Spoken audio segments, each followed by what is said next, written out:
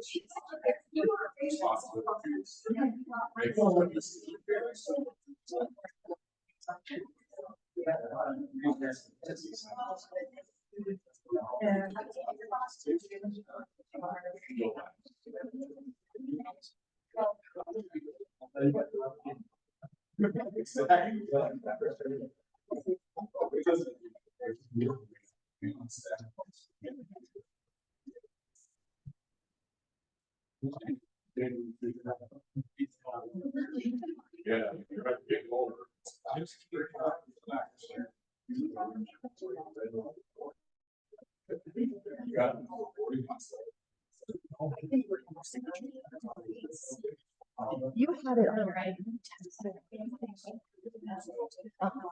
You had it on your, because we want to start updates, of course, but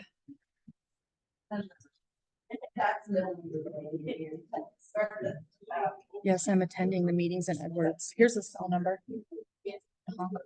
Thank you. Do you want to just email her? Yeah. Because we can start with Senator Bennett's office online, and then we can just jump in with that. So I can do that. Okay.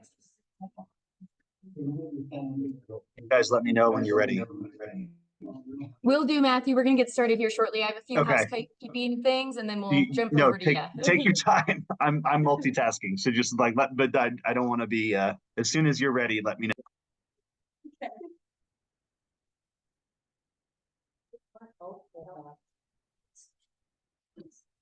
Good morning. Good morning, everybody. Thank you for coming. We are so excited to be at Colorado Mountain College. Thank you to Dr. Catherine Radio over there and the rest of the college for hosting us. Let's give them a round of applause. So thank you for coming to week 1 of policy meetings. I'm Brittany Dixon, Executive Director of Club 20. I know most of you very well, so happy to have you here and happy to see familiar faces. I'm sure some more folks will be kind of coming in slowly here. So we are going to just go ahead and get started to be respectful of everybody's time. Few housekeeping items.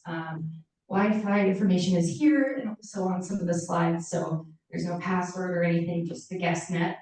If you're looking for restrooms, they are out any of these doors and then to the left and down the hall there.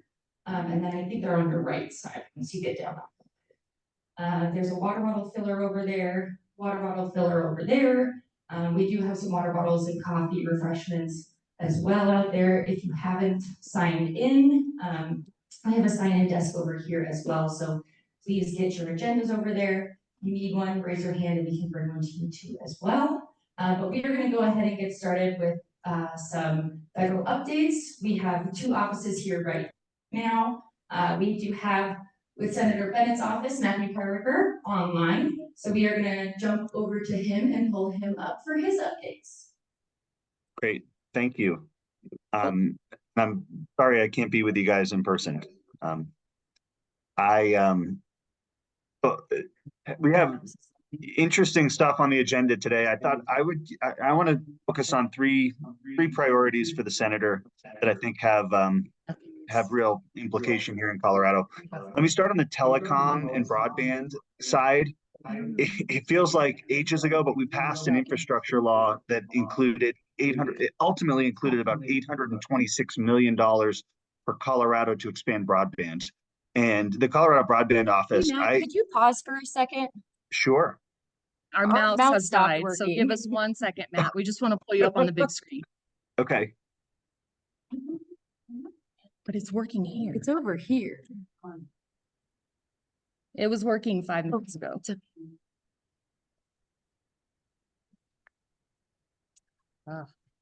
Old fashioned way. Okay, go ahead. Go ahead, Matthew. Okay.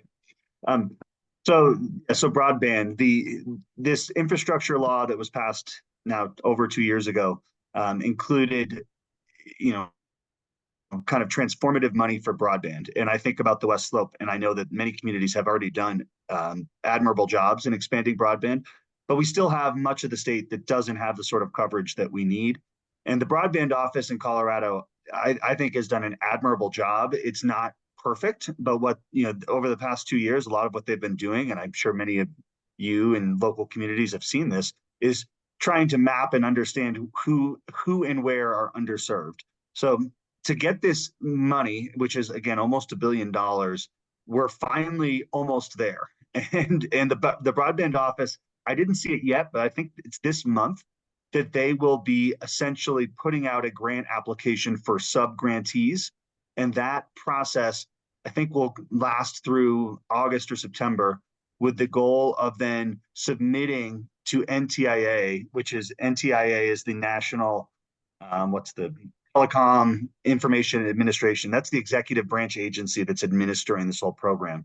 But essentially, the goal is to get this money by early next year and actually have projects on the ground next year expanding broadband.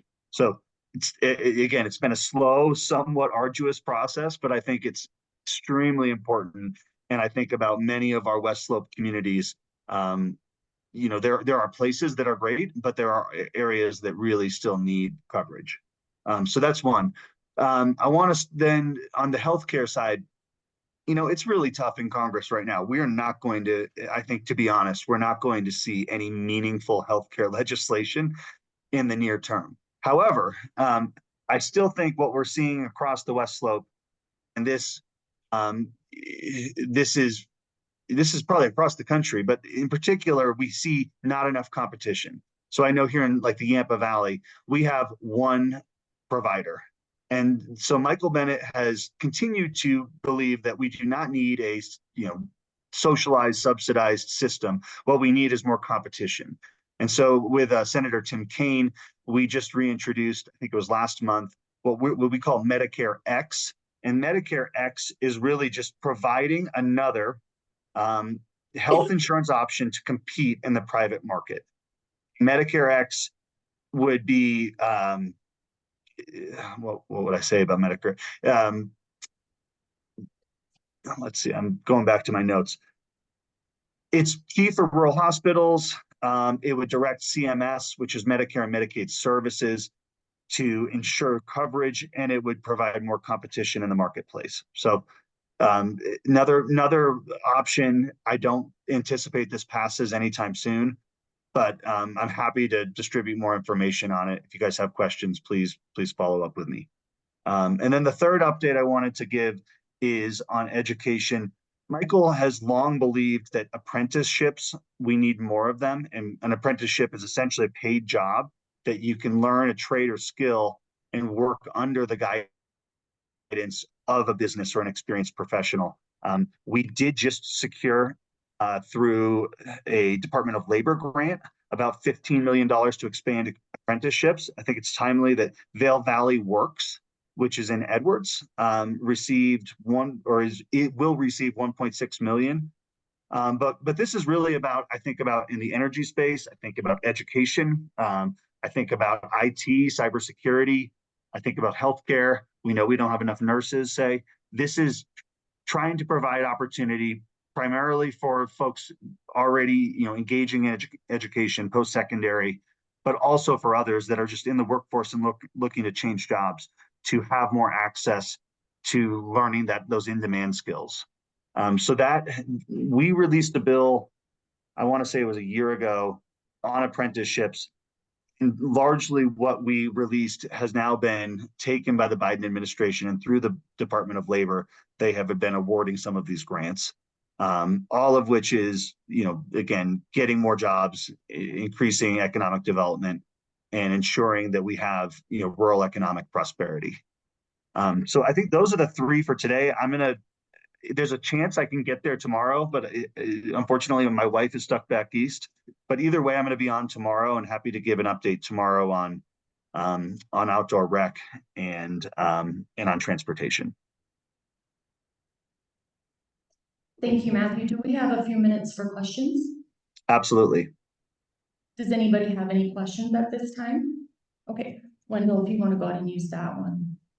We've got Wendell Coons from Delta County. Matt, Hi, Commissioner. how you doing today, Matt? Hey, two questions, one on rural healthcare. Appreciate the work that the Senator's doing on this. One of the issues I see with Delta Health, a couple of them actually, one is the Medicare reimbursement rates.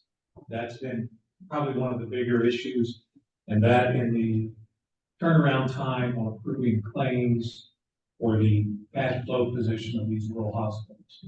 Certainly when we had that cyber attack on the clearinghouse, that was a major impact for rural hospitals. Yep. One of the more disturbing things that came out of that was the company that owns that clearinghouse for insurance claims, even afterwards, delayed a lot of payments and then was making offers to buy out smaller hospitals and increasing the cash flow pressures. That was actually a very disturbing thing. And the senator and his staff, like you, look into that. We don't need just go down. We need rural hospitals and healthy environment. Sorry, I'm having a bit of trouble. I think I caught most of that about Delta Health and then the concern about these cyber attacks. What was the specific question, Commissioner? Question is, can you hear better now? Yeah. Is that better?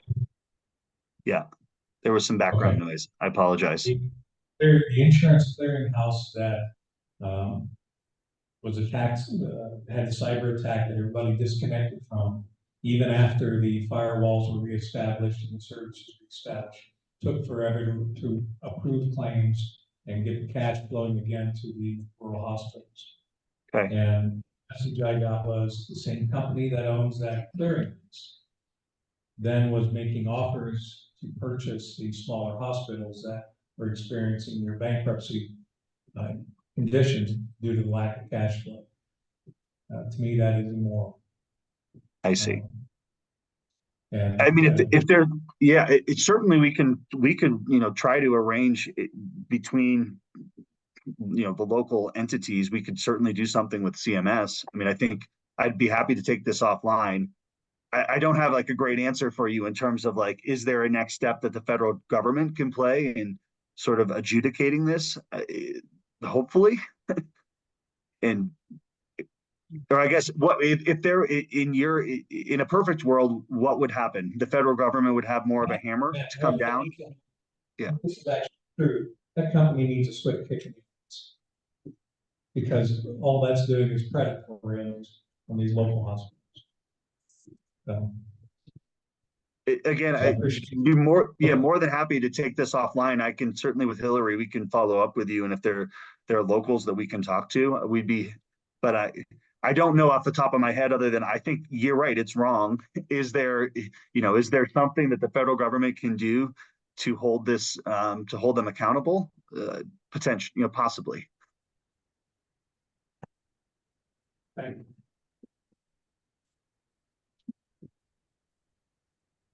Are there any other questions from the group? If you do have questions and you're not sitting in front of the tabletop mic, we do have 2 locations for those questions as well. Please feel free to go up there and use them. Click the button, let it sit for 2 seconds, let it connect to Bluetooth, and then ask the question. Any other questions? Alrighty, thank you, Matthew. We appreciate you taking the time. Thank you. Hopefully, your wife gets home safely. She'll be here. Yeah, she'll be home tonight, hopefully. So thank you guys. I'll be on mute, but certainly I'm happy to stay on. Wonderful, and we'll make sure to get Wendell connected with your office as well. I'm gonna pull that over. Yes.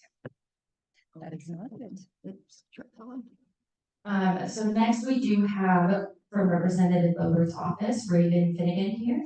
But do you want to start with the video? Yeah, no, Okay, so we do have a video from the Congresswoman, and if there's any questions, Raven's here to answer those. Club 20, Congresswoman Lauren Boebert here, and I wish so badly that I could be there with you all today and tomorrow, but the House is in its final stretch to consider important appropriations bills before the August recess. I wanted to make sure to update y'all on the work that my team and I have been doing for Colorado's 3rd Congressional District and beyond. And there's a lot that I want to update you on, so I want to jump right into it. First of all, healthcare. I understand unique challenges that our district faces in accessing quality health care. We need to invest in our rural communities and eliminate the red tape and useless bureaucracy that is standing between you and your doctor.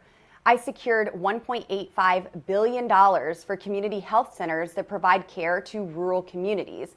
This even includes over $5 million for the Pueblo Community Health Center. In Colorado's 3rd Congressional District, there are 8 community health centers, and this funding will provide better access to quality medical care, provide more jobs, and strengthen rural communities. I worked hard to secure $352 million directing HHS to improve rural health care and rural health programs to incentivize rural health providers to better serve their patients. Programs like the Rural Hospital Flexibility Grants and the Office for Advancement of Telehealth play a large role in ensuring that Americans living in rural communities can access quality, cost-effective health care. I also played a crucial role in helping Delta Community Hospital obtain a CMS designation to qualify for a higher Medicare reimbursement rate. This designation will help stabilize drug prices, allow Delta Health to remain independent, and secure more healthcare infrastructure for that community. It is so important to support these hospitals to allow them to continue contributing jobs to rural economies, provide access to a range of medical services, and strengthen counties like Delta across, you guessed it, rural America. Now, when it comes to education, I'm a mom who has 4 boys, and I understand that families across this country want the best education possible for their children. They want to have a say in education, and that matters. I also understand the unique challenges that come with educating our children in rural Colorado. I helped secure $450 million for the charter school programs and passed legislation that transfers $2 million from the Department of Education to increase funding for charter school grants. The Charter School Grant Program, the sole Department of Education initiative, supports school choice and empowers parents to tailor education to their children's needs. I am working to ensure that our rural schools have the same resources as big city schools, which is why I successfully ensured that full funding for the Payment in Lieu of Taxes program was signed into law. The $515 million I secured for the PILT program will help fund rural schools that lose out on property tax value due to their tax-exempt federal lands in their jurisdiction. This doesn't always matter to cities that are located east of the Mississippi, but it certainly matters to us out west. I also passed legislation that transfers $2 million from the Department of Education to the rural school programs. This funding will address rural communities' educational challenges where school closures and lack of resources disproportionately impact over 9.3 million children. The rural education program, specifically the Small Rural Schools Achievement and Rural Low-Income Schools programs, aims to support these districts. This additional funding will ensure that children in rural areas receive a proper education regardless of their zip code. In rural Colorado, we know the importance of school to career programs. This is why I fought to secure $285 million to support apprenticeship grant programs at the Department of Labor. These are good, high-paying jobs that don't require a 4-year degree to help ensure our water is clean, constituents are safe, and our economies are growing. Now let's move on to the workforce and how we're working to continue to develop that. Economic strength and job growth result from policies that unshackle job creators, allow American ingenuity, and provide certainty. I am fighting to reduce job-killing regulations, keep small businesses open, and create good-paying jobs in Colorado. When the Biden administration tried to move the Bureau of Land Management headquarters in Grand Junction back to Washington, D.C., I led a public pressure campaign alongside many of you that kept the Western headquarters, 56 headquarter jobs, and 70 other good-paying jobs the Bureau of Land Management provides in Grand Junction, Colorado. Earlier this year, my Convey Act passed the House of Representatives unanimously. This common sense bill directs the Secretary of the Interior to convey 31 acres currently on the disposal list to Mesa County for their economic development in Clifton. Mesa County will purchase the land for a fair market value. My bill will help Mesa County cut through the federal bureaucracy that has been hindering this purchase for nearly a decade and bring jobs to Clifton. It will incentivize businesses to invest in the area and create long-term economic growth for the region. My Pueblo Jobs Act was signed into law last year. This critical legislation will create at least 1,000 new jobs in Pueblo and repurpose billions of dollars of infrastructure from the Pueblo Chemical Depot, providing Southern Colorado with a much-needed economic boost. My bill ensures that the federal government adheres to the rigorous BRAC process under the supervision of the Secretary of the Army. This strategic move provides certainty for Pueblo's economic landscape and fosters creation of future employment opportunities. I also delivered a bipartisan victory to keep Space Command, 1,600 jobs, and hundreds of millions of dollars in Colorado. I also secured important federal resources into law for NASA and Colorado's space program, including $2.6 billion for the NASA Space Launch System, $1.4 billion for the Orion Multipurpose Crew Vehicle, and $590 million for Exploration Ground Systems. Now, if there was a program there that we could support that included rural space, I'm sure we would have been on that too. But Colorado's aerospace economy is second only to California and accounts for nearly 200,000 jobs. So it was very important to be on the front lines fighting for these items. Now, how about telecommunications? My team and I also worked with local stakeholders throughout the district to cut the red tape and push back on increased bureaucratic regulations in the telecommunications space. I worked with Montezuma County Emergency Manager Jim Spratlin and sent a letter to the U.S. Forest Service questioning its proposed regulation to charge users of emergency communication transponders. These fees would continue using pre-existing towers that they already have access to. This proposal significantly increases fees for communications towers utilized by counties and appears to be a top-down, one-size-fits-all mandate drafted by some bureaucrat in Washington who clearly doesn't understand the West or rural communities. County emergency responders depend on affordable access to their emergency communications towers to assist our communities when disasters strike, including helping fight forest fires on Forest Service land. I delivered a victory to the San Luis Valley by getting its new weather radar integrated with the National Weather Services system. After a year of bureaucratic delays, I stepped in and got the job done. This improved data will help water districts and farmers manage drought. It will help assist first responders in reacting to emergencies, and in fact already has. I have received reports of up to 4 lives that have been saved by using this particular radar system. And it will also give rural communities more resources and more information that they desperately need.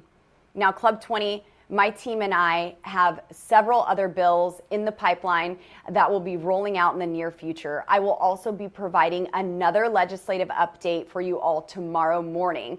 Until then, feel free to chat with members of my team. I think Raven and McKenna are in the audience there, so be sure to give them a warm Club 20 welcome. I know that they're excited to see you all, but they are there to see how we can work together on the issues that concern you the most.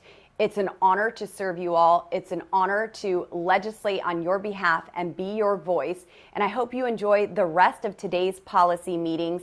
Until tomorrow, God bless you and have a great day.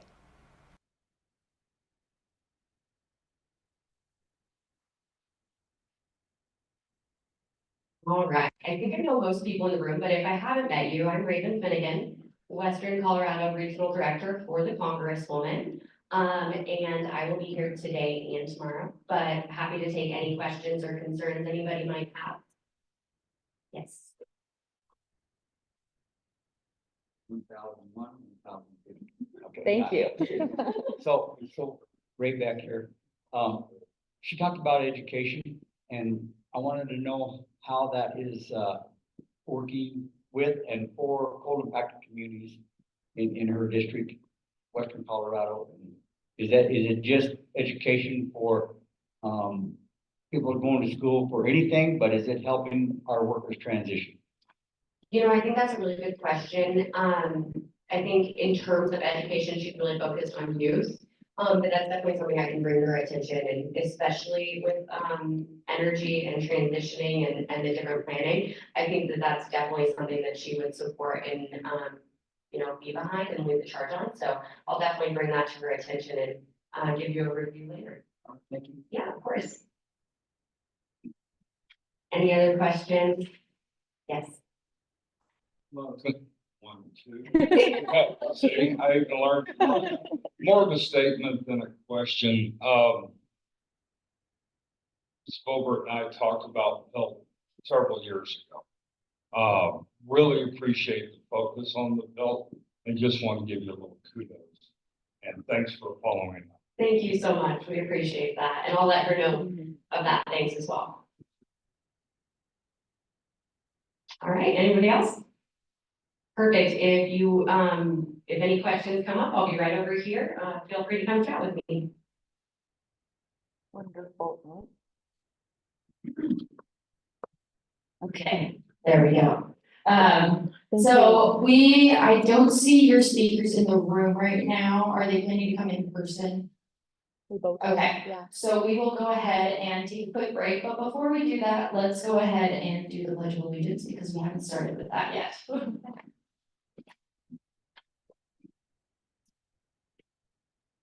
I pledge allegiance to the flag of the United States of America and to the republic for which it stands, one nation, under God, indivisible, with liberty and justice for all. Okay, great. Thank you, everybody. So I'm just going to introduce you both to our new you all to our new telecommunications chairs, Mr. Ken Blackwell with DMEA and Ms. Kate Sneed with Comcast, which is our wonderful sponsor for the next committee. So we'll go ahead and take a quick break, wait for our speakers to get here. And then we'll get started. So feel free to grab some coffee and we'll get the show on the road.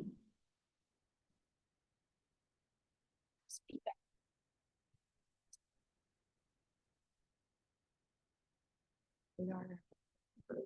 Yeah. Yeah. Raven will wake up on my phone. My phone. Thank you for coming. I wish I was out of the office till September. I have my conference out of office. Raven. I've done that before. Cause it's safe. Yeah, and then if I'm not gone for one of our events, I normally will put like just out of the office for work or something. So then I change it so that they know that we have an event, so that if they do reach out to us, but then I go back and then I'll say, oh, we're out of the office for this, and people email us. Did I miss a meeting? Yeah. Oh, there's John. Okay. Oh.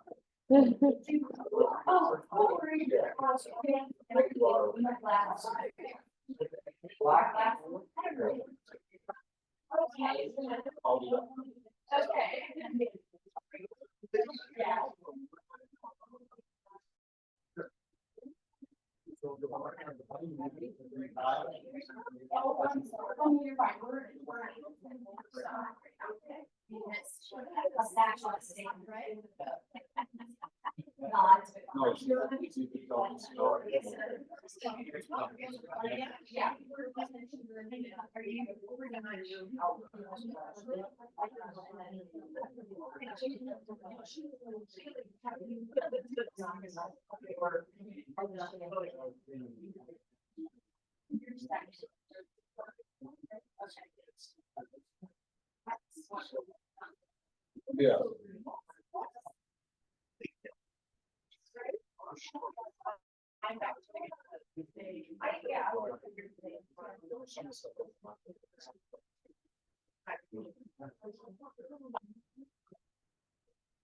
Oh, what was the, let's make sure that we have. There's Allie, there's Jonas's, and they're both out, so I don't know whose it was. I think it was this one, yeah. Oh, this one, yes, let's hope here. Let's make sure that it didn't. I thought I downloaded one on it. It is, it's right there. I don't know whose it is. So let's stay tuned, keep that up.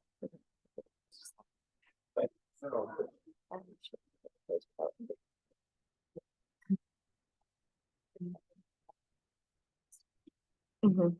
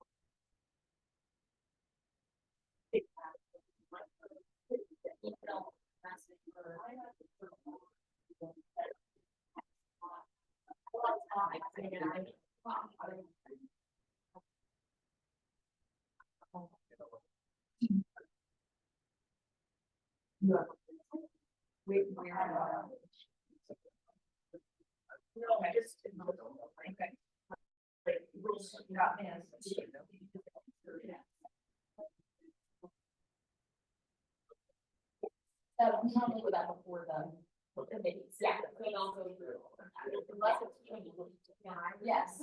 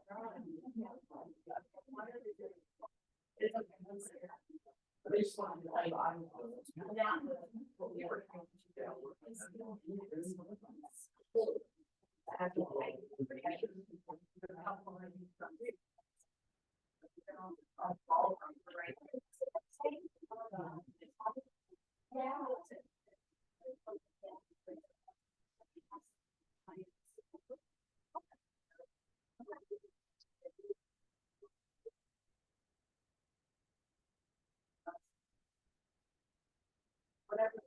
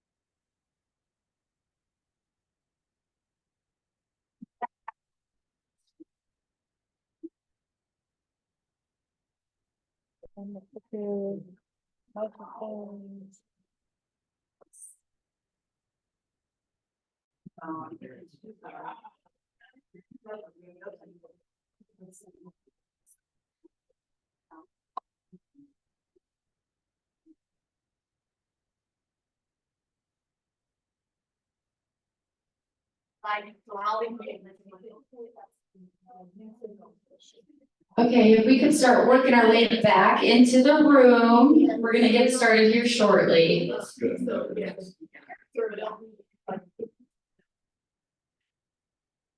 We should be able to hear you out there. But...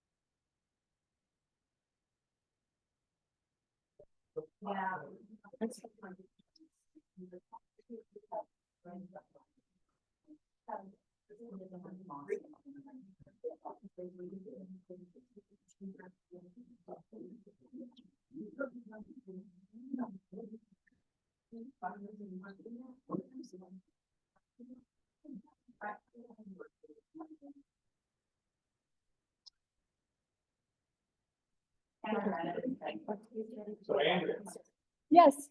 how did the hamburger introduce us to girlfriend? But then I'm like, but I think. Sounds like a dad joke. Me? Oh, I was gonna say like she was a big deal or something like that. I don't know. I got the dad joke yesterday, Wendell, for the first time ever. Because we get one every day from Brittany's friend. Here's the dad joke of the day. And it's not necessarily a joke, but it's a pun. Apparently you can't use beef stew as a password. It's just not stroganoff.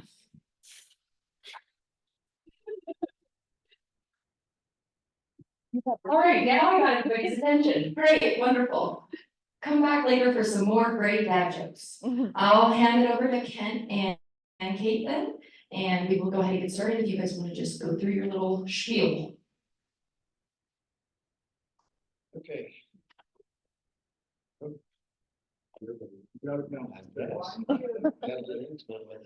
Yes. Okay, in accordance with our bylaws, we ask that our only current Club 20 members participate and vote on matters of policy development. If you're interested in becoming a Club 20 member, please see a member of our staff for more information. Discussion is open to members and guests and is a critical part of our committee meetings. When asking a question or making a comment, please use a microphone and speak loudly so everyone can hear you. For those seated in front of a tabletop microphone, please do not turn your microphone on until the committee chair has acknowledged you, and then turn your microphone off once you are finished speaking. For those in the back of the room, Club 20 staff will be walking around with a microphone for your use. You will now ask the folks who are joining us virtually, please introduce yourself. And I'll just go ahead and read them off. We have Mike's other counterpart, Mike Goolsby online here, and then we also still have from Senator Bennett's office, Matthew Kyricker. And then, go ahead.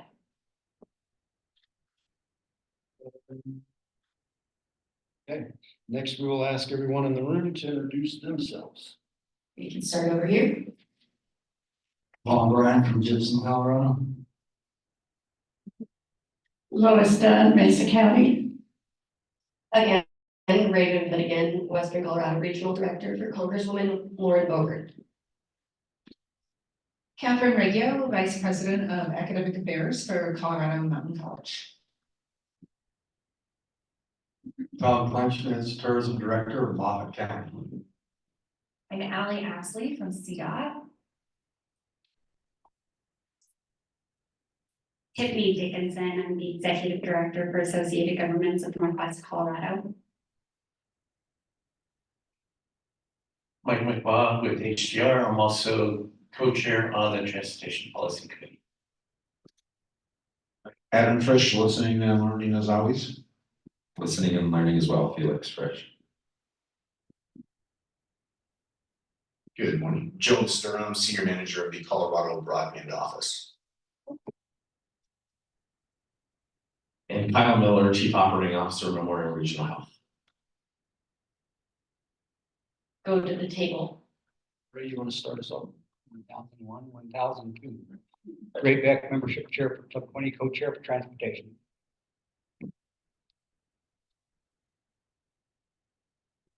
Michael Murphy, Hinsdale County Club 20 Chair. Wendell Coons, Delta County Commissioner, Club 20 Exec. I'm Kent Blackwell, Chief Technology Officer with Delta Montrose Electric Association. Kate Sneed, Manager of Public-Private Partnerships for Comcast. Mary Jo Coulihan, Executive Director for the Pagosa Springs Chamber of Commerce, Chair of the Tourism Subcommittee and Club 20 Exec.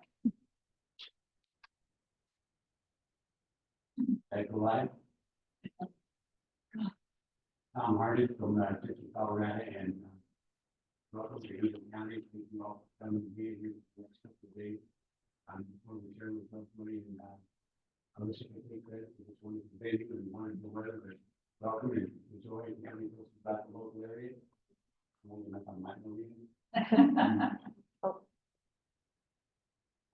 Okay, one last thank you again for our sponsor for the committee meeting, Kate, and her organization, Comcast. So with that, I believe we will roll straight into our first presentation. Jonas Durham, Senior Manager of OIT for the Colorado Broadband Office, here to talk to us about middle mile legislation. Thank you, Jonas. Yes, and there's a microphone and a clicker up there for you. It does have a pointer too if you need that for anything.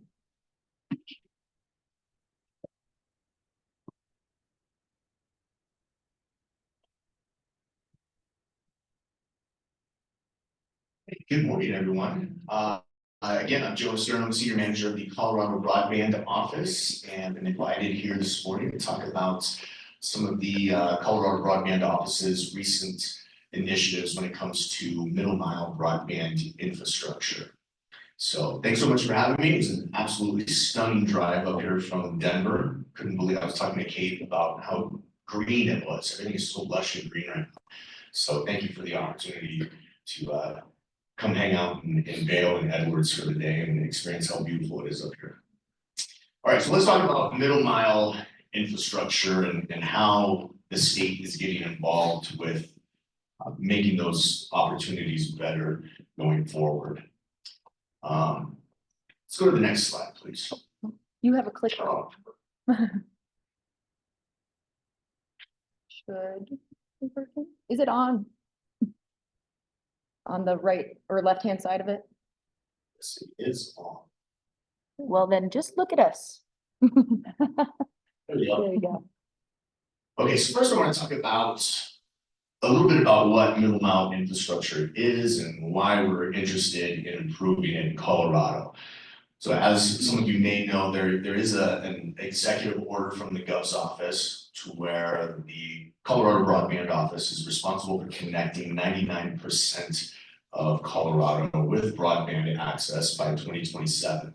So there's a lot of funding going on right now to support those initiatives, a lot of federal grants that you've probably heard of, BEAD and capital projects funds, over $1 billion right now in connecting these rural communities with broadband access. And a lot of those projects, actually all of those projects, are focused on last mile infrastructure. So I want to talk a little bit about the differences between last mile, middle mile, and long haul networks so that we're all clear about how this all works.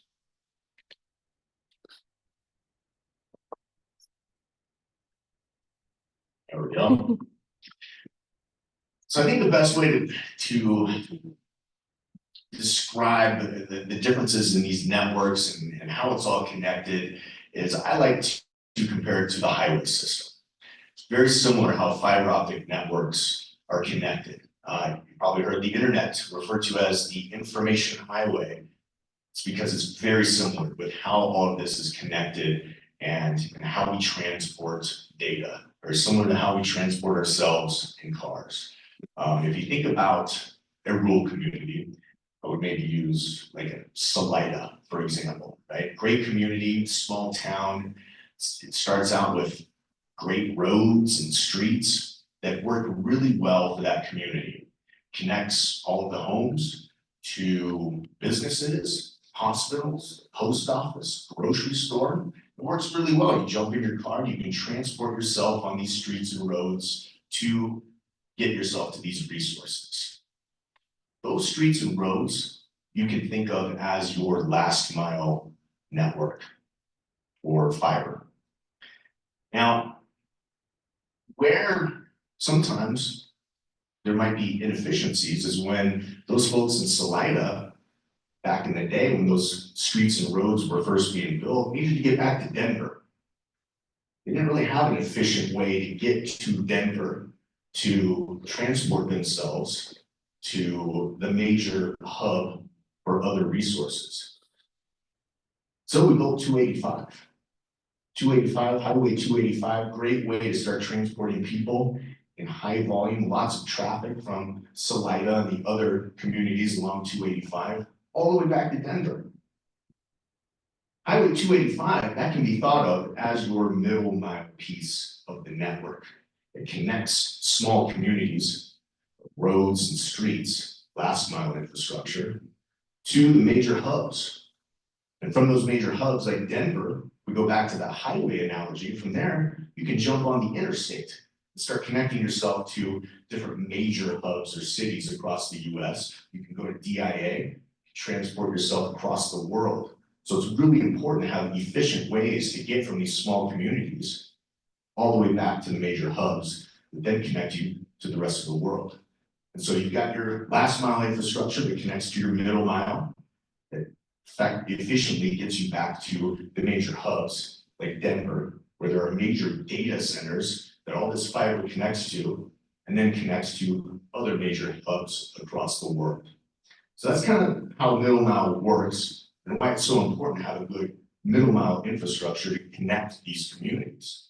So we're expanding connectivity with lots of money and building out last mile infrastructure. It's really important that we have the middle mile infrastructure to support that. And right now, Colorado it's lacking in that middle mile infrastructure. So I want to talk about kind of where we're at today with middle mile infrastructure in Colorado. Right now, you've got a lot of the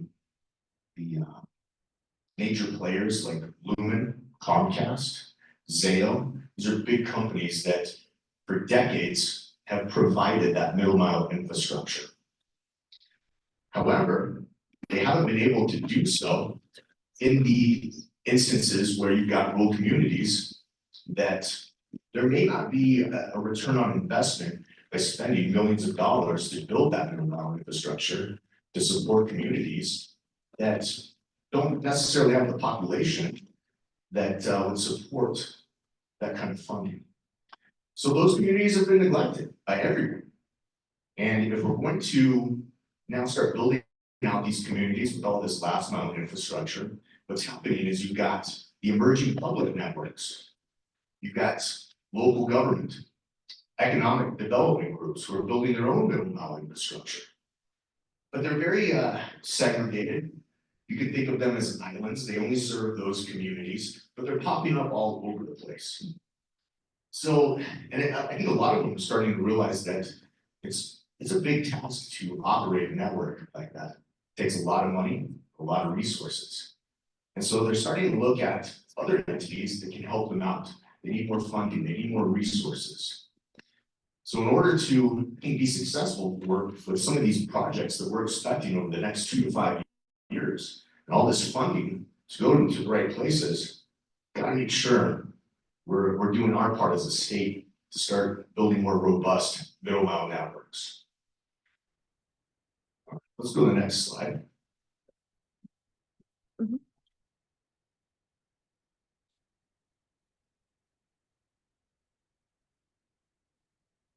I want to talk about what some of the other states are doing right now to solve this issue. In California, you've got, that's the state of California is partnered with Lumen. Lumen is also known as CenturyLink, and they just did a $400 million contract with Lumen to be the state's middle mile network operator, to build out network and to operate that network on the state's behalf. Nevada just did something similar, where they partnered with Zayo for $250 million. And Zayo will operate Nevada's middle mile network. Then you've got Arizona and Utah, who have also done similar things, very successful programs. And Colorado is taking a close look at Arizona, Utah, California, Nevada, looking at lessons learned, and looking at ways that Colorado can do something similar to support our middle mile needs. So right now, the Colorado Broadband Office is looking at starting our own middle mile initiative. There's a lot of benefits to this. Got all these emerging smaller networks, but what it's lacking is centralized management. There's a lot of benefits to having that centralized management where we can really take these networks and optimize them for the state and federal opportunities that exist today. And we can start, I think, improving on the connectivity between them as well. So the CBO is taking a look at a lot of these networks. We're talking with those partners and understanding how maybe we can do a better job in building more robust networks between them, stitching them together.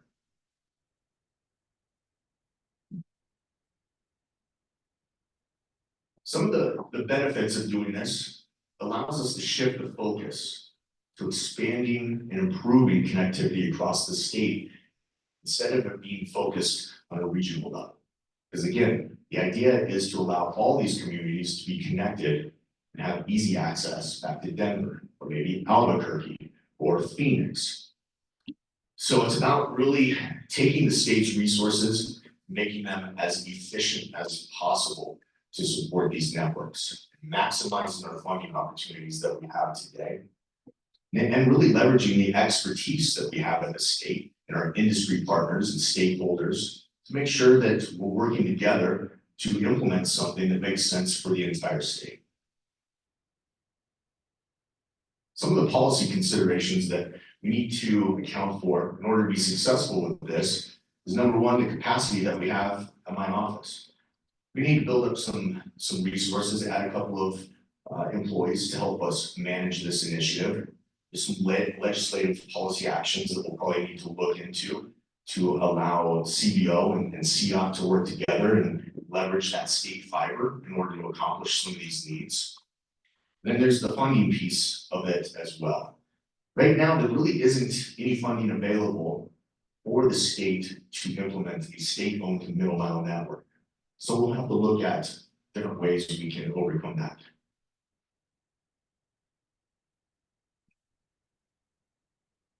So I talked about some of these emerging networks that we're seeing across the state. One of them is Project Thor. This is owned and operated by the Northwest Council of Governments. I'm sure you all are pretty familiar with that group. Great group, excellent network. So Project Thor is one of many Region 10 has implemented their own middle mile network. You've got Region 9, SCED. So a lot of folks right now who are very interested in middle mile initiatives and have kind of started their own networks. But Project Thor was one of the first. They've definitely been the most successful. They've got a lot of infrastructure along I-70.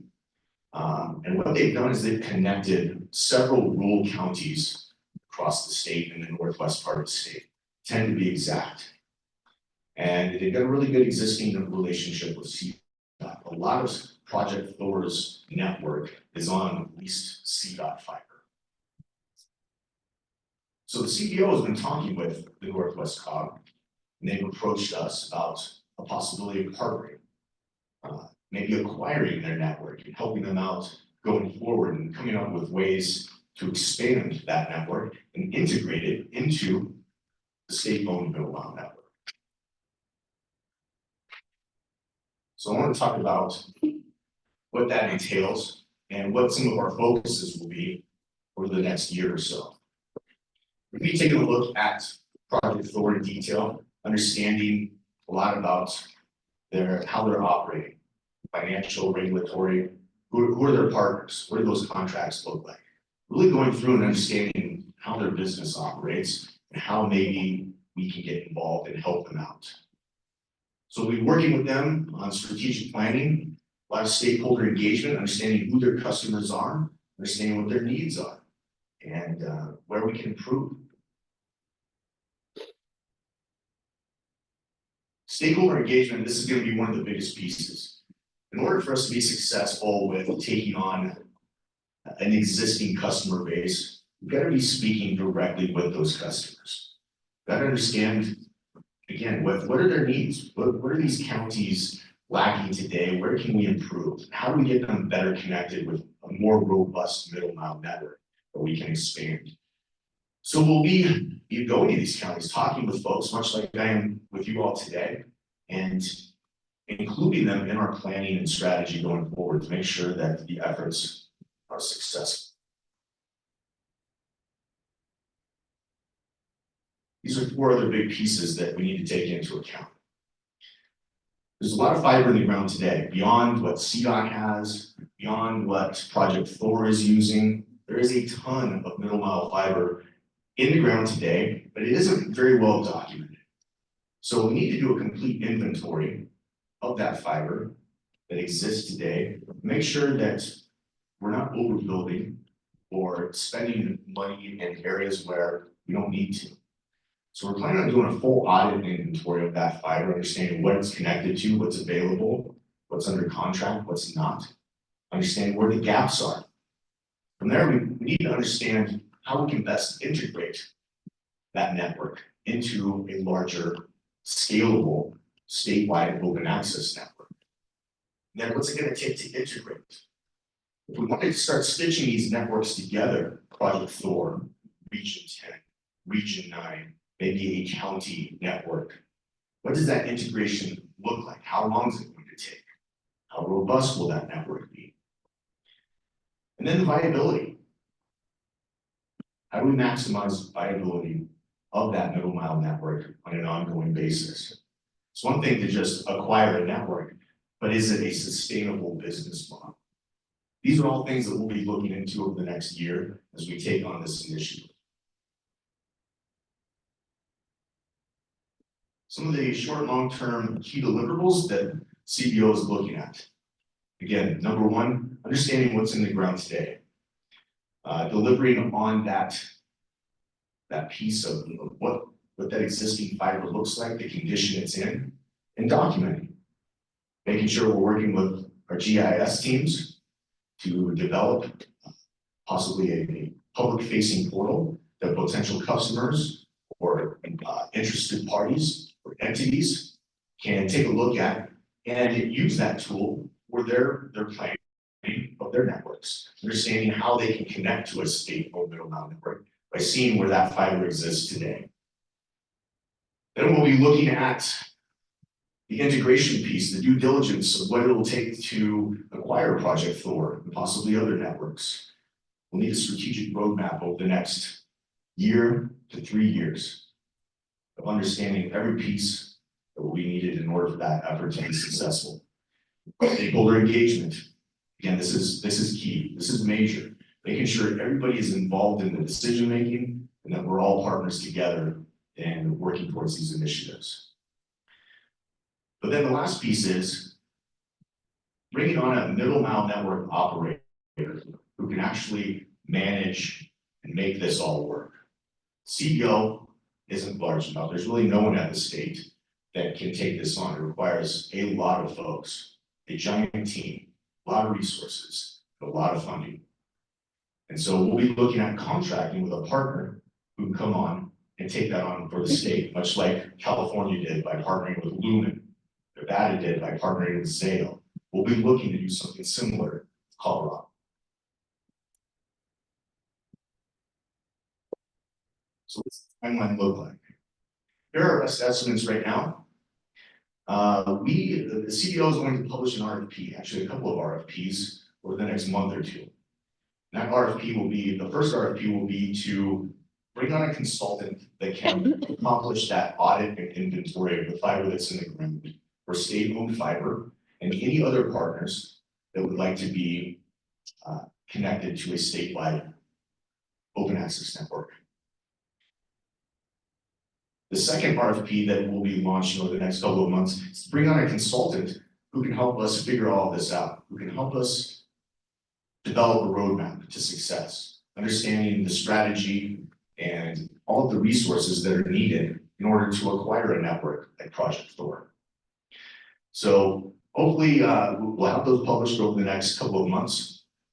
And then we're looking at executing contracts with those vendors sometime later this winter, maybe early spring of next year.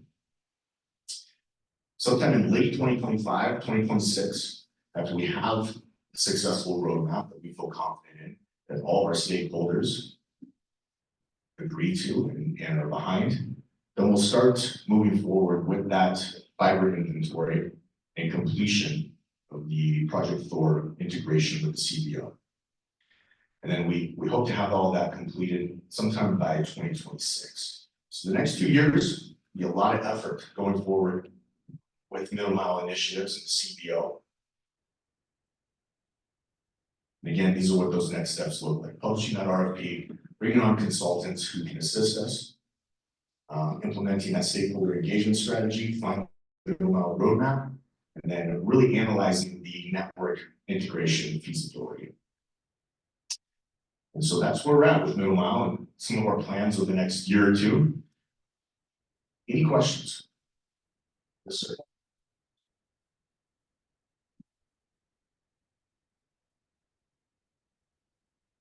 So I understand that, you know, getting broadband, and we've had these conversations for years.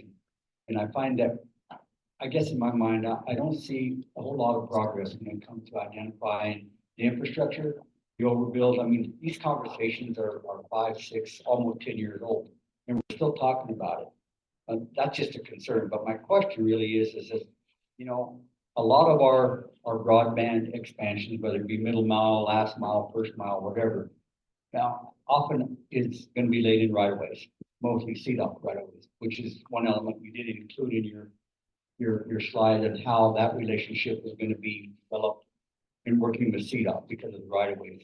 Are you or any other broadband provider in those conversations as they develop these for right of way access? Yeah, that's a great question. So there's two things I think we need to address. Number one, the overbuilding piece. That's a concern. That's a concern for everyone. And I can tell you that's something that's my office is extremely focused on. And in fact, our state and federal dollars cannot be applied towards any projects where there's existing fiber. It can only be where there is unserved or underserved communities. So that will not be an issue with any of the projects that we're involved with. And it's something that we take very serious and we hold our partners accountable for. We spent a lot of time analyzing the data for these locations and what's being served today to make sure these projects truly do need the infrastructure that they're calling for. So you have my commitment, the rest of my team's commitment that we will not be overbuilding any communities that have sufficient infrastructure that exists today. As far as the right-of-way access, so before I was in this role with the CBO, I actually spent 1.5 years working for Miss Allie Axley at CDOT as the fiber development manager. So I know a lot about CDOT's fiber, their processes, and the fee structure that exists today. In fact, I played a major part in developing that fee structure. So the CBO is well aware of that fee structure. I think Allie's here today to talk about where they are with that fee structure. But what I can tell you is that the CBO is working very closely with Allie and her team at CDOT on how we can collaborate and work together on implementing something that makes sense for the entire state. So, I talked about that policy piece. Allie and I are talking almost daily now on how we can execute an agreement between our offices to allow us to be able to work together and leverage state fiber for broadband purposes across the state. So there's a lot of really good efforts being made there. We're making some great effort for momentum there that I'm excited about, and I think they are as well. We're also working with DOLA as another stakeholder and partner that's helping us with these initiatives and that we're consulting with. So it really is a statewide effort right now to make sure that when it comes to these fees, when it comes to the ease of access, any challenges we're able to overcome together by working together. Yes, ma'am. Couple questions, probably more comments.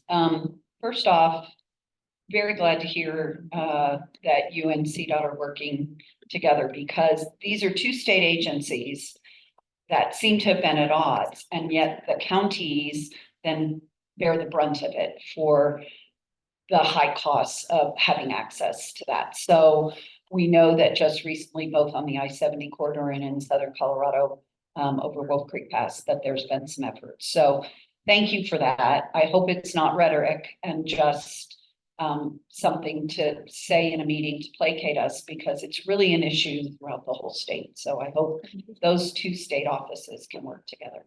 In your presentation, I'm part of Region 9, which just had, and this group has had a presentation from Corey Brindell and the Region 9 and that whole.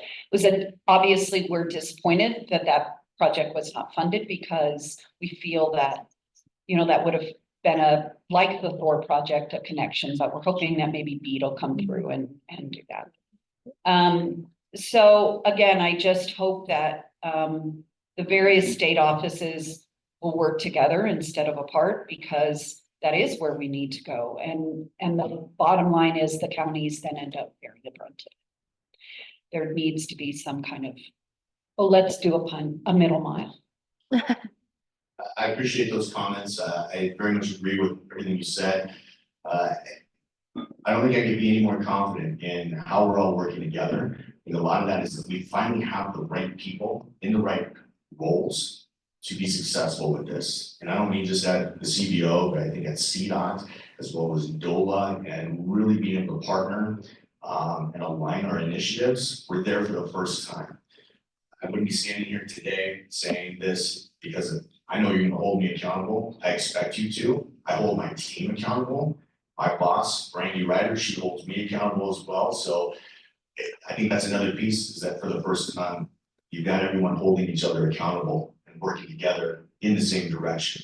And I think that for the first time, we have that momentum needed in order to get these projects across the finish line. So again, I appreciate your comments. Yes, sir. John, that was a great update. Wendell Coons, Delta County. Could you flip back to the slide that showed the cost? We'll get it back. We'll get it back working for you. My question is, mentioned earlier in the presentation that there is no funding yet, but yet we're going out for RFPs, and I think you said 5 to 8 billion. There's right now about $1 billion for the last mile infrastructure. Last mile, this is middle mile. Yes, that's correct. How are we going to fund this? It's a great question. So Brandy's looking into some options right now.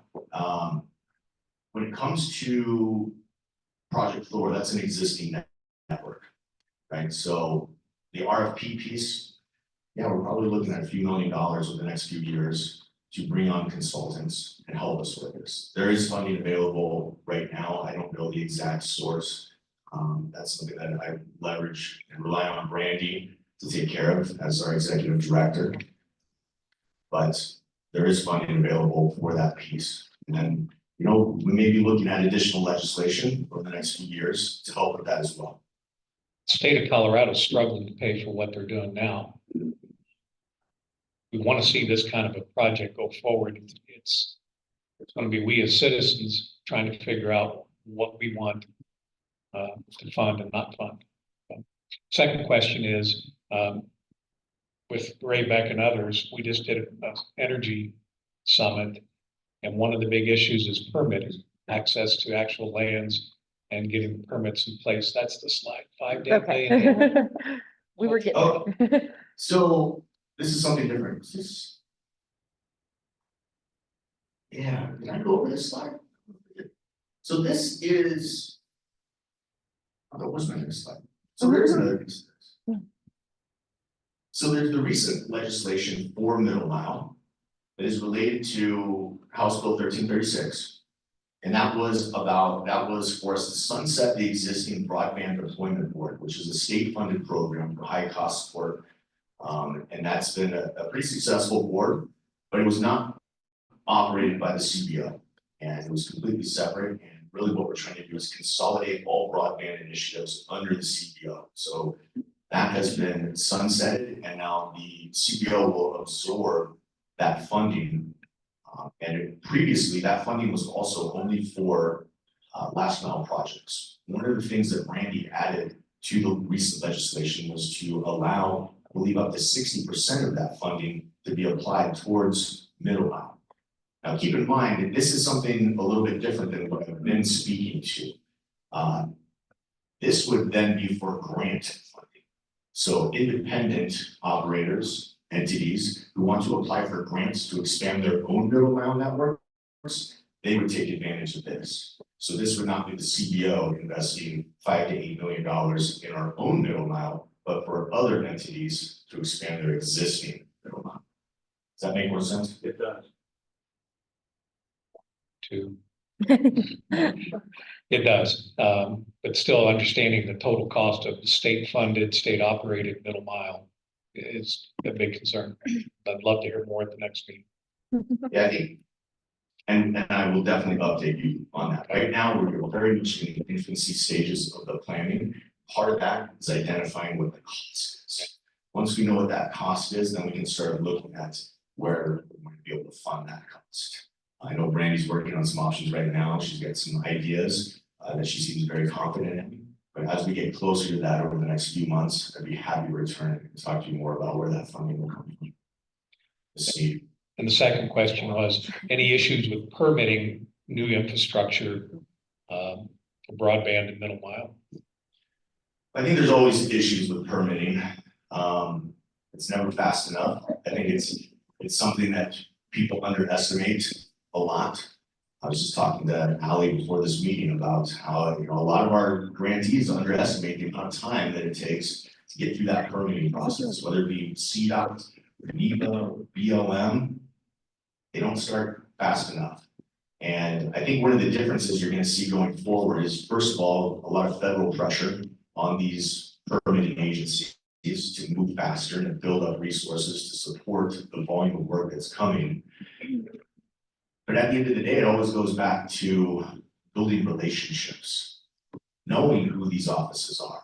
And that's something that I know CDOT has done a great job of over the past few years. It's something that my office is very invested in, is developing relationships with the folks at BLM, Forest Service, CDOT, making sure that we are working together and planning together. That's something that Ali and I do regularly, is talk about what grants have been executed, what projects should they start expecting, so that as a state, we can be more proactive instead of reactive. And that's the difference you're going to see going forward. And I think you're already seeing it with some of these recent projects. So people are being a lot more proactive on the state side by reaching out to the actual projects, partners, saying, hey, you understand you're about to do this. Do you have everything that you need? before you submit a permit, have you checked all of these boxes to make sure that your application for that permit is going to be successful the first time around? Those are ways we're being more proactive as a state.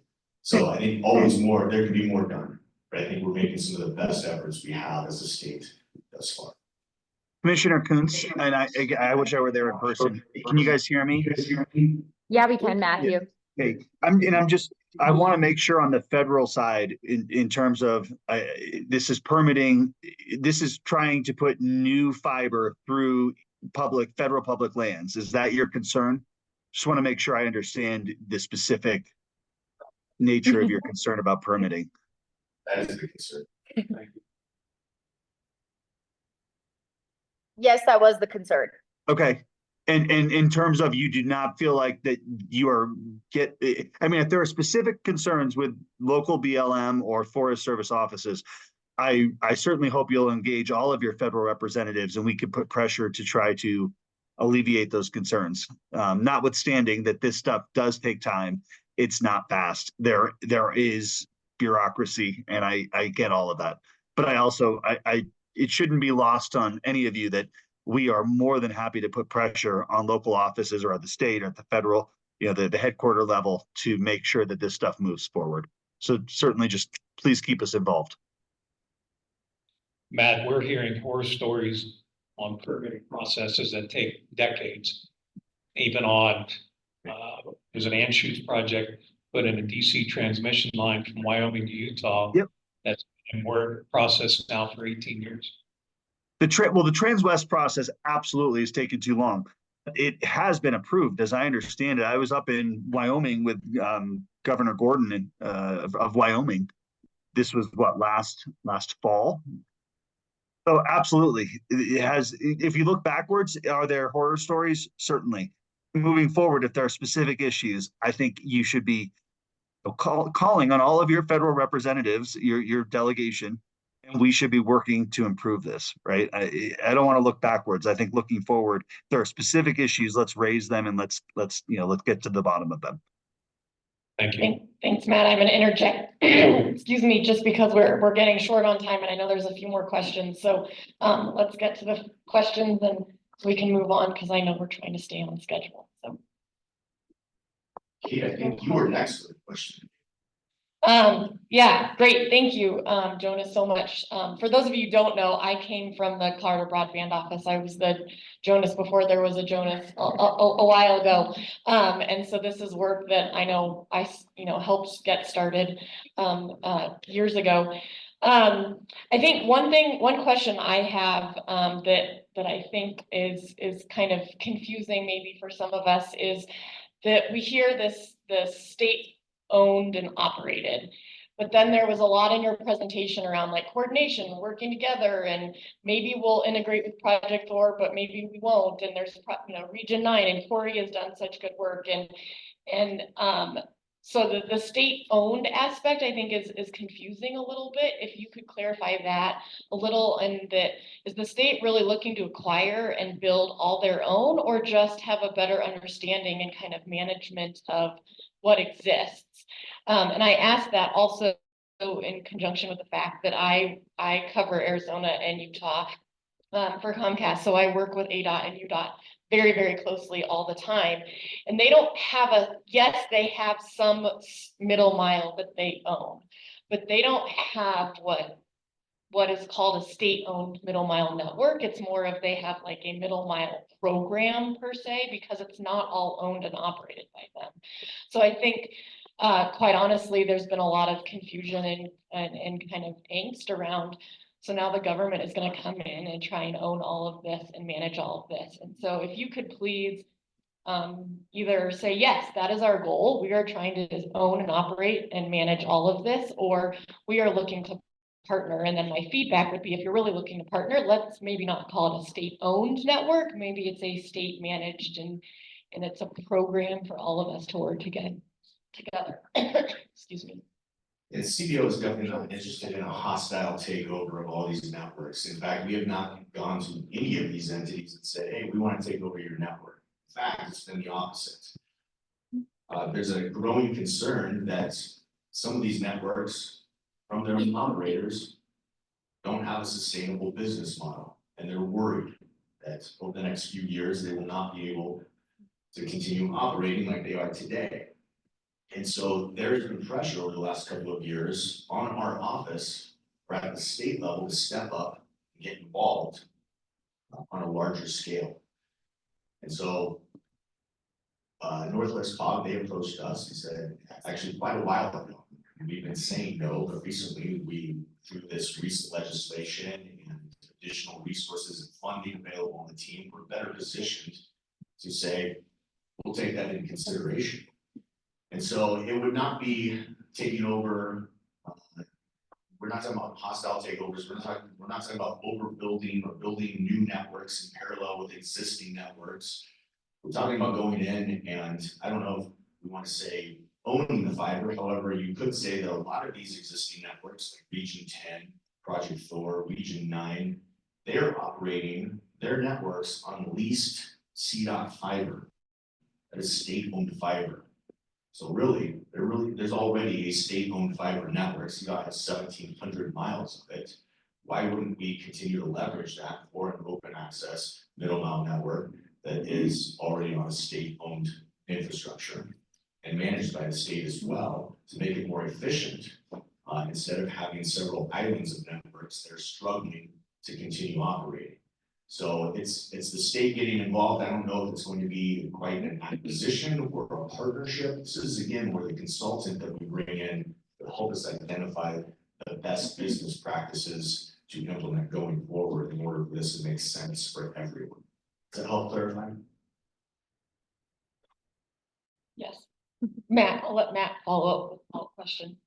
Now we'll dive down the rabbit hole. When I ask you, do you have a speed test for that? Sorry, it's an inside joke from the broadband board, but I'm intimately familiar with Thor. Stabney brought it to us when I was working at the town of Eagle on council and when Brandy was our town manager, which is fantastic to have that connection to the broadband office. The hiccup then and the hiccup now is CDOT, period. There's the one mindset coming from the governor's office of, I'm the governor, we're here to help. We see the same problems that you see in rural Colorado, and the government's going to fix them. And you have the perspective of, we can fix our own problems if you can get out of our way. And the hiccup with the Project Thor, the hiccup with the middle mile connectivity, connecting to the last mile, is CDOT. And so is the government, the state government, an entity and a business of itself that needs to make a profit and rent its cable and its fiber and its access? Or is the state government there to function for the people, for the counties and for the local municipalities, in which that means they're supportive in facilitating that connectivity and trying to get out of the way? Does that make sense, Jonas? And I should say for the record, I got permission from Brandy to put you on the spot, and she said you're a rock star. Thanks, Brandy.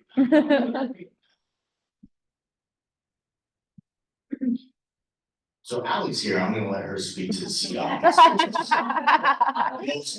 I can say though, in my time at CDOT, I completely understand the frustration on both sides.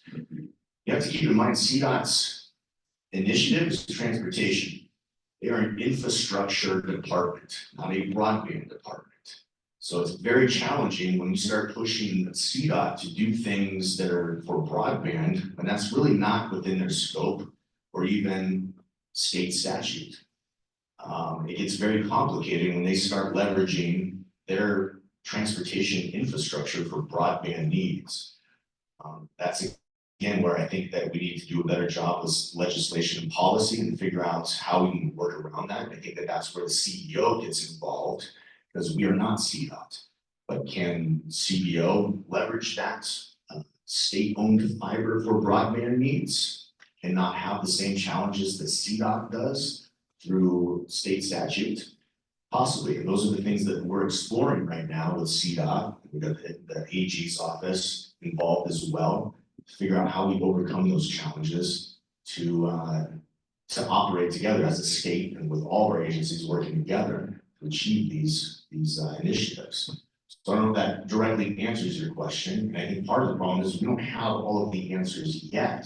This is very new, and we've got a lot of resources right now dedicated to looking into all of this, understanding where we need to change policy and improve process in order for us to work together and implement something that makes sense for the people. Thank you so much, Jonas. I think we should, great segue to Ally and the CDOT presentation. Appreciate Jonas, you coming, and I think, I hope I speak for Kent. I think I do, that we'd like to continue this conversation and as much engagement. As you said, there's, a lot of money that's about to come down, and these communities deserve to be, had some attention and focus paid to them for the first time. So thank you so much. Thanks for having me.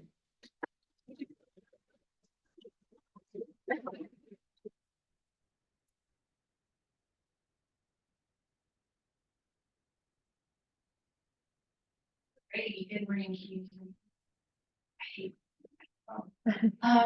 all right, well, I really appreciate the opportunity to be here today and talk to you around the CDOT's perspective and give a little bit more details about our processes and how they've been established and evolved over the last few years, pretty intensely over the last year. Just give more details about that and answer any follow-up questions that you all might have. So I am Ally Axley. I am the ITS branch manager. ITS is our intelligent transportation system. So we think of CDOT and we think of our pavement and our highways and our guardrail. I don't have anything to do with that. We work on all the technology on the roadway. And so part of that is historically. Yes. Okay.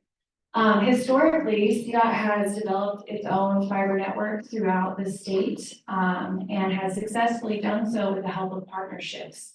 If we're up to CDOT's funding and resources alone, we probably have half the network we have, or less than half the network we have. But since the late 90s, we have been able to partner public-private partnership initiatives to allow access to our right-of-way for telecoms to build their fiber network up, and then in exchange for the use of our right-of-way, they built fiber for us for transportation purposes. And so over the last 3 decades, CDOT has one of the most comprehensive fiber networks of any DOTs. Certainly we have great competition with Utah and other neighboring states who have quite a network of their own, but this has really enabled us to make better decisions on our highway with our focus on safety and operations, putting technology out there that collects data, helps us respond quicker to incidents, and really with our focus on trying to reduce fatalities and serious crashes on our roadways, leverage technology to help us with that mission.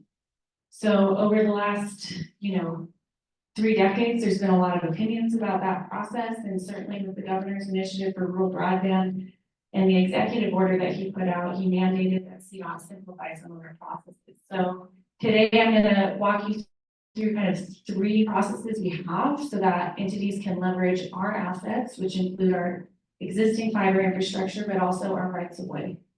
So first, I'd like to talk about our agreement process. So for access to the right of way, we're able to provide access to that right of way through partnerships with in-kind exchanges. And what that means is no one exchanges dollars or monetary value, or no one exchanges dollars or cash. We exchange services or in-kind infrastructure that have a value to us to expand our transportation purposes and enable you to leverage our right of way for your needs. So this process starts with submitting an unsolicited proposal to CDOT.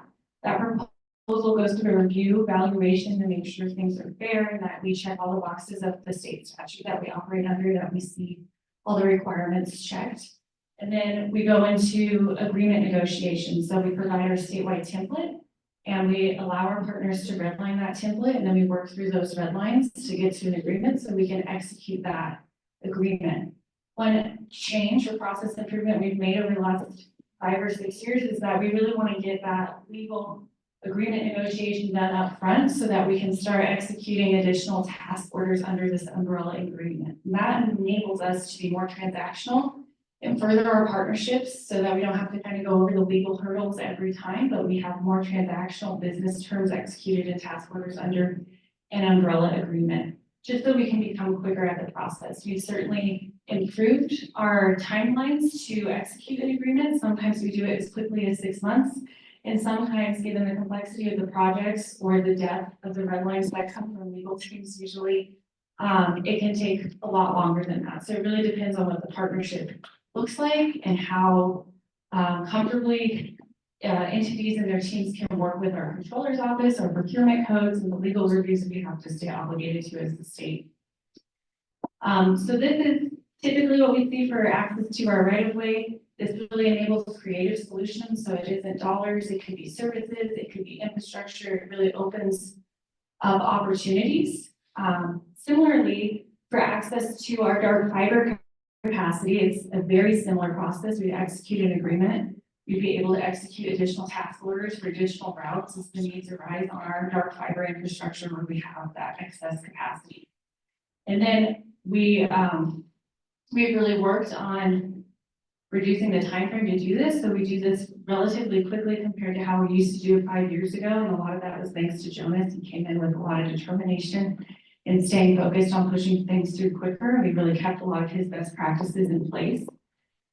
And then the third process to access our right-of-way, and this was newly adopted at the end of last year, is a simplified fee structure. So instead of going through a whole agreement process that, you know, frankly, sometimes the legal teams bog down and we might agree exactly what we want, but sometimes getting over that hurdle can be challenging. You can go straight into our permitting application process. So with that process, you just go into our website portal, you apply for the permit to work in our right-of-way like you would for any other activity. And then at the end, there's the payment window that pops up. And so our permit turnaround times, we target 45 days to issue a permit, just dependent on the quality and the thoroughness and the accuracy of the application. But that's our goal, is to do that very quick. So here you have a more simplified option. You don't have to come up with your own creative idea for how you would compensate CDOT. There's a structured schedule and then a streamlined process. So you have options when you are interested in accessing our right-of-way. So one thing I wanted to do today is talk a little bit more about permitting specifically with CDOT and some of the things we see happening so that we can get ahead of it. And it may be more tactical information than anyone in this room personally needs, but I think the messaging is important and we want to make sure that everyone applying for grants or planning, that we're helping support them be successful. So before you apply for a permit at CDOT, it's important to know that any work that's done within our right-of-way or along our corridors has to be permitted. That's just how it goes for safety reasons. Of course, we need to know who's out there and what they're doing. So when you start construction in CDOT right-of-way for fiber installations, you may need to have done pre-work within our right-of-way. And so the message is really clean ahead, because you might need a permit to go out there and do potholing for your SUE investigation, whatever it might be. So you might need precursor permits before you actually get a permit to do the build. And so we want to be working with you to know what your plans are, to make sure we're encouraging you to stay ahead of those things so that we don't get bogged down by multiple permits needing multiple expeditions. The other thing is, if you have not permitted with CDOT before, it's a very quick process to become an approved permittee. But you would need something like your W-9 and a certificate of good standing with the Secretary of State readily available so that we can confirm your entity and those matching names and move forward with the application. So that's one additional step that comes up if you haven't worked with CDOT before in the permitting offices. And then the other thing is that while we permit for our rights of way, we do have easements and we do have highways that go through other lands like BLM and US Forest Service. And it's really important you reach out to those entities and start their processes quickly too, because our permit will be dependent on the fact that you have kind of all those ducks in a row ahead of your application. So when you apply for a CDOT permit, the things you will be required to submit are a comprehensive cover letter. And this is where the nature of your work is thoroughly described. So we know exactly what you're doing and how you plan to do it. We see a plan set that includes all your planned work, your planning profiles, and your utility callouts. You have an insurance certificate that lists CDOT as insured, and you have a traffic control plan or method of handling traffic.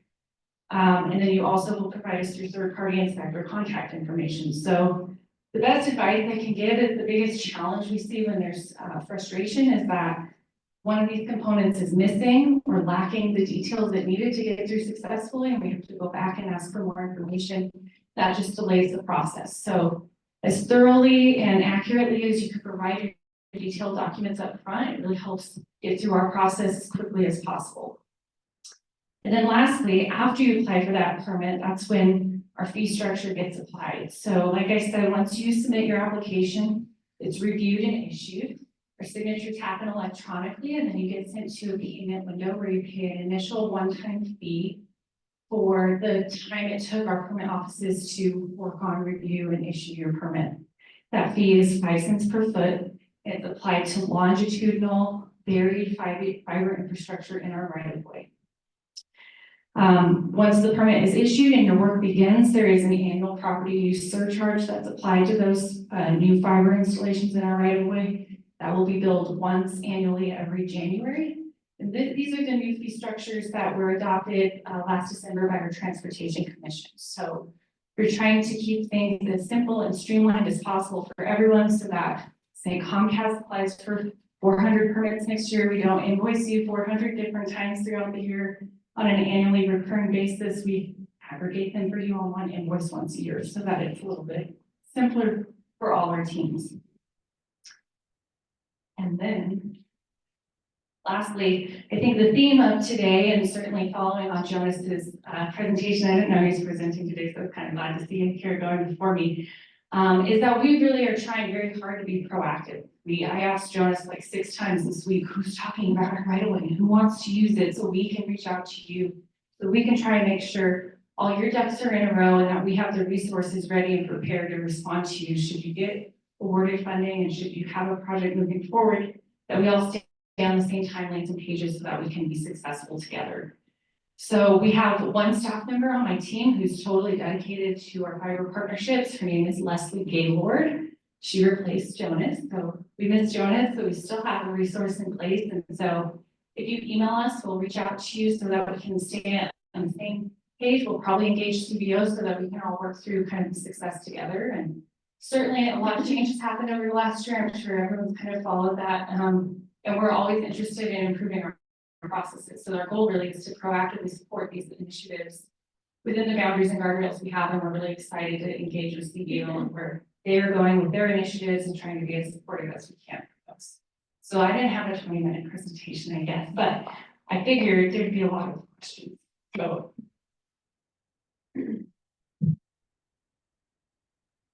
Wonderful. Thank you, Allie. Appreciate it. Nice to meet you also. This is great. This is a huge move forward for, the transparency in the website and it being very clear. And I learned a ton today. I didn't realize that you could either do I thought the unsolicited proposal was a requirement just to do the right of way fee permitting also. So this was incredibly informational for me as well. I think I have a couple questions and then a quick piece of feedback for you and Jonas. Is I know in the capital project fund application through CBO, it was a requirement that you had completed an unsolicited proposal with CDOT. Well, if we're not going to do the unsolicited proposal method, if we're going to do the permitting method moving forward for BEAD and things like that, it just, I will say that was one barrier to getting capital project fund granting done was, I shouldn't have to explain why this is a public good that I need access to a right of way to bring internet to people when the state is giving away money, kind of a thing. So that just a piece of feedback to make sure that that's not a barrier in the BEAD process. And then my question to you is, can you speak more to the annual yearly fee and the permitting process? So I think, I have no problem calling out the elephant in the room. I think a lot of us feel that annual fee is on there to be a revenue maker for CDOT. And we're not seeing that. We don't pay an annual fee in Utah. We don't pay an annual in I died. There we go. We pay for that, right of way access when we need to go and drill and do the work, and then it's just in the ground. And I know there's a lot of small providers throughout the communities that is a massive cost barrier for them to be able to make this work, and they're starting to look at doing private easements with other companies or with private landowners to completely avoid CDOT right away because of these fees. So can you speak to why there's this annual fee and, is this something that we can continue to discuss and potentially fix so that we in the rural communities can access the roads and put in the fiber to get to the communities without a huge cost barrier?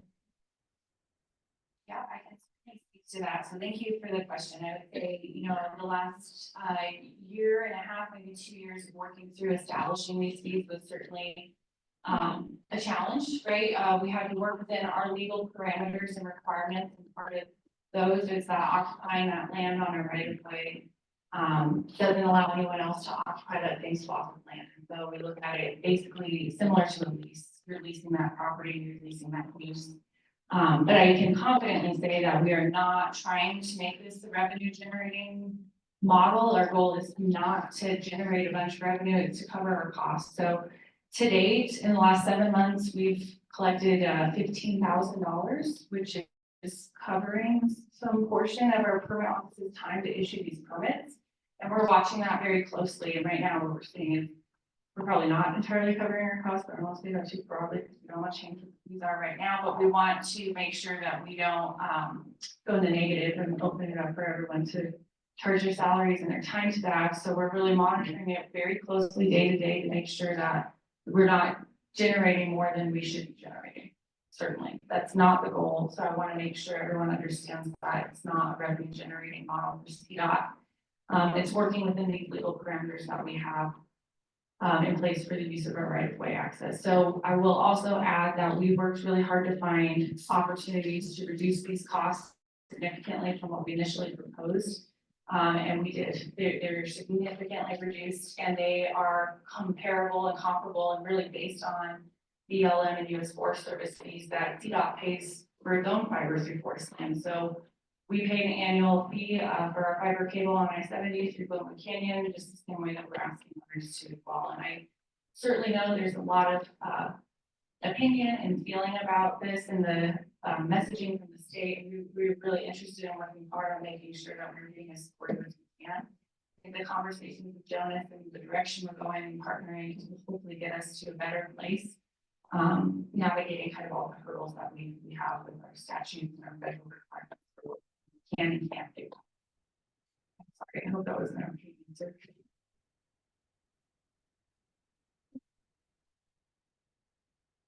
I'm not sure this is directly to you, and maybe it's more to Matt and to Raven. I think it's just an update for me and also for Jonas and the funding. Have we looked any more about the RDOF funds and how those companies that are unable to meet those what they originally applied for and can't use that money? I know Congressman Bobart was certainly looking at that. Is there an update on that? And is that a funding resource that we might go back to instead of looking for new money? We've got money that's sitting there not being used. Is there an update on that at all? This is you. I'm so sorry. You said it was ARPA funds that you're referring to? RDOF. Sorry, say that again. Which type of funding?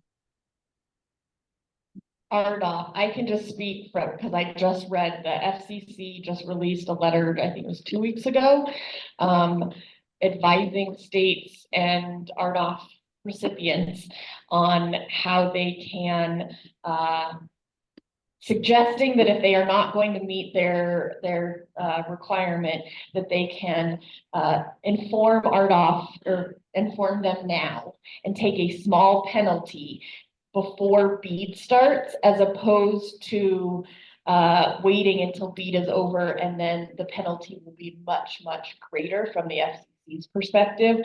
But it's not a requirement, it's a gentle suggestion, and then that money would go back to the Fed, and then they would have to figure out how to do that.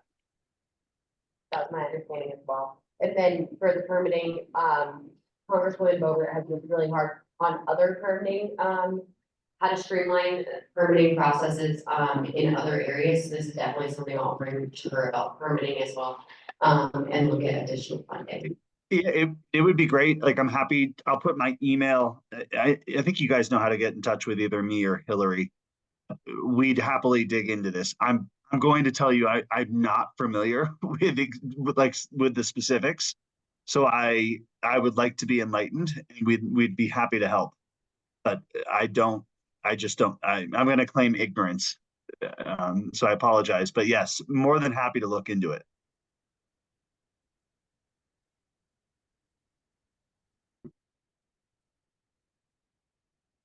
Okay, do we have any other questions for Ally and CDOT?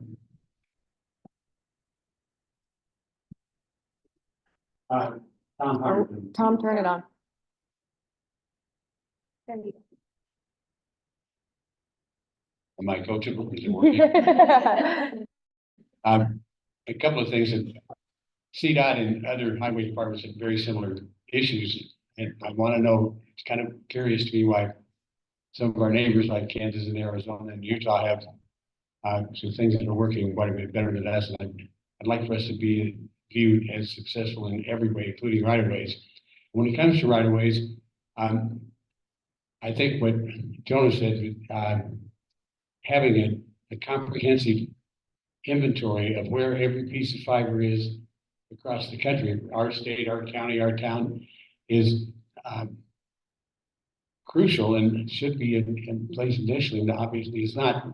I know of communities where there are more than one provider, and what happens, is happening in places I know of, there's a downtime for one user, and when Comcast comes in to fix the downtime, they cut Century Tel's line, and vice versa. And none of that, I think it's intentional, but not having an accurate inventory of what we've got, where we've got it is construction 101. We need to fix that. Thanks for your information. Thank you. I wholeheartedly agree with what you say, and I would add that CDOT's own fiber and network that supports our devices, we have areas where we don't have redundancy. When that fiber gets cut, whether by ourselves installing a guardrail post or someone else digging in our right of way, we can lose entire regions of eyes on the road and messaging signs. So we definitely feel the same pain, and it's a very important part of the planning to make sure these networks are resilient and redundant. And we feel those same stresses ourselves.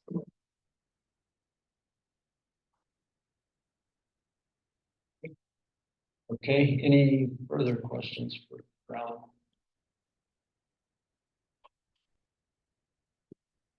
Seeing none. So Ally, thank you very much for your presentation. It was informative and helpful. Thank you all so much for having me. I appreciate it. Thank you for taking everything. Thank you all. Yeah, thank you. I'll just say, in Kent and I starting off and, attending these in the past, and there's so much happening in this. So there was, I think we came up with probably 4 or 5 different things we could do today, but there's a limit of time. And so we chose to go with these ones because they're so much going to impact the work that's happening currently. So thank you to Ally and Jonas, because this was incredibly informative, and hopefully you can stick around. We can ask some additional questions and chat during our break. And with that, I think we need to review the resolutions and renew them. There's 3 up for renewal. Yeah, and I'm going to bring this up. And they are in your packets as well, but we're pulling them up on the big screen. Great. I'll speak for myself and then I'll let Ken speak. I think, again, coming in new, kind of being newbies, the existing resolutions around emergency radios, right of ways, and even rural access to telecom and broadband services are spot on, especially with, everything that's going on right now. They don't need any changes and are very clear in how we need to get access in our communities. So we did not feel like there needed to be any modifications or changes to those, but Ken. Yes, I agree. I mean, we did not propose any new changes. I believe we'll probably need to take these in order, I'm guessing. Well, you can do a consent agenda if you would like. But then read them out and see if anybody has any comments. So the three policies we have for review today is support for interoperable emergency radios and a new wireless public safety broadband network. And number 2 is a right-of-way fees and timely approval for the placement and relocation of fiber optic cables and other utility facilities. And finally, the rural access to telecommunications and broadband services. So no one has any edits or items of discussion for these three, we will consider them for a consent agenda.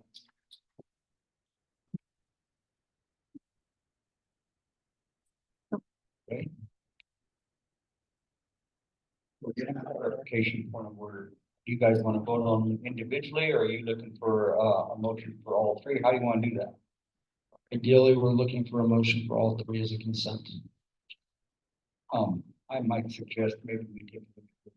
I think in not this particular resolution, but in maybe the other two, that we include CDOT as part of that conversation. Part of it.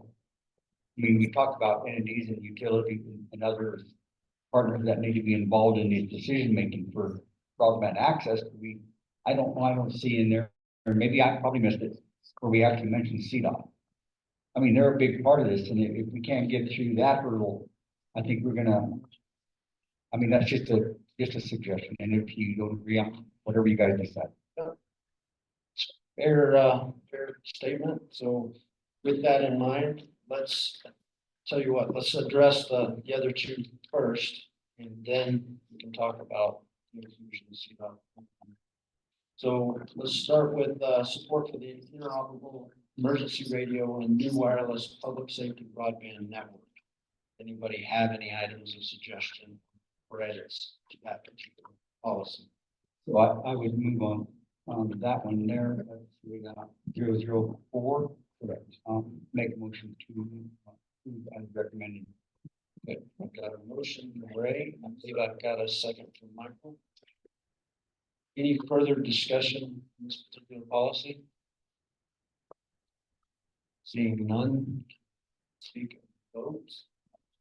All in favor, please say aye. Aye. Any opposed? Motion passes. All right, so let's skip to policy TE 18-1, new rural access to telecommunications and broadband services. Does anyone have any items of discussion for that policy?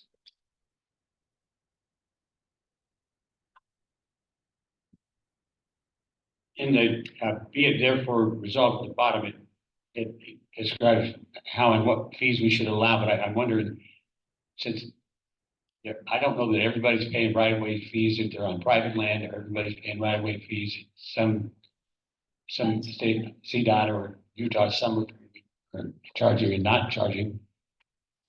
How does this fit in that package or formula? I think, so let's just point of clarification. I think we're gonna skip right away and go to rural access. So TE 18-1, right? And move on that one, and then we'll come back to the right away since we want to make some modifications to it.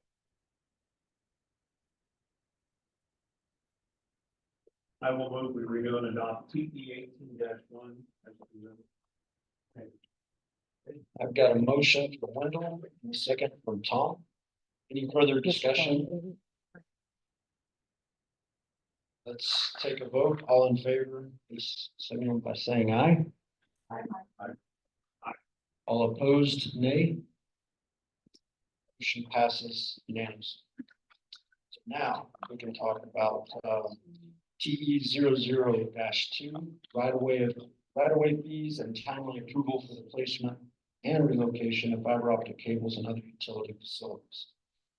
Tom, I believe your question was for the last Get further resolved on the first page of this. The whole, I don't know, these are fees. Is this a standard procedure or am I just that unfamiliar with it? So right-of-way fees are a standard procedure in any public right of way. So state highway, so private is a totally different process. Private easements is how you do it on private land. So this is not. It's a great question. And to my reading it, this does not address private easements at all. Historically, it's cheaper and better to go in public right of way. However, as I stated in Ally's presentation, I know of companies that are now looking to go private easement and work with private landowners because it's cheaper. So I don't know. And just as a business person aside, I look at 10 cents a foot. We're talking about hundreds or thousands of miles on an annual basis. I may want to be an investor. Understood. Is there specific edits to the language that you're seeing or would not recommend? Mr. Chair? Yes. Yeah, so I think, protocol really would call for us to go ahead and make a motion to amend it and then we'll go ahead forward with the amendments. You okay? Yes. So now I'd like to move that we amend, resolution, I'm not amending, but recommend to approve, resolution, TE-00-2. Your motion is a recommendation to amend the language? Not to amend, to renew, and then we can ask for amendment. Okay. Yeah. All right. So the motion on the floor is to renew this policy as it stands currently. Got it. A motion by Ray Beck. You have a second. Second. Second by Michael. Further discussion? Mr. Chair. Would be the 1, 2, 3, 4th whereas from the top. We have all these entities, federal, state, government, special district, political subdivisions. And I don't want to just assume that CDOT is a political subdivision. I'd like to see CDOT somewhere in this language. And they're very critical to us moving forward with any kind of broadband access, whether it be middle mile or last mile. And then maybe in the, be it resolved that we include that CDOT.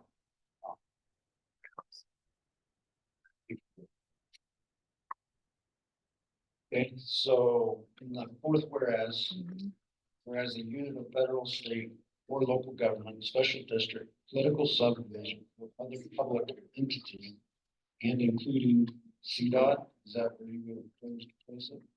So I think one of the edits that may be made would be on that fourth whereas a unit of federal, state, or local government, open parentheses such as CDOT, close, that's it. Chair, can I recommend that we put, instead of CDOT, we put Department of Transportation because it's also the county departments of transportation that we sometimes struggle with. Absolutely. Including but not limited.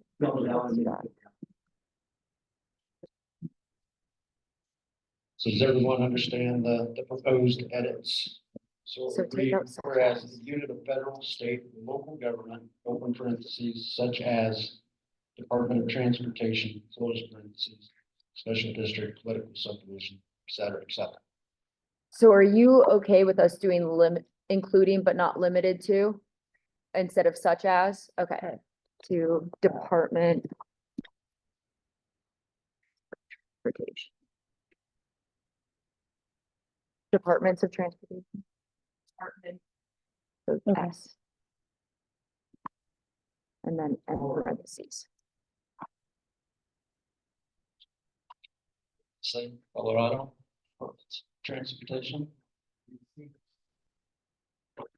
Well, my thought was that the county have Department of Transportation, but also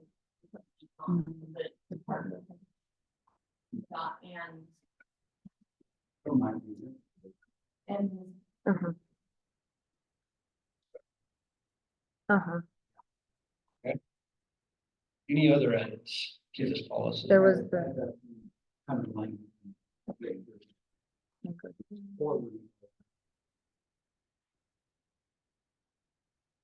would second that. That's okay. I would second that to just add the same exact thing to be it further resolved that club efforts by federal, state, or local government, parentheses, including but not limited to Department of Transportation, Special District.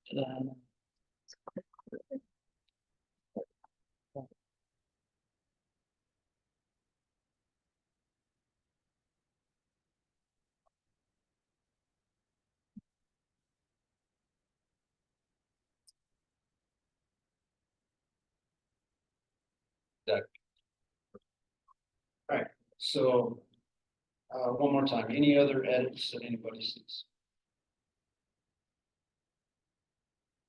Okay, so we have a motion on the floor for, these, written edits. Mr. Chairman, procedure would be to vote on the amendments. Yes. And then vote on the resolution. Okay, guidance. So let's take a vote on the proposed amendments. All in favor, please say aye. Aye. Any opposed? Nay. Passes unanimously. Is there anybody that would like to claim a first and a second on that motion? Just that one, okay, wonderful. Ray, is that okay with you? Okay. Thank you.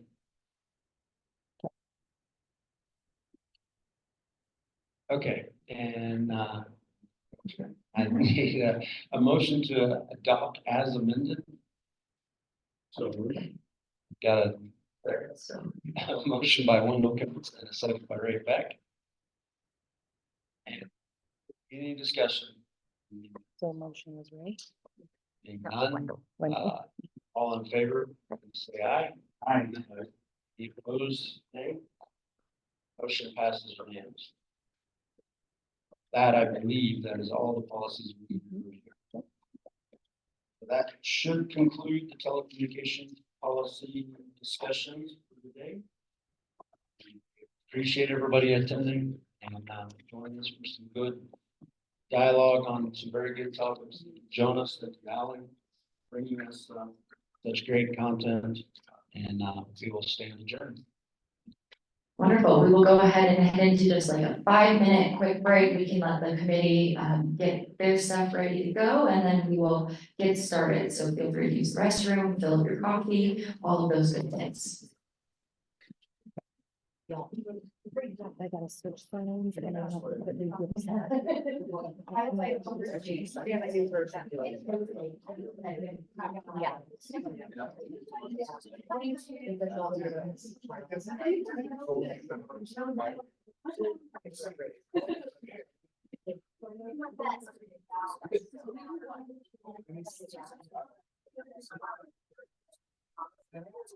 Oh, there's Steve.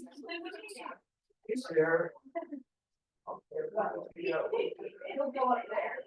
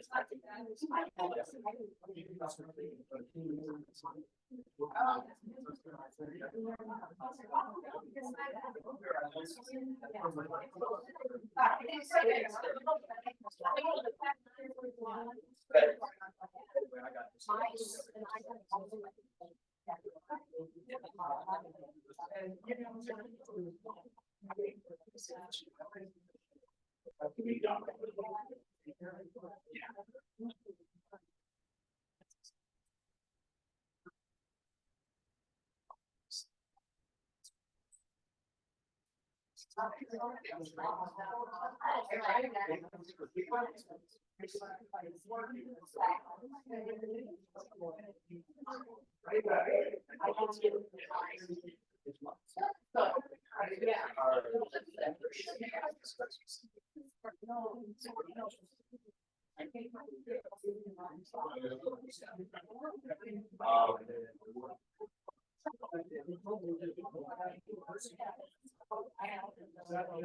Oh, it's Kyle. No, it's Kyle. Yeah.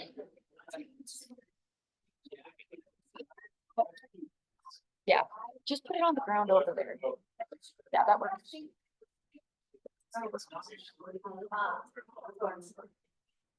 Yeah.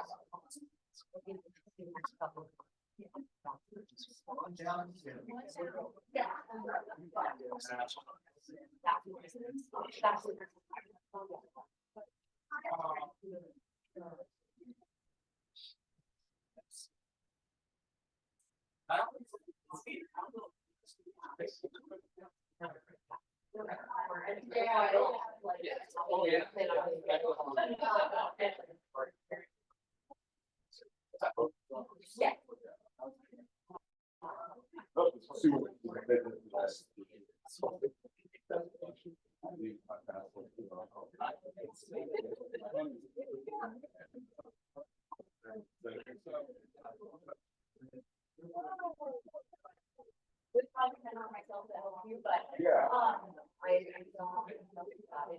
We get those all the time.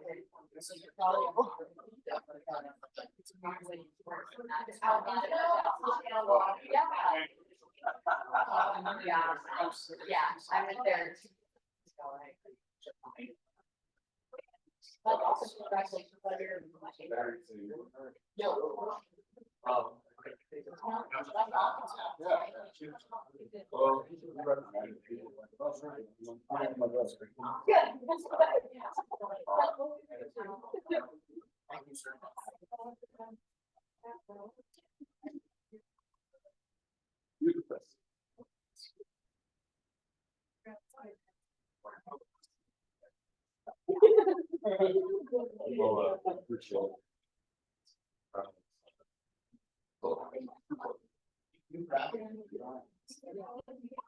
Yeah.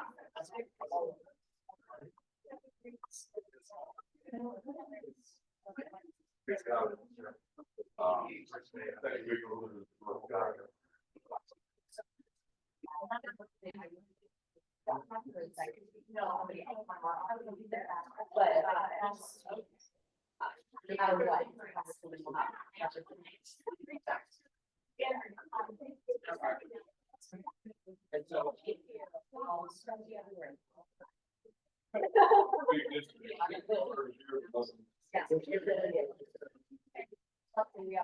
Still stay seated here, or do I sit in the audience? Whatever your heart desires. Okay, Just I not know at the front. that's the Not one that right. we rotate people out I of. love a table, so yes. No, by all means. You may, if you.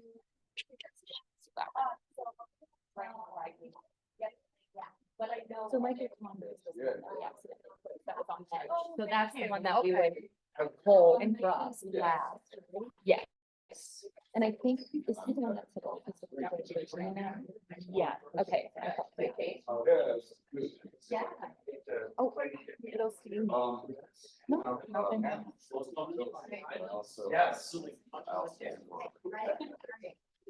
Let me just round people up. Thank you so much. You're so great. I hate coming to these things. I'm like, what am I supposed to do? But you guys are so. Everybody could work their way back into the room. We are gonna get started.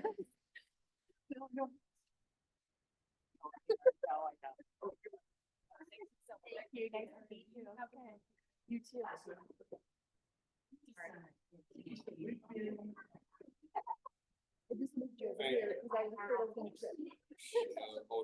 I'm already like, yeah.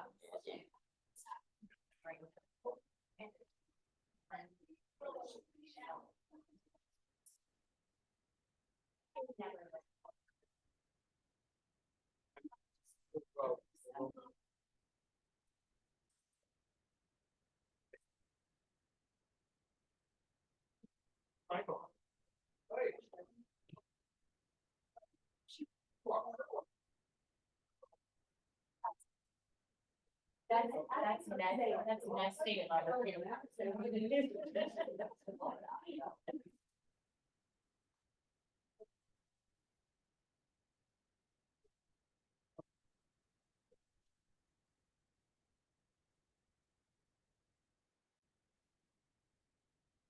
Oh.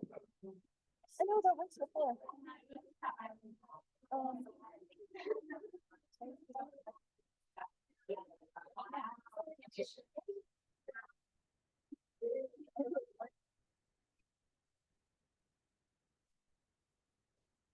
All right. I have another dad joke to get everybody's attention again. So, why was the broom late for school? Because it overswept. And with that, thank you. You set the bar high. All right, welcome everybody to the Health Club Committee meeting. Just a couple of ground rules in accordance with our bylaws. We ask that only current Club 20 members participate and vote on matters. I don't think we're going to be voting on anything today, but we encourage our members to engage with our speakers. Discussion is open to members and guests. It's critical, though, that we allow people to have complete comments and don't overtalk everybody else. When you use the microphone, you hit the button and turn it on. Do use the microphone, even though it's a small room. We want to make sure that it gets recorded so that so everybody can hear it and we can get it in our minutes. For those seated in front of a tabletop microphone, please do not turn on your microphone until I have asked you to do so and acknowledge it's your turn to speak. If you are not sitting at a microphone and you are going to speak, get to a microphone. We'll bring one to you. Brittany's got one in her hand. And there's two in the back there, so just make sure when you are asking questions to introduce yourself for the folks online before you see your question. Excellent. I was going to not go around and have introductions before. I think most of us know each other. I do want to specifically introduce right now my co-chair, Angelina Salazar. She and I work great together. And our three speakers, we have Kyle Miller from going to be talking about pharmaceuticals. We have Emily Zerba back. She is a direct primary care physician. And we have Chris Conway, who is our insurance commissioner. Michael Conway, insurance commissioner. Sorry, Michael. With that, I'd like to go ahead and Steve, yes. can I also introduce the new people that are online? Oh, absolutely. Yes, thank you. So we have Christian Reese, Janet Farmer, Matt Carker, still with Senator Bennett's office, Mike Goolsby, and Wendy Finner. Thank you. That also is appropriate for them to be able to hear you, because if you're speaking without a microphone, they will not be able to. Finally, we'd like to thank our sponsors, because without our sponsors, we could not have these kind of meetings at such reasonable prices. Our venue and lunch sponsor, Connect for Health Colorado, is our committee sponsor. Thank you guys so much. And with that, I'm going to turn it over and let Angeline introduce our first speaker. Thank you very much. Good morning, everyone. So Kyle is the Chief Operating Officer at Memorial Regional Health, which happens to be a founding member of Western Healthcare Alliance. And for those of you that are not familiar with WHA is a network of 33 rural hospitals and health organizations in Colorado, Moab, and rural Michigan. So if you want to hear about that one, talk to me later. But anyway, yeah, Kyle has over 23 years of experience in healthcare. He is a pharmacist. And I just want to add with Kyle, he is one of the most collaborative and just compassionate leaders I've known. He serves on our board, one of our boards at WHA, and has been instrumental in forming our own rural hospital ran, if you will, pharmacy benefits management, PBM program. And so Kyle's going to talk to you about that today. It's really exciting. So Kyle, with that, I'll let you take it away.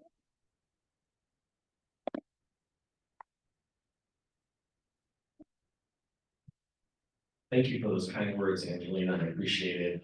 Again, and yes, my background is as a pharmacist.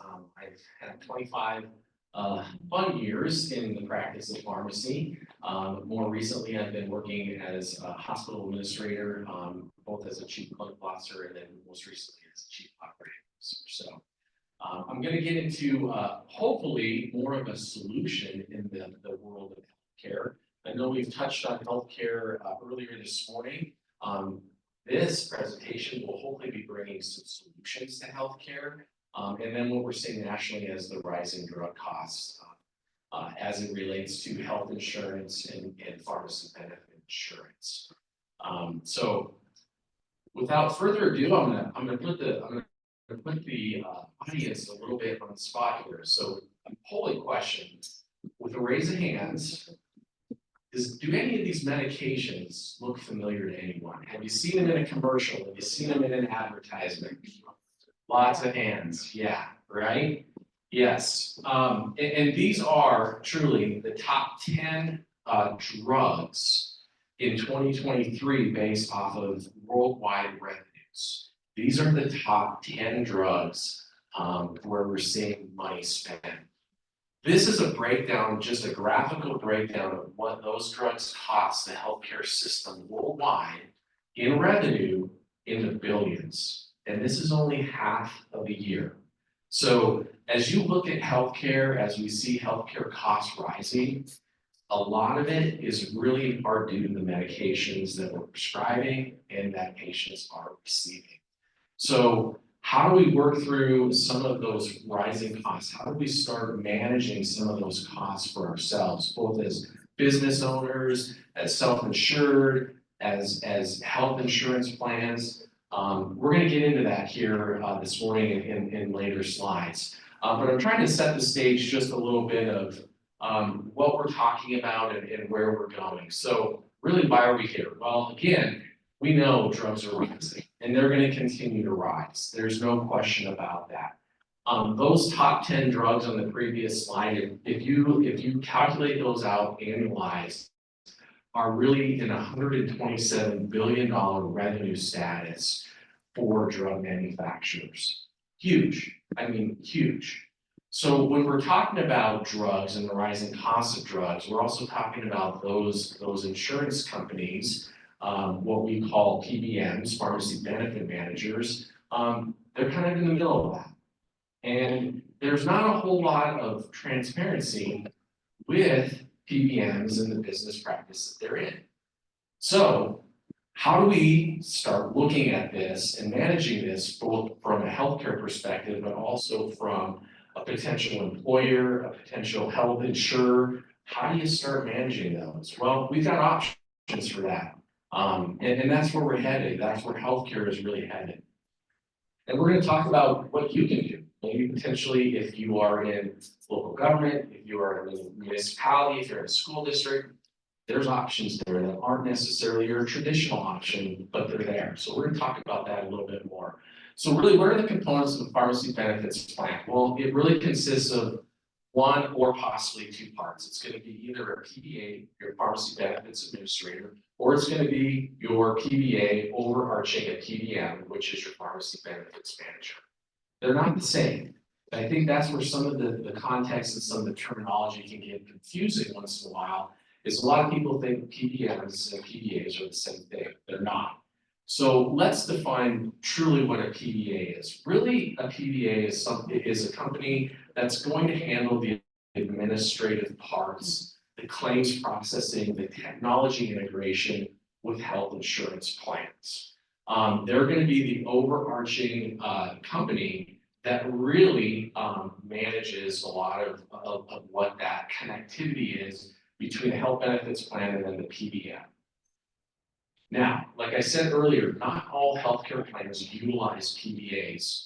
There's becoming a more traditional route where PBMs are becoming their own PBAs. Still not the same thing, but they're under the same context, under the same business, performing the PBA function as a PBM. So what is the definition of a pharmacy benefits manager? Well, this is the company that is really the part of the processing, the management of the prescription drug claims, the adjudication, the labor unions and, they're functioning on behalf of the employers. They're functioning mostly for employers, labor unions, federal or state governmental entities, or municipalities. So this is the company that's really adjudicating and managing your pharmacy benefits plan. It's usually the name on that pharmacy insurance card that you're giving your retail pharmacy when you get a prescription fill. So what are the functions of a PBM? Well, ideally, they negotiate drug rebates with drug manufacturers. I mean, they're there looking for the best cost of drugs at the cheapest cost for the benefit plan. They also assemble your retail pharmacy networks. They kind of tell your beneficiaries on your plan what pharmacies you can or cannot have your prescriptions filled at. And then if you have tiering, some are going to be better priced than others. So it's more or less building that retail pharmacy network. They're also managing drug formularies. So they're telling your plan what drugs are covered, what drugs are not covered. They adjudicate the pharmacy claims. So they're really the company responsible for processing that prescription at your local retail pharmacy with your insurance plan, and then telling the patient what their part is that they owe, what part the insurance pays, and then what's left. And then finally, PBMs design and manage the pharmacy benefit plan based on market changes. Because one of the most volatile markets is drugs, right? And I'm going to state this because from a pharmacy's perspective, in our world, there are huge amounts of drug shortages across the world. And those all drive price. So supply and demand, if you can't get it, you can't make it, the price is going to go up. We saw this pre-COVID, we saw this hugely during the COVID times, but then also it still continues to be a problem across the country. So who are the players in the PBM world? Well, I'm gonna focus in on three here, and they're what we call the big three. It's gonna be CVS Caremark, Cigna and Express Scripts, and United and Optum Rx. They run roughly 80% of the PBM market in the United States, and they have for over 4 years. These big three have really been the leaders in the PBM marketplace. So where's the problem with PBMs? And again, going back to consolidation, you have 80% of these PBMs driving the market of the pharmaceutical industry on insurance coverage, right? So you're really starting to minimize the competitiveness, and you're really starting to allow some of these companies to really kind of do whatever it is that they want to do. And they're starting to really focus in on this from a legislative level. We'll talk about that in just a minute. But one of the big things is just the lack of transparency. There's no laws requiring these companies to show everything on the books. And so when it comes to pricing and rebates on these programs, the customer doesn't always see what goes in and what goes out. And I know that's hard to believe, but it's reality. And there's nothing really governing that lack of transparency, which again takes us into rising costs of administrative fees. When you only have 3 PBMs primarily driving the market, they can charge whatever they want, and there's not a lot of competitiveness around that. There's also what we call honest payment models. These are clawbacks.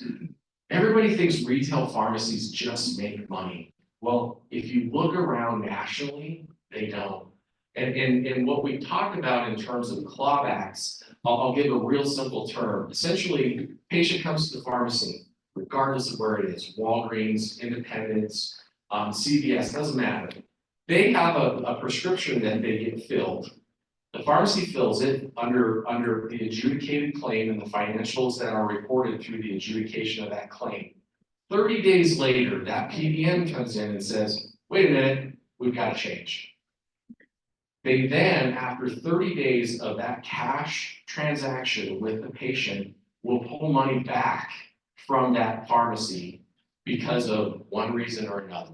And there's not a lot of governance over that. That's what we call a clawback. So how can a pharmacist or even a pharmacy manage Well, you don't know what 30 days down the road looks like because the insurance company is gonna come and take more money back.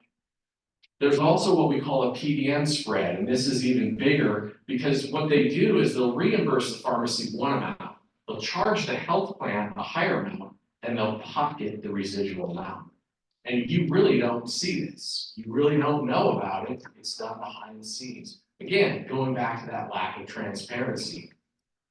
And really, when we talk about these PBMs, if you look at that previous slide, you're seeing not only a PBM, but you're seeing a parent healthcare insurance provider, a medical insurance provider.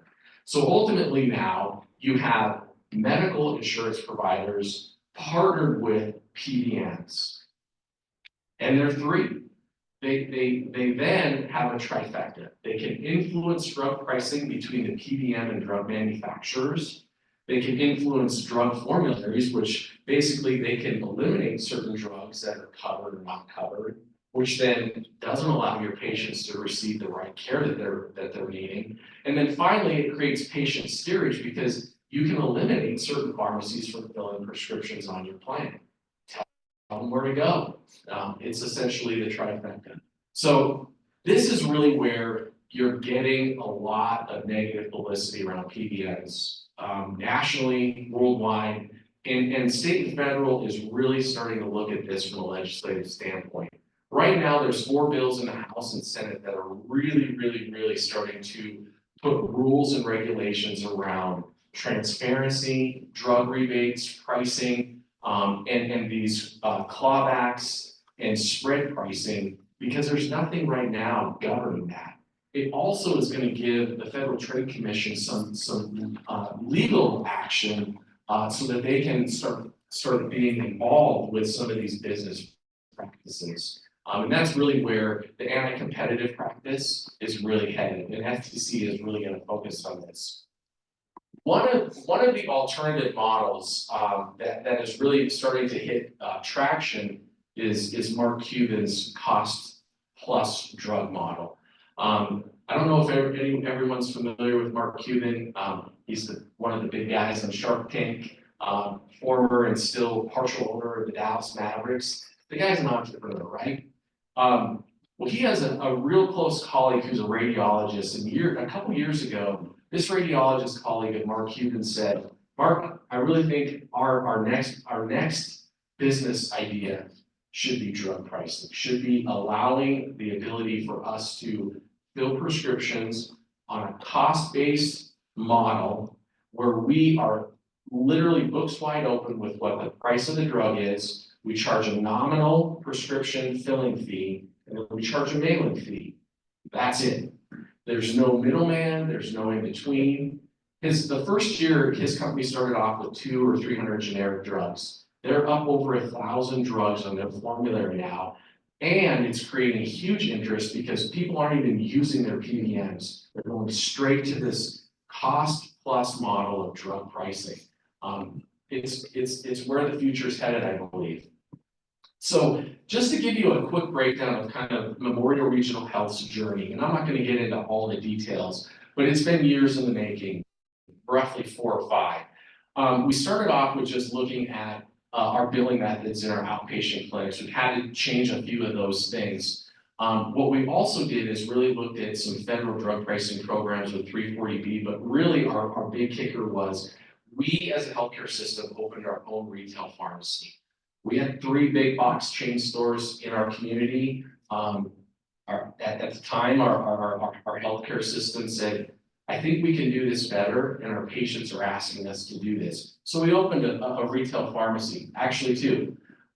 We also started making hard changes with both our health insurance broker and with our guidelines on who our pharmacies were allowed to fill within our PBM. We made a hard change and said our pharmacy, once it was open, is the only tier 1 pharmacy. You'll get it cheaper there, better convenience, and better customer service. Didn't come without some disruption, I'm going to be honest. Everybody wasn't happy with this because there's a huge relationship with patients and their pharmacists. A lot of people like Walmart, a lot of people like Walgreens.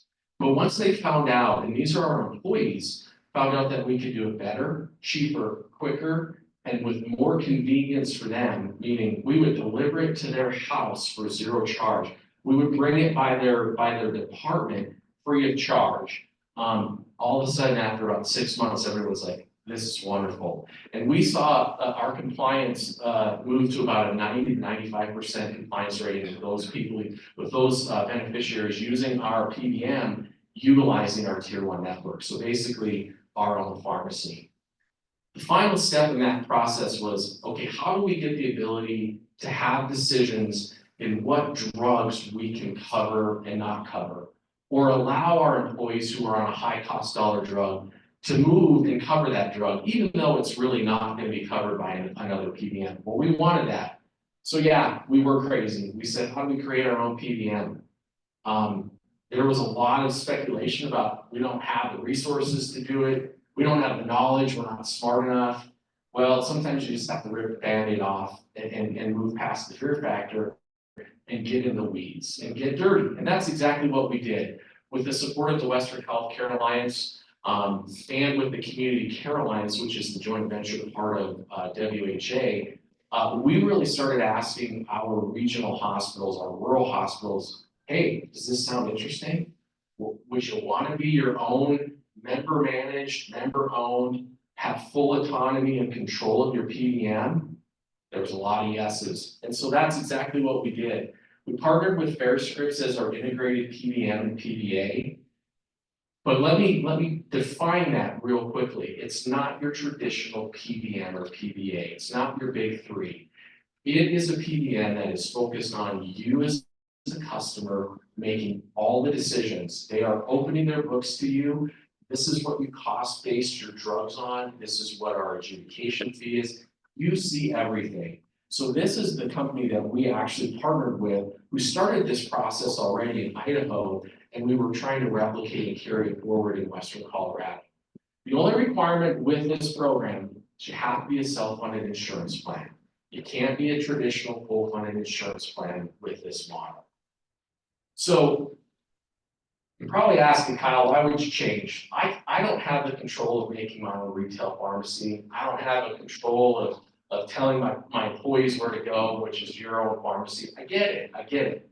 However, there's still benefits here, because if you join a PBM of this nature, you have full control of your decision-making process. Big Brother PBM is not up there telling you what to do. You're making the decisions for yourself, for your own employee base, and for your own coverages. So really, you get to control your own destiny. You get to say what's on formulary for your drugs, what's covered, what's not covered. You get to customize that formulary. So those drugs that are high cost dollar drugs, which are typically what we call those specialty agents, you get to say whether those drugs are covered or not. You don't have a PBM telling you, oh, we don't cover that, it's too expensive. You get to make that say. So then you have also, with this model, like I said, complete transparency, where your money's going, drug costs, full disclosure on what you're paying for each and every drug. You're also looking at full disclosure on filling fees, administrative fees. You're getting 100% of those drug manufacturer rebates back to your plan and to you as a PBM and insurance provider. So again, you're not sharing those rebates between drug manufacturers, brokers, and PBMs. Because in the traditional PBM model, your broker's getting a cut of that rebate, your PBM is getting a cut of that rebate, and they don't have to disclose anything to that to you. And I've had pushback on this because I've had some healthcare providers say, oh, we have guaranteed rebates with our PBM. Great. What are they getting above that guaranteed rebate that you're getting in your pocket? They probably won't disclose that to you, even if you ask them. If they do, great. You're one of few. And then obviously there's an efficiency here. This is not hard to do. The resources, the path has already been set. And we have 3 members already taking part of this PBM. And then finally, obviously, it's all about increasing your benefits to your employees, right? Getting the best bang for your buck out of the money that you're spending. And really, it's allowing you to grandfather certain drug prescriptions into the program, allowing you to cover certain things that wouldn't otherwise be covered. So again, there's a huge benefit to your employee base under a PBM model like this. So why would you want to do it now? Well, we've already talked about the rise in costs of drugs, but if you look at what the pharmacy benefit managed market looks like over the next 5 years, you're looking at almost $186 billion increase. Now, that's going to be different based on the source that you look at. Your cumulative aggregate score percentage can sometimes flux anywhere from 5.6 to 8% on this model, but still you're talking $37 billion on one of the lowest aggregate inflators each year. So that being said, here's the challenge. You're going to be intimidated by brokers. You're going to be intimidated by commercial PBMs. But I would urge you, don't settle. You can do this. We are already doing this. And it isn't a huge lift. It's there. It's already there. So what's the next steps if you're interested? Well, we've got a no pressure process, which is led by you as a customer or an employer, a local municipality, a school district. You guys set the tone for us. We then start engaging our FairScripts PBM. You give us your utilization information, which is yours, by the way, and PBMs will push back on that. And then this is who you contact, either Tom Northing, the Chief Innovation Officer with WHA, or myself. We'll get the process rolling. There's even a second presentation behind this that is specific to the CCA PBM. Too much to go into in 30 minutes today. I've kind of covered the highlights. However, that's how we work forward through the process. Again, self-funded, have to be self-funded. Finally, there is a YouTube video. So I know I've covered a lot, but this will talk about the spread pricing. This will talk about PBM processes. This will talk about those very untransparent processes that are in place that most people probably aren't necessarily aware of. So with that, I'll open it up to questions. And we only have time for one, maybe two. Who has questions? All right. Great presentation, Kyle, thanks. Why isn't there more competition in the PBM or drug manufacturing market with that kind of money out there? Yeah, that's a great question, Wendell. It's consolidation. It's literally how they get bigger. It's a lot like healthcare, right? It's when the little guys, the little fish in the sea, are barely getting enough to get by. You've got the other bears that are in there consolidating, and they're absorbing them. They're buying them out, and that's how it happens. But there's nothing preventing that from the FTC or from a legal perspective to do that. And that's why we're at where we're at today, is because the big get bigger, and that limits competitiveness and increases the consolidation. Right.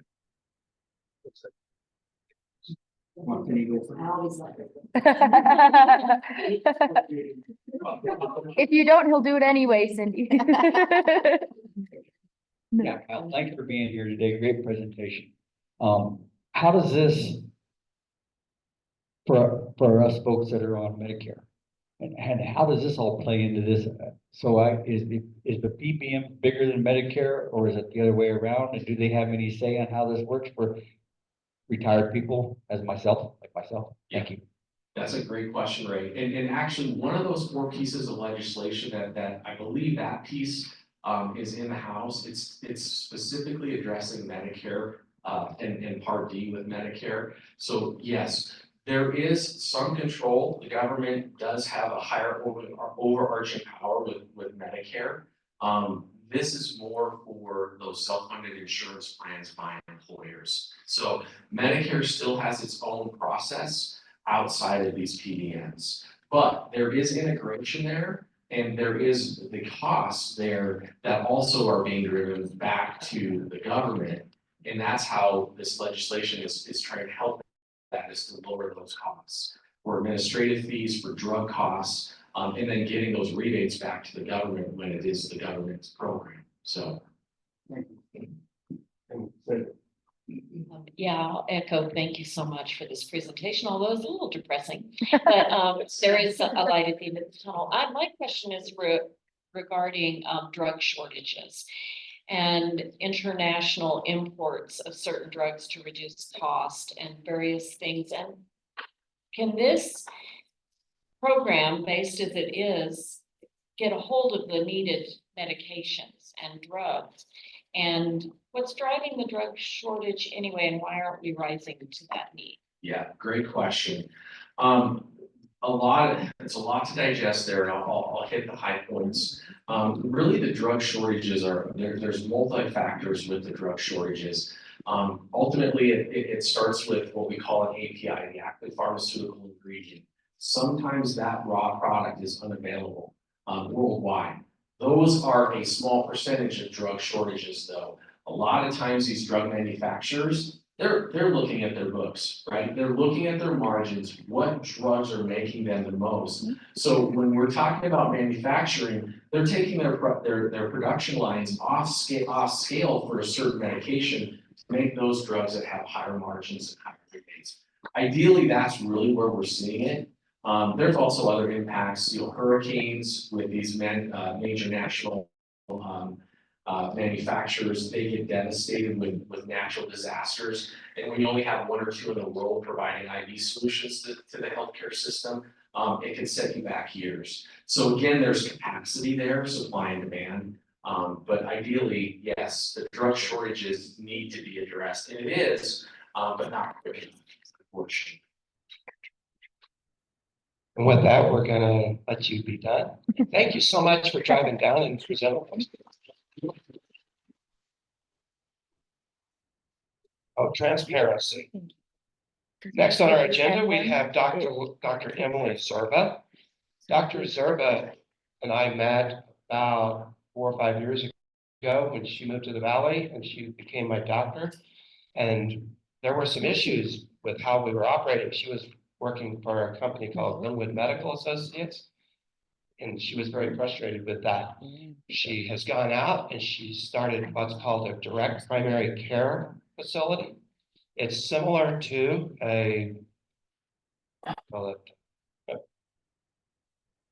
one where you pay a membership. Yeah. And it costs a little bit, but it's for people who are on the exchange, it's extremely beneficial financially, but more importantly, it's extremely beneficial in the quality of care and the way that she can operate. So Angelina and I wanted to bring her in today because this is not a novelty. It is a newer type of process though. So with that, Emily Zerba. Thank you so much, Steve. I appreciate being here. Nice to meet all of you. My name is Emily Zerba. I'm here to talk to you about direct primary care and how this is changing the landscape of primary care and healthcare nationally in our state and also in the Western Slope. I'm a board certified family medicine physician. I'm also board certified in menopause and integrative care. I'm an osteopath, so I tend to do manipulation. I tend to have more of a holistic practice. As Steve said, I did leave the system, what I'm going to call FFS or fee for service, for many reasons, one of which I was not able to give the quality of care that I really thought my patients needed. So I found out about direct primary care and I started my own practice, and it's been open for about a year. Direct primary care is essentially taking out the middleman. So it's very similar to what Kyle was talking about. You're taking out the whole insurance structure and you're really bringing back the relationship between the patient and the physician, not only in medical terms, but also in the financial terms as well. Generally, it's a subscription-based model, so you pay either a monthly or an annual fee to be a member of the practice. You have unlimited access to your doctor in primary care. You can go in as often as you need for whatever complaint, and you're never charged an office visit, a copay, or anything else. Generally speaking, if you have a good primary care doctor who's dedicated and has time to treat you as a patient, 80% of the healthcare needs can be done in the primary care setting. Generally, I have access 24/7 for all of my patients. They can call me, text me, email me, all of which I'm available for them. And it tends to be a lot easier for them to get a hold of me.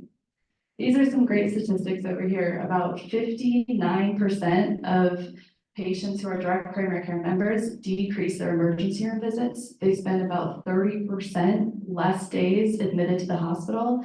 And my favorite is 62% are referred to a specialist less often because we have more time to spend with them in the physician office.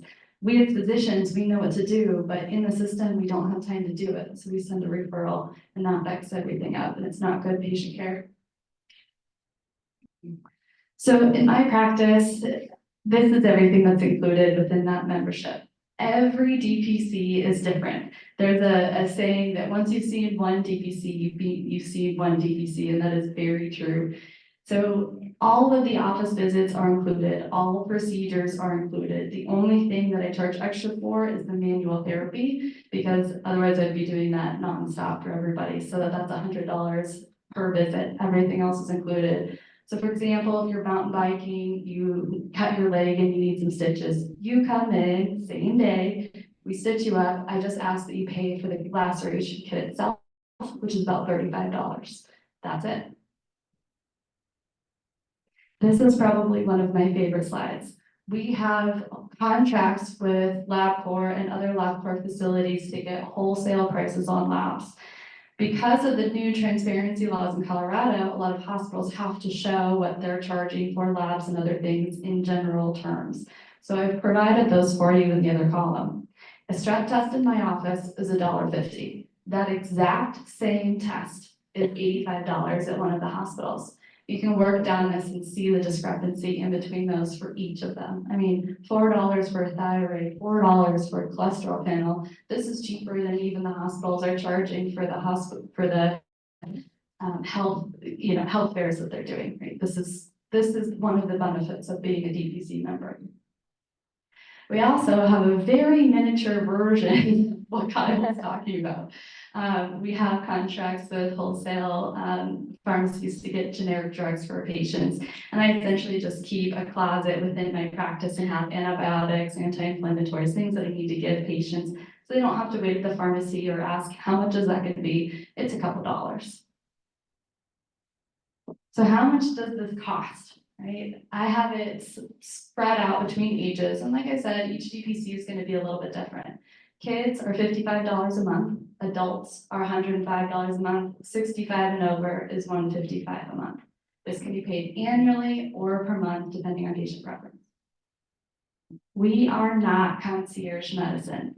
So there's a big difference. Concierge also has the hype of being expensive and fancy and all of those great things.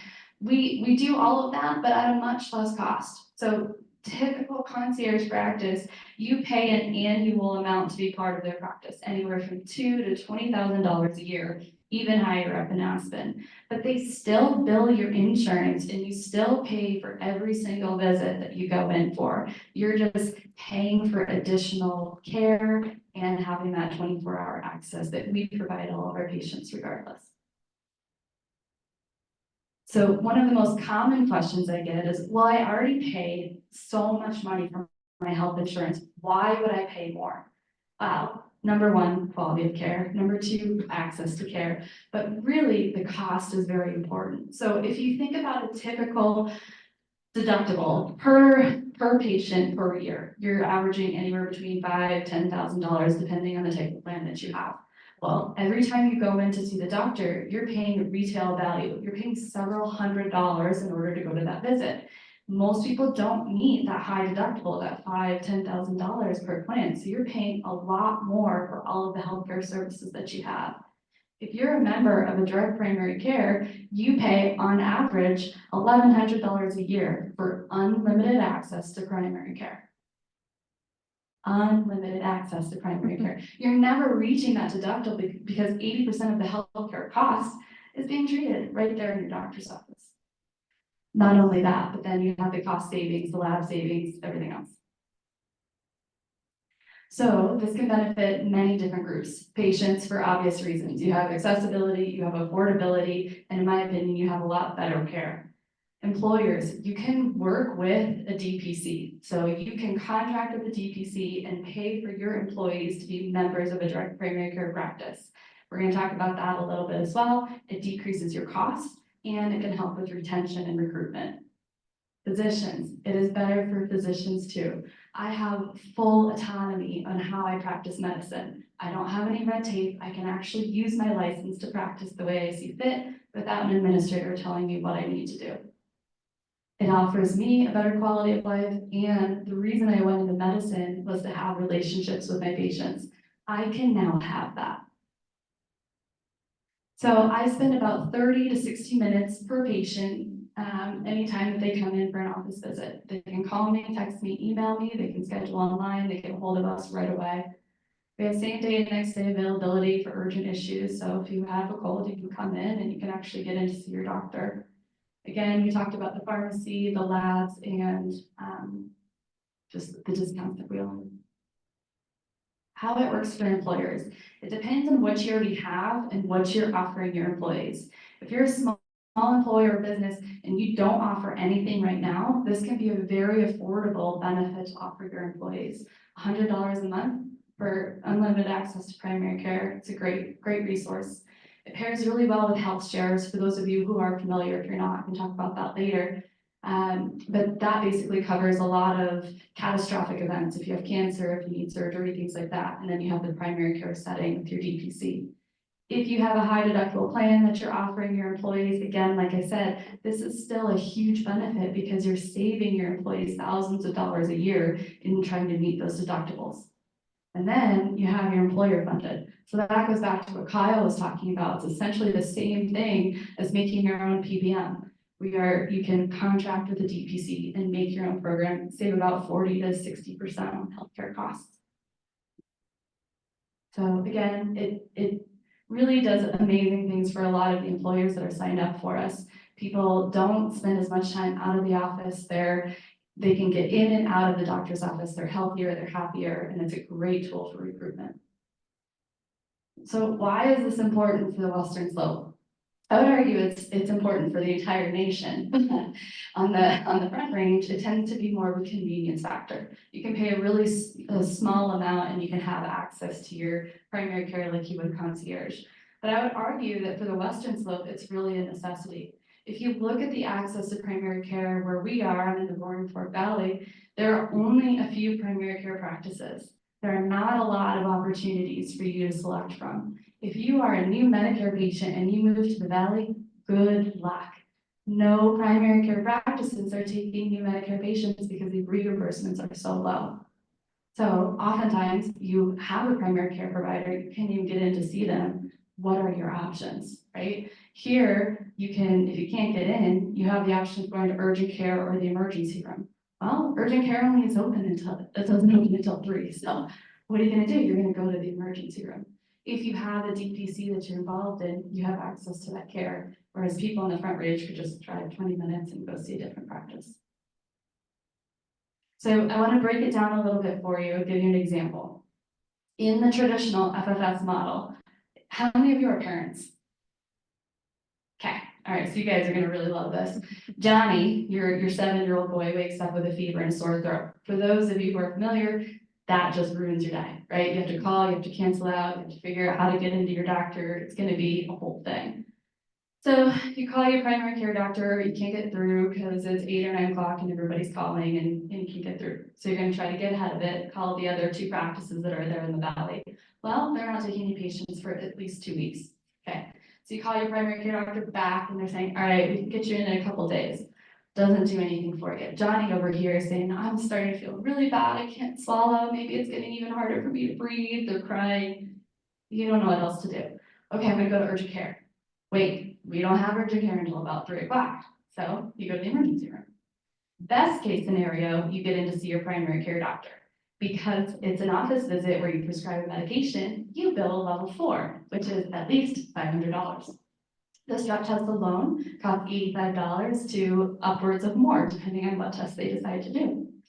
Worst case scenario, you're paying a couple $1,000s for the emergency room visit alone. Then you're paying for the strep test, but they might do a PCR because they can and they need the results back that day. You're looking at close to about $1,000 for that test.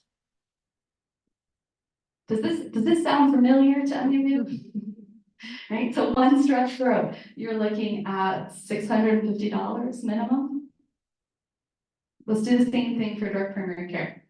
Johnny's sick, he has a fever, call, you text your doctor, we're there, we're available 24/7. You talk to the actual physician that you are a member of. They were able to triage and say, yes, we do need to see him, we need to test him, go ahead and come in and get you in. Done, okay? Best case scenario, your cost is $1.50, right? No charge for the office visit, the strep test alone is $1.50. The membership cost, if you want to include that, $55 a month. So you're paying $605 a year. We take 1 month off when you sign up for a year. You're already saving $50 and you have unlimited access. So then when your sibling Susie gets sick 48 hours later, you have to go through the whole thing again. Worst case scenario, there is no worst case scenario because there is transparency in all of the costs of direct primary care. So on the Western Slope, really this brings back the rural family medicine feel. You can walk in, you know your doctor, you can walk out. There's not this feeling of being herded like cattle. And that's really important to me because it's about the relationship that you have with your patients. Low cost and the cost is known. In my practice, it is a family, it is a community. I tell my patients, this is a family. I will take care of you like I would any family member, and it really creates a beautiful environment for a community. Then you can start to offer more affordable healthcare with the community. You can encourage growth of local businesses and small businesses so that they can offer help to their employees. This is a picture of my office. I try to make it very comfortable, clean, but not sterile. Right, so I'd love to hear any questions that you guys have and maybe have some conversations. Thank you. So my company does belong to DPC. Unfortunately, being in rural Colorado, it's an hour away. But that's what I choose to do. I think one of the pushbacks I get when we present this to the employee is, what happens if I have to go to the hospital? Then where, now I'm stuck with the costs. And so I think, I'm not sure there's a question in there, but, we're so ingrained in, I have to go to the hospital, that your point about getting most of the stuff taken care of. And I have to tell you, I love my provider too. And you create that culture, and I think it's great. But I think the pushback from people is, I don't have that, what if there is a medication I need and it's not, you don't have it. So now I have to go get a prescription somewhere else, and that's going to cost me a fortune. And what if I do have to go get x-rays, or I do have to get my arm set, and it's those costs involved? How, either as an employer or an individual, can we help mitigate some of that concern and those costs? Yeah, great question. I think a lot of it depends on what are the underlying factors? Do you have additional health coverage? Are you part of a health share? Do you have nothing at all? And that really is going to dictate the answer to that question. If you have nothing else, yes, I agree. If you need surgery, it's still going to be extremely expensive and essentially unattainable. Direct primary care practices generally have cash rate alliances with imaging companies to get those for a little bit cheaper, sure. But in general, most employers have some sort of a backup, a health share plan, catastrophic coverage, so that you can still use that. You can still refer just like you normally would of your PCP. So if you do need to see a specialist, and I agree with that, and we've done everything we can, you can still do that. It doesn't prohibit it. Mention that this is not a replacement for health insurance. Thank you. Again, this is healthcare, not health insurance. Thank you. Wonderful presentation. I can understand why it's good for the consumer. I mean, that's a no-brainer. But how is it for the profession? I live in a little bitty Lake City, Colorado. If I need to call my doctor, I text him or call him back. Yeah, we're still in that world, but in the real world. I don't live in the real world, but how does it work for you? Because it's a two-way street. Yeah, absolutely. I'm really glad you asked that. I almost left medicine. So when I was at my older practice, I was told you have to see X amount of patients per day, you have to bill X amount, and you have to do that in order to just keep your salary, to stay in this position. I hated it. I could not function like that. I would lose sleep because I was worried about patients. It was not a good situation for me. So I see less volume and I take better care of my patients, and I'm much more satisfied to my core. I am happy I can do this for the rest of my life. I don't care if a patient calls me at 2 a.m. if it's really for an emergency. If they call me for non-emergency, we're gonna talk about that in the morning. But as far as cost goes, it's pretty straightforward. I'm a physician, I'm not a business person, right? It has to be easy for me. You have X amount of patients, they pay X amount per month. This is your total, this is what I need for my income, and this is what I need for my overhead. It's very simple. Dr. Zerba, that was very interesting. What is the max capacity for patients that a single proprietor like you can take on? It depends on your level of suffering. So to put this into perspective, right, in the fee-for-service model, you have up to 2,500, 3,200 patients per provider. In a direct primary care, you can see up to about 900 patients per provider. Depending on how much you want to work and what your overhead looks like, you can have any variance of that. I'm a mother of a kid who has special needs, so I'll probably see a little bit less than that and be okay with it because of the flexibility. But I think one of the questions that you're leading towards is this. Oh. Go ahead.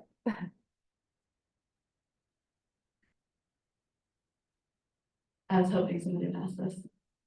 So the big question is, well, is direct primary care hurting the larger scope of primary care? Because you're taking away providers from this whole group of patients that need to be seen. My answer is no, and here's the reason. It's a chicken versus the egg. There's not a lot of people going into primary care because it's awful right now. If I'm being honest with you, it is not fun. You get paid the lowest out of everyone. Your burnout rates are significant. Your quality of life is terrible. Why do you go through all of that training to have that on the outcome? Nobody's going into it. You have a significant amount of people retiring or leaving from burnout, especially after COVID.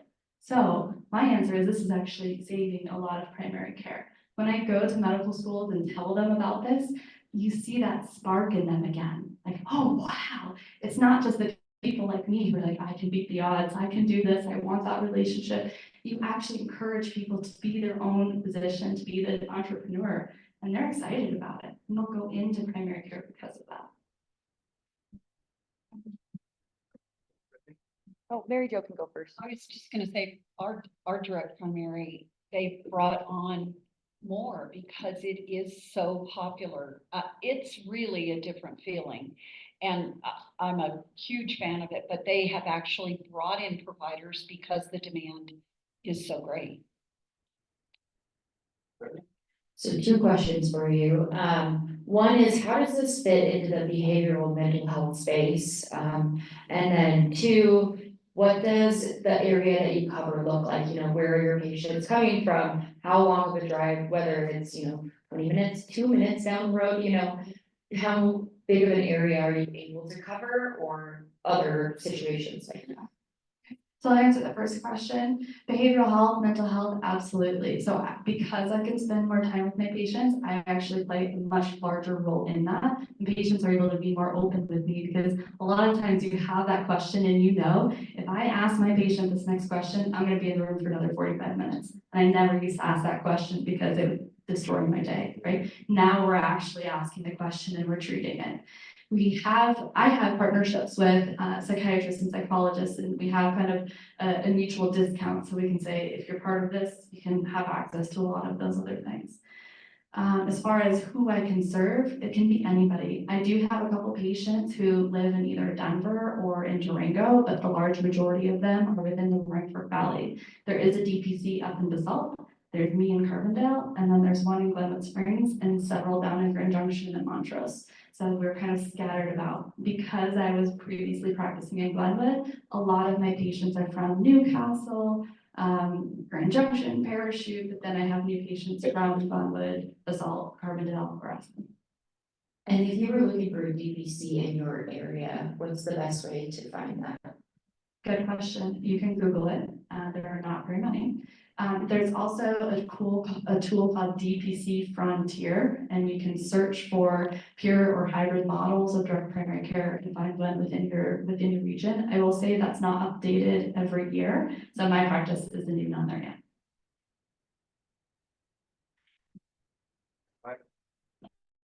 I gotta be real careful because Steve can shoot me in the head, but, do you have a sister that wants to move into the Hinsdale Town?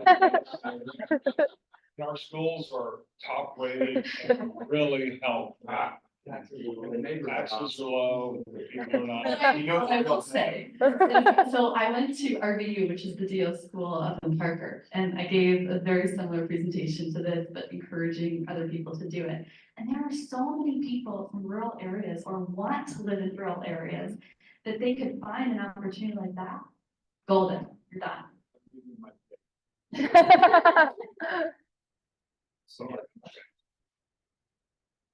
I will say, since you don't have any other questions, that the quality of care, since Emily and I first met when she came into that FFS model, our interactions changed when we went to the other model. And she uses AI appropriately to give the quality of care. And when you talk about the money, the first time she did a blood draw for physical, it was $3.90 or something like that, as opposed to the FFS model was $1.85 or something like that. Really? And she went in and did another layer because the complexity that she wanted to know a little bit more about. But the quality of care, and the other thing is, we did a test on another issue, and when she wanted to get the advice of a specialist, she made the appointment. She went and talked to the specialist and told me what they decided. Think about this. When you go to a specialist, you can't expect them to water it down to most layman terms. But when they're talking to your primary care physician who knows you better, they're going to have a much deeper conversation. The quality of care is what I have walked away with as big. If we don't have any other questions, thank you, Emily, for coming.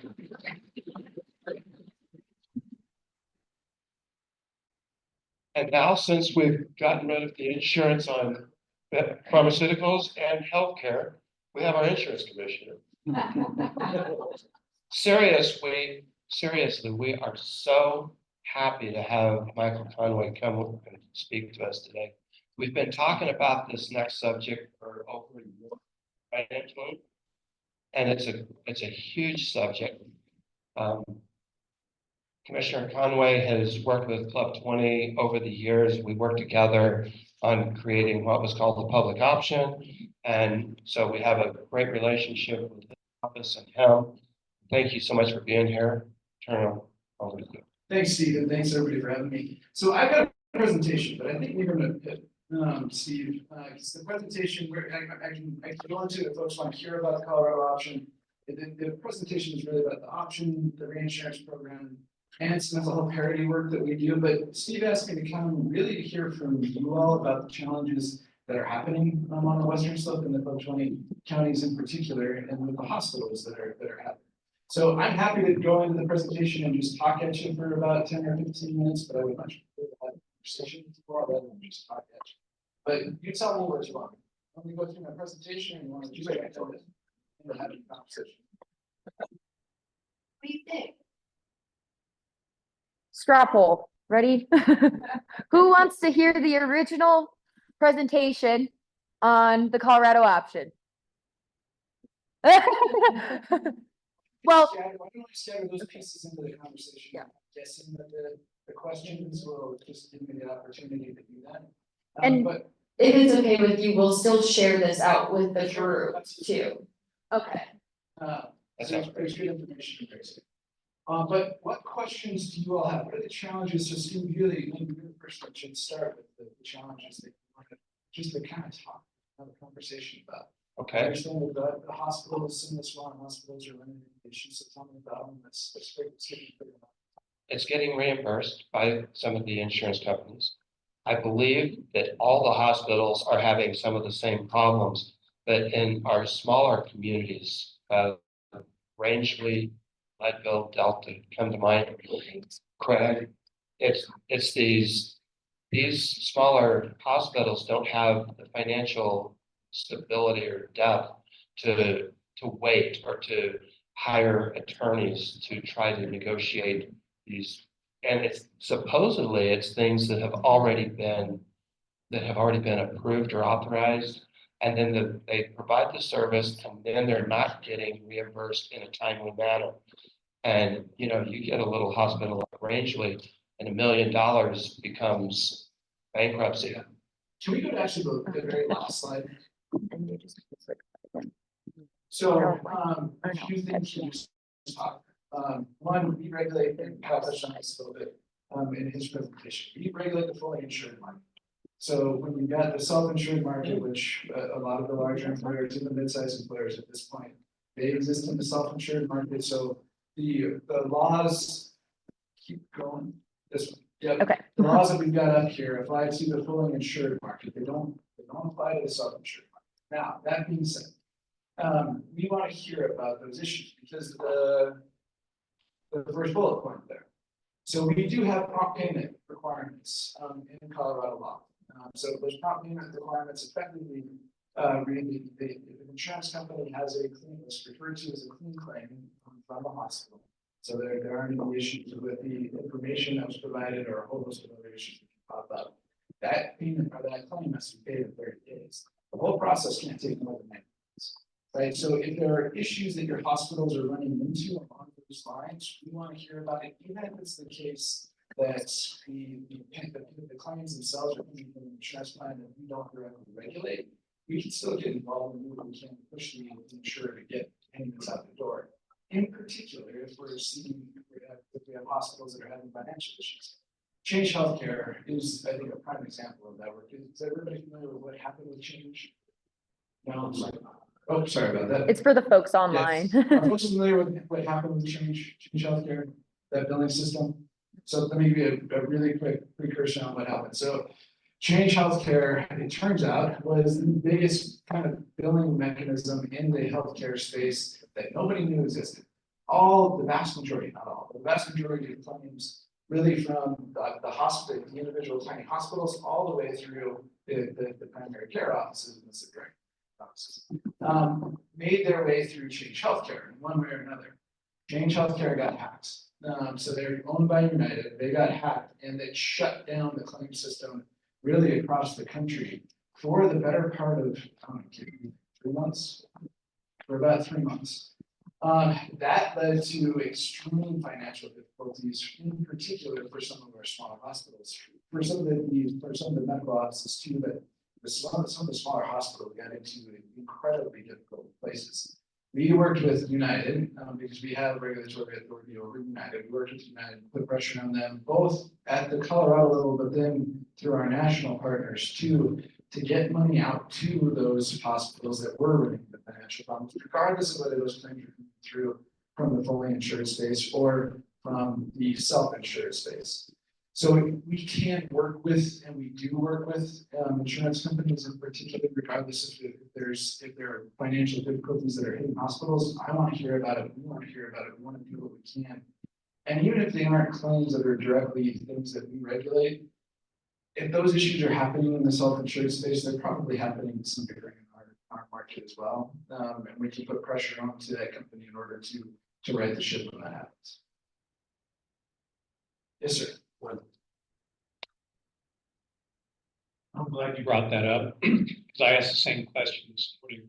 I didn't know the name of the agency that Change Healthcare, being owned by United, but it's my understanding that at these hospitals that were having financial difficulties, United was going out and making a bid to buy them out.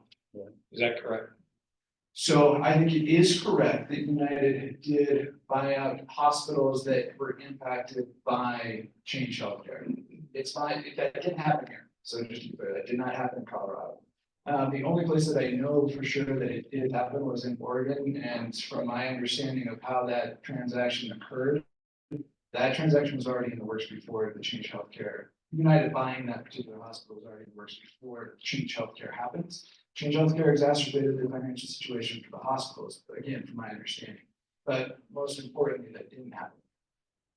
That's good to know, because I was pretty uptight about that. Yeah, that sounds very immoral. It does, right? I mean, when you look at it just from a common sense perspective, the idea, I mean, United, there were challenges with United throughout the process. United and Change somewhat pointing fingers at each other, and that always happens in the healthcare space. These two know that very well. That was a frustration, I think, across the board when the finger pointing happens. But from a standpoint of when you just look at a fundamental fairness, when those articles started to pop up about some of the things that were allegedly happening out there, I agree, it was troubling. Question though, why does it take 90 days to turn around a claim like this?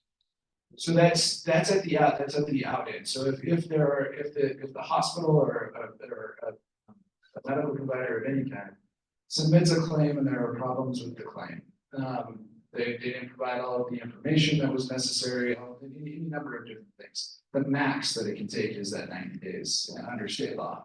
Before that state law, it used to take a whole heck of a lot longer. It would take 120, 180, 160 days. That's why that law went into effect, I think, 20 years ago. So it's better than what it was. Is it perfect? No. Right, and you see reports, right, similar to the reports that you saw about Change and United, about plans obfuscating and denying claims, at least what appears to be intentionally in order to hold on to that money longer so that they can make money off of their investments and off of the float. But that's why those laws went into effect in the first place. I am a firm believer in the fully insured market, right? Because we have the regulatory authority to do things like this and to go after insurance companies. One of my bigger frustrations is that we don't have the ability. We get phone calls all the time from the self-insured market, from providers that are getting impacted by the self-insured market, that they're not getting paid 180 days out, 360 days out. And we unfortunately have to tell them that we can't do anything. They got to call the federal government. They have to call the Department of Labor and see if they can get anybody to care about it. But 9 times out of 10, they can't. That's frustration. That's kind of a follow-up then. What can be done to help these rural hospitals with their cash flow issues when companies like Change and United are carrying that for so long? So United, I would say, not to defend United, but to tell you what they tried to do. I think there were challenges with what they tried to do. They did try to front money out to hospitals that were, and they didn't try to, they did front money out to hospitals that were challenged by the Change cyber attack.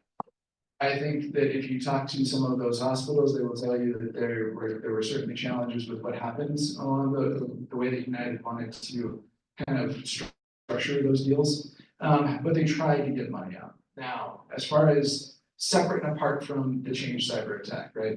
So I think we've all learned a lot of lessons just about the actual magnitude of Change in the first place, and we need to have some very candid and honest conversations of whether it makes sense for us to be the market to be as concentrated in one billing provider. And really, that's what I mean. The PBM world is bad, but it turns out the billing world was a million times worse. So we need to have some conversations about concentration in that space and see if we can figure out ways to break that up. I think you're starting to see providers themselves, hospitals themselves, learn some very hard lessons from Change, and they're diversifying too. We've seen a lot of hospitals move away, and providers just in general start to move away from Change, and I think that's a good thing. Change, we'll see what Change exists after this.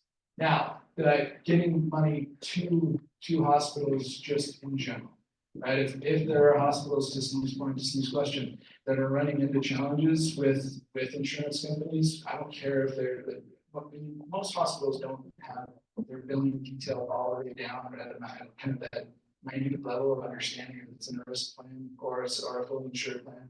We just want to know about it. Tell us, call us, let us know, so we can see what we can do to help. Right. So, Red McLeod, Mason County, full disclosure, not a medical professional anyway. Have peers and friends in the industry, but, I got a couple of questions. The first one is, you talk about, a clean claim or clear claim. Clean claim. Clean. What's the percentage of claims that are actually considered to be clean? Because it doesn't seem like it's a very high percentage. I don't really answer that question, but we can see if we can get it, circle back down. And the other question I would have, and this is from my perspective, trying to simplify things. We know that we've had a lot of legislation that's gone through. Hospitals, especially these rural hospitals, are struggling with a little bit because of their workflow, work capacity, and employees struggled. But they're having to look at how they can be more transparent on costs, procedures, etc. The one challenge I would look at is if I'm a hospital, let's say in Rangeley, I might have 300 different policies of insurance that comes through my hospital. So how do I list out each one of those transparently? Wouldn't it be simpler if we mandated that the insurance companies publish, they pay on those policies, whatever procedure it is, because they know their policies, they know what they're providing. And then they'd be held accountable to actually pay the amount they agreed to. Sure, glad you asked the question, because we just did that. So we just passed that law last year. Well, actually, sorry, this year, last legislative session. So there was a federal law that it actually started underneath the Trump administration that required both ends of the equation. So it required hospitals to provide their billing information, that transparency aspect we just talked through. And then secondly, it required insurance companies to do the same thing. The problem that we ran into, really on both sides, hospitals, it was more of a big mega hospital system, not the rural hospitals that you're talking about. But hospital systems and insurance companies, they were just throwing huge files of data out there. They were filing these huge files of data that nobody could actually use, right? You had to have supercomputers to get into the data to see what the heck was going on. So we passed a law last legislative session that effectively requires the insurance companies, 2 legislative sessions ago, that HIPAA, the Medicaid agency, did the same thing on hospital front. But our law now will require insurance companies to provide that data to us in a simplified way that we can then get out to people. So to do exactly what you're talking about, right? Then I think the question becomes what comes next, whether we're talking about the hospital transparency piece or the insurer transparency component.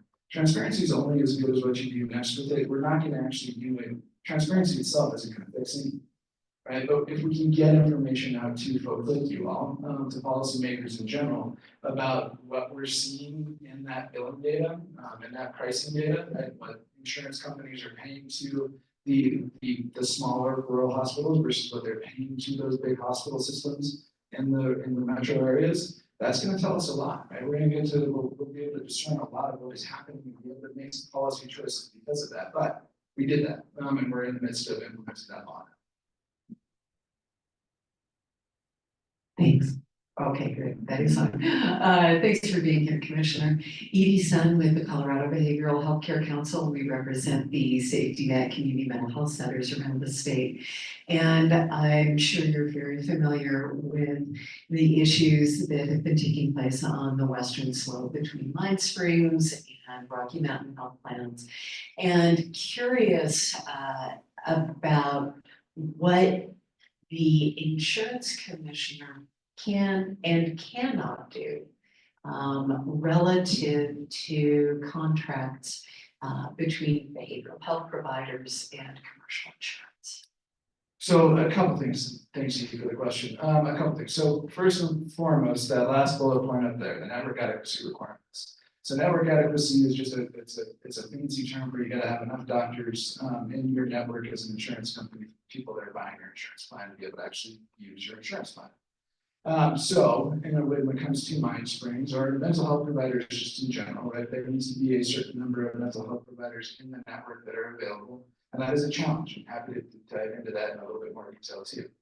But as far as what we can do with the contracts themselves, it's been an interesting conversation. So I've been insurance commissioner for 7 years.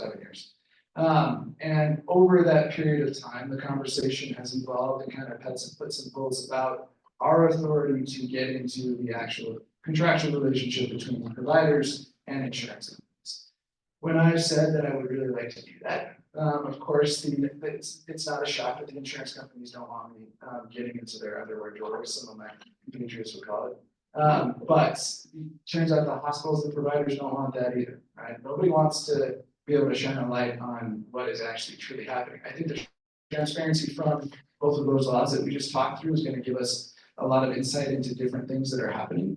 It's going to give us a lot of insight into on the mental health space, if insurance companies are properly complying with the mental health parity laws, which those are in the slide decks too. But as far as really getting into the weeds on the contractual relationship and the billing practices and everything that's happening, we don't have that authority. And that's really why you see HICPA is leading a conversation and the Behavioral Health Authority is leading the conversation when it comes to mind sprints, because they're very closely related to those issues and they are. Do you know what slide that is? Oh, So one more. okay. Right. One of the things that you hit on a little bit was the transparency laws. At Club 20, we take positions for and against different laws, of course. One of the things that at our healthcare committee we talk about frequently is by adding or supporting a particular law, it adds another law that doesn't get complied with. That's actually the conversation we were having before, was how can we work with our legislators, and then actually Steve Erkenbrack suggested I contact you. Huh? How is Steve? He's doing great. He's with He's with the Buell Foundation. Buell Foundation. He's in Denver. Yeah. Yeah, he's doing great. But he was suggesting we reach out to you, and sometimes we struggle with, so is the transparency law going to really make it more transparent, or are we going to get a data dump like you talked about before? And as we look at some of these situations, that becomes a problem. Another issue that exists with the subject we're talking about, and that's denials. On the front end of insurance interactions, they will deny certain things, and they have peer review doctors. And it's my understanding that there's a law in the Colorado books that says that a peer review doctor has to be licensed in the specialty that they're reviewing the case on or something? Yeah, so you're talking about prior authorization requirements. Yes. And it's a whole host of other things that kind of go into the mix. So there was prior authorization reform that happened in this last legislative session too. And it's going to streamline and really kind of take away some of the unnecessary prior authorization requirements that insurance companies would put in place that would lead to some of those really frustrating denials for people, both on the pharmacy side, but on the physical health and mental health side as well. But it's still not perfect, right? Some of the, and really, right, the frustrating stories that you hear about, just the stupidity sometimes, and that's kind of what it is, right? I mean, let's not mix words here. It is just stupidity sometimes when you hear some of these stories about the reasons why, or the situations where a prior authorization was denied. So I think it's going to be really important for us to see how these new laws, how it was Representative Byrd really led the charge on it, how they streamline it, how effective they are in dealing with some of those circumstances that just don't make any sense. And then I think there'll be conversations about what needs to happen next, and if there are things that need to go further. But it is a frustration seen across the board. Now, if there are laws that you all think that aren't being complied with, and if there are specific things, again, we want to hear about it. So it's in this last bullet point here. But just in general, so it used to be the case that the division, we didn't accept, we would get phone calls from hospitals, we would get phone calls from providers about complaining about issues with their insurance company. And we didn't take those complaints. And the division's stance was that we only took complaints from consumers. We started with the mental health space, so actually taking complaints from providers and dealing with them and dealing with the issues. We're now starting to expand that. There's a capacity issue on our end, just to be honest with you, that we don't have the ability to tackle each individual provider's office complaint about their insurance company, but we certainly have the ability, and I want to hear about issues so that if we know if it starts to look like we have macro level issues in our market, we can go out and do something about it with that insurance company. But longer term, we also want to just get into a space where we have the capacity to deal with those one-off issues too, especially with the queue. But if there are problems that you think that there are simply laws that aren't being complied with, we've really tried to reshape who we are as a division of insurance. We're much more active in our market than we used to be. So we'll get into it and we'll figure it out. Yes. Questions? Yes. Go ahead. Hi, you mentioned reinsurance. Can you tell me what the current status is of reinsurance and is it effective? All of the pieces. Sure. Let's go back. Green slides, kid. There you go. Stop right there. So reinsurance going into this filing year has saved Colorado consumers in the individual markets reduced premiums over the 4 years of the program over $1.5 billion. That's billion with a B, right? So we reduced those people's premium in the individual market by over $1.5 billion. We've done that in large part by getting money from the federal government. So that last bullet point there, we've gotten over $800 million up until this year from the federal government in order to fund our reinsurance program. That has then given us the ability to expand coverage to undocumented Coloradans through the Omni Salute program. We built that through our 1332 waiver. So to put it bluntly, the reinsurance program is kicking ass, and it truly always has, and it's going to continue to be incredibly effective. It's led to other ability to really kind of build out the success of the program into other spaces to make coverage more affordable, expand coverage. And I think you're going to continue to see, we're really excited to continue to see it forward. Last year, so when we combined our reinsurance in that waiver, we combined our reinsurance program with Colorado option, and we have got a record record funding from the federal government of $245 million. Up until that point, the most that we had ever gotten was about $190 million. So we substantially increased the amount of money that we got from the federal government for all of our big healthcare programs last year, and it's been awesome. We are on the verge, hopefully, of finding out from the federal government how much money they're going to give us this year. Hopefully, we're going to set a new record again this year. Have you heard that it wasn't successful? Come back. Sorry, no, back in the day when it was first being discussed, I was county commissioner, we talked about it a lot at CCI and supported it and all, and I just had not really heard what had happened with it and how effective it was. So thank you. Yeah, and it would be remiss of me not to really point out how it's impacted the Western Slope too. So the program was designed so that the insurance premium has 3 different scales. And in particular, we wanted to make sure that we were providing the most help to the highest cost parts of the state where we had the highest premium. And the Western Slope, the Cook 20 counties are in that mix. So we've averaged a 35% premium reduction on the Western Slope and the Cook 20 counties for every year of the program. I think last year it got up to about 37%. To give you a comparison, the Denver metro area is in the 17 to 18% range every year. So we have 3 different tiers. You all are at the highest tier of help from the reinsurance program. Yes, ma'am. I'm not sure if you're even able to answer this question, but for the Rocky Mountain healthcare plans, so I'm gonna just put a disclosure out there. I've been removed from insurance for a while on purpose, so excuse me. But a lot of my patients for those lower deductible plans, they've been kind of grabbing those to get catastrophic coverage. They joined me. One of the things that I've seen is those plans that generally have the lower premiums require specific referrals from a in-network physician only to do anything around them. So if I order an x-ray, they have to wait 2 months to go see the primary for an x-ray that they got a week ago.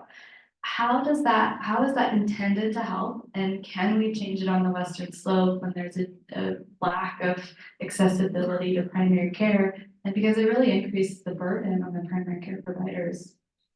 So you have to have some sort of statutory change. So you have to run legislation in order to fundamentally change that along those lines. To require them to take a referral from a direct primary care or somebody outside of their network.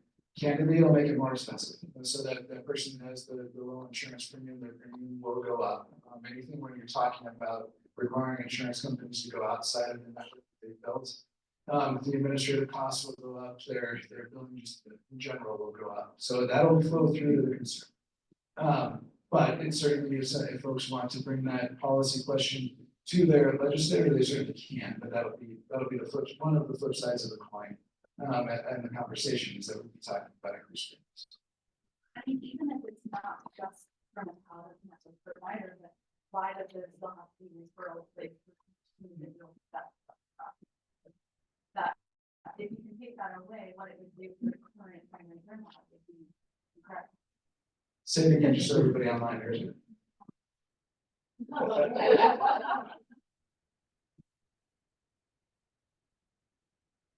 So I fully understand that not every provider can be in network, right? But let's say for in-network providers, can there be an opportunity to cut back on some of that red tape so that referrals to get basic things like an X-ray do not have to add that it's administrative burden that's kind of bringing down the primary care setting overall?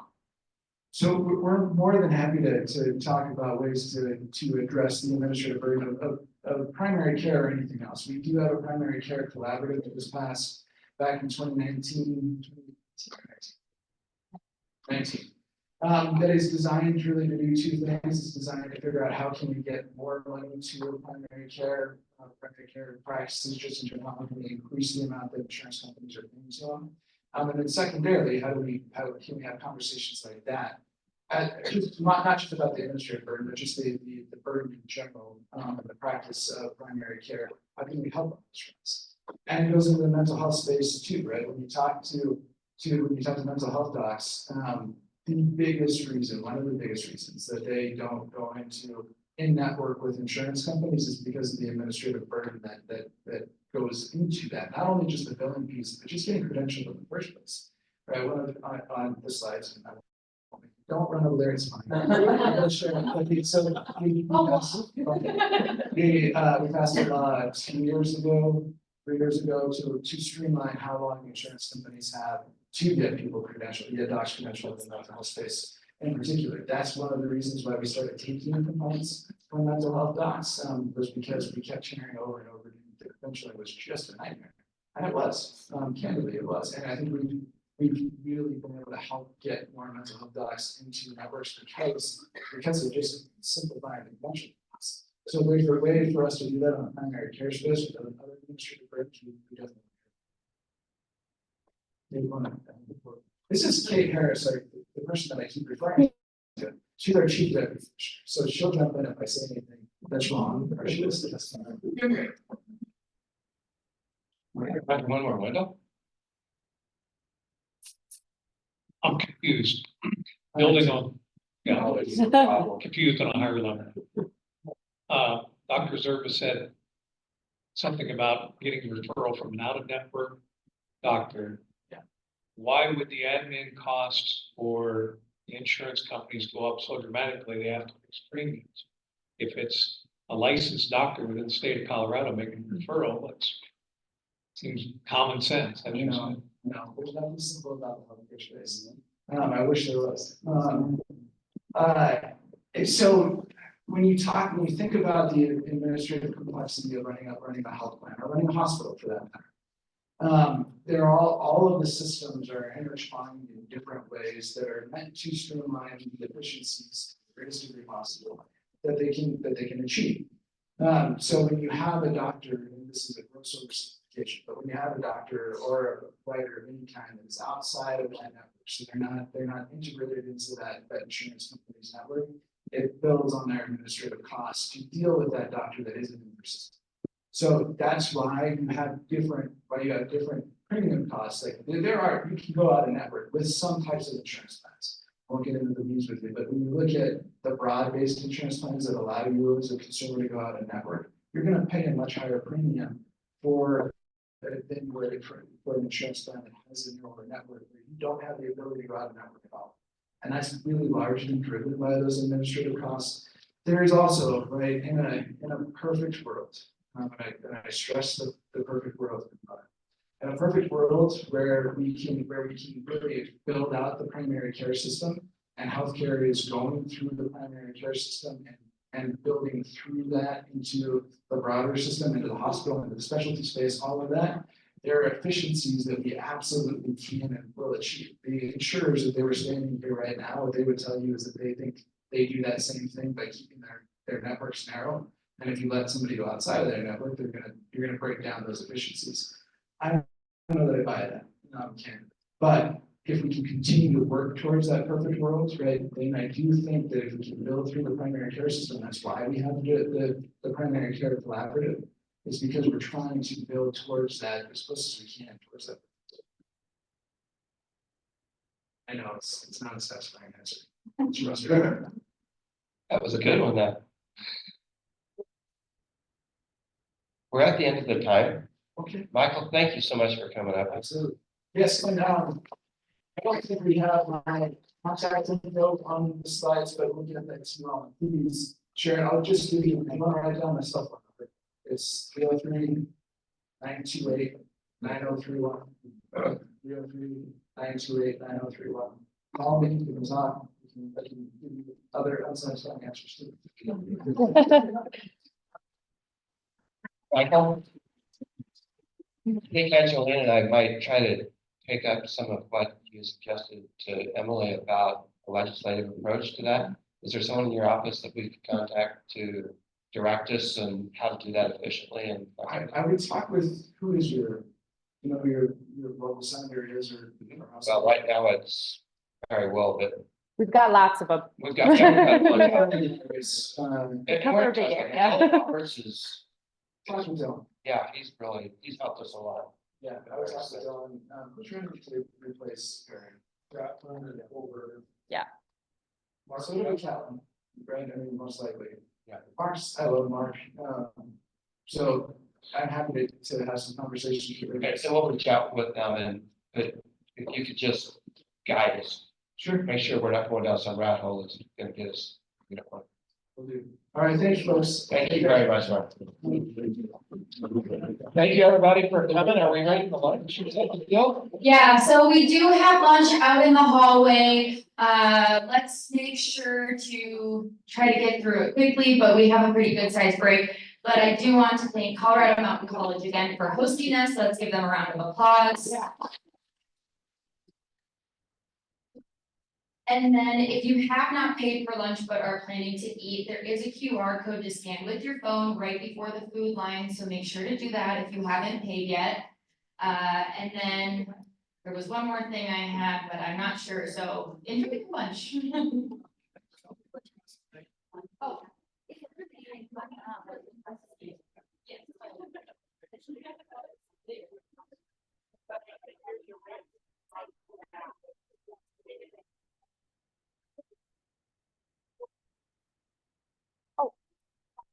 I remember.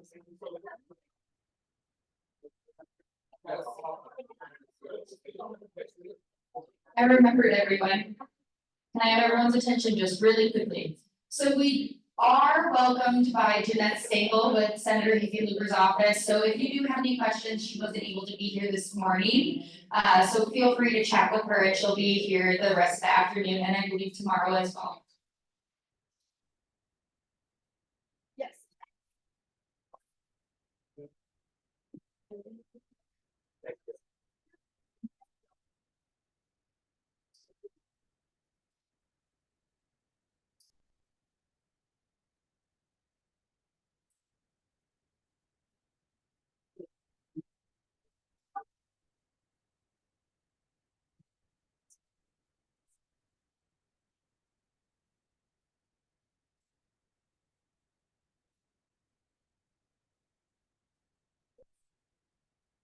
Yeah.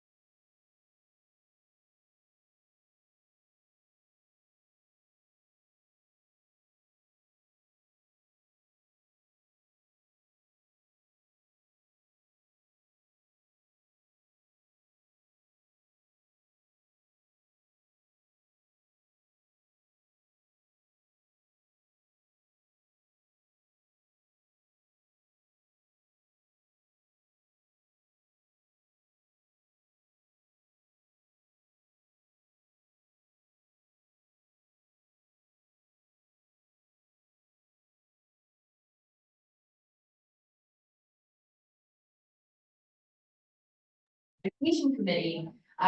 One more quick announcement. Again, I know some of you guys were chatting before, so the restrooms are down the hall that way, straight down, like if you exit those doors, straight down.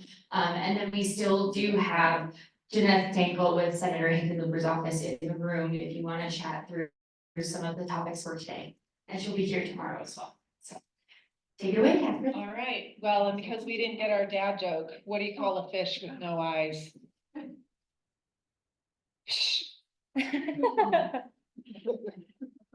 All right, well, thank you, everyone. Welcome to the Education and Workforce Policy Committee meeting. My name is Dr. Catherine Reggio. I am the committee chair, and I am also the vice president for Colorado Mountain College. So on behalf of us all at Colorado Mountain College, we welcome you, and we hope you are enjoying your time here.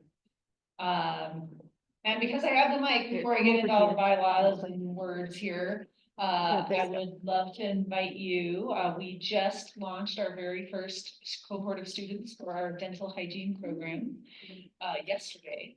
And in order to have a dental hygiene program, you must have a dental hygiene working clinic that receives students in partnership with a community partner you all know and love, Mountain Family Health. And for those of you who might like to see a tour of the new dental clinic that is available for Eagle County, and anyone who wants to come in and schedule appointments next year. Students aren't ready this year, just started. Next year they'll be ready. I'd love to give you a tour after we're done here today. So be available for anyone who'd like to see that. Okay, so in accordance with our bylaws, we ask that only current Club 20 members participate and vote on matters of policy development. If you are interested in becoming a Club 20 member, please see a member of our staff for more information. Discussion is open to members and guests and is a critical part of our community meetings. When asking a question or making a comment, please use a microphone and speak loudly so everyone can hear you, and that includes everyone who's online. That's the importance of microphones.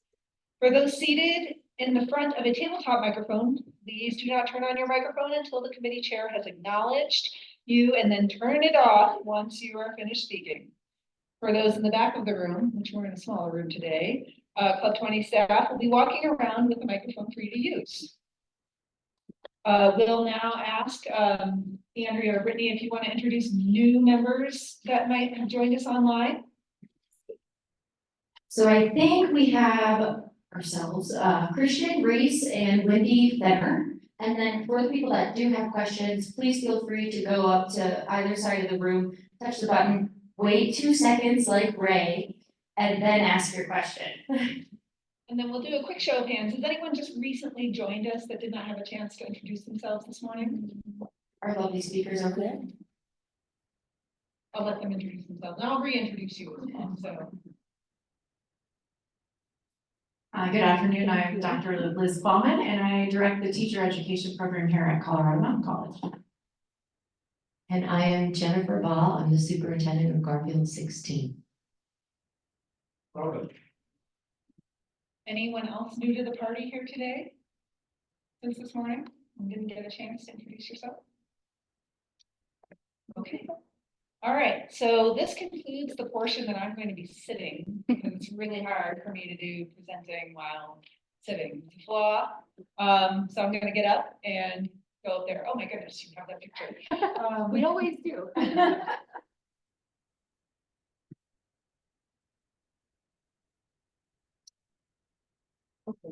there's a clicker there as well.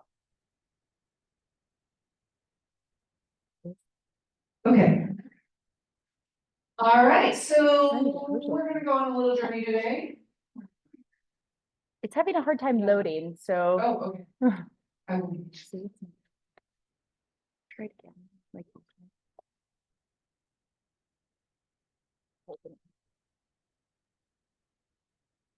I guess while we're waiting for that to load, I will take a moment to recognize the fact that it says co-chairs, and there's only my name. And so, that said, if you know anyone who would like to serve as a co-chair, who is storied and far more storied than I am, I'm all going to do my best, and that's why I have these lovely women with me here today to talk through some of the K-12 things going on. But I would love somebody who would love to talk to you more about K-12 initiatives regularly, so if you know someone who might be interested, I'd love to talk to them about how we could go down this journey together. Did you send it to me? Yeah, it's in a PowerPoint.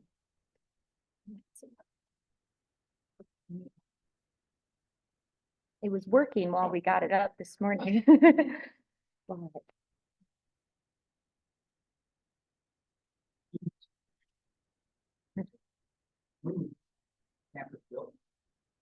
Oh, gosh.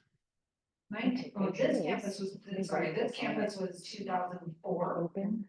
You're sitting in an area that was expanded in 2010. Okay. And then housing was just constructed here over the past couple of years.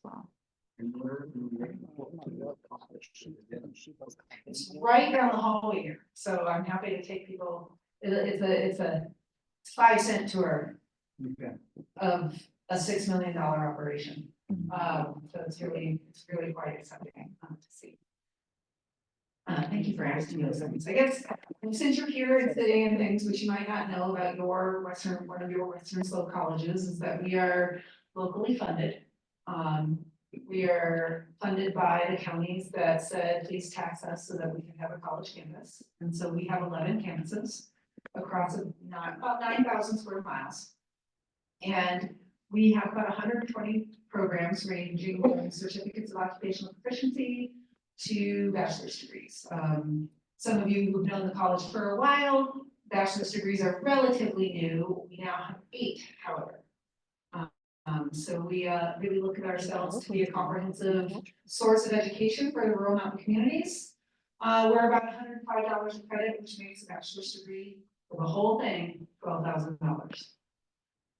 Our bachelor's degree you'll hear from one of the program director, our bachelor's in teacher education, Dr. Liz Ballman is here. But we offer a bachelor's in nursing, bachelor's of business, bachelor's of sustainability, bachelor's of ecosystem science, which is more ecology, bachelor's of integrated media, and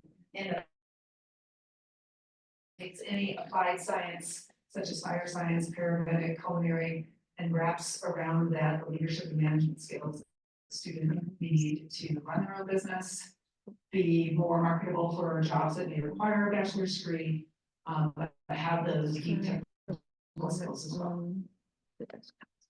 That's who we are and we do. Yes. Something I would like to say on your behalf and under your predecessor, this little pipe dream 2004. Yeah.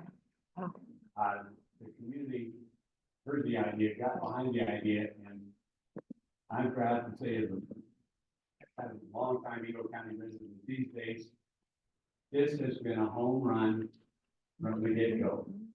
Every chance they had to improve and grow and get more departments and do bigger and better things in the community, outside the community, inside the university school, they've done it. We're sitting in the spot that CMC can be very proud of, but Eagle County and Colorado are probably very proud of it as well. It's a very pleasant story. I'm sure she can tell you a lot more details than I can, but Well, it's a good thing. If you look at them, like it's about a mile radius.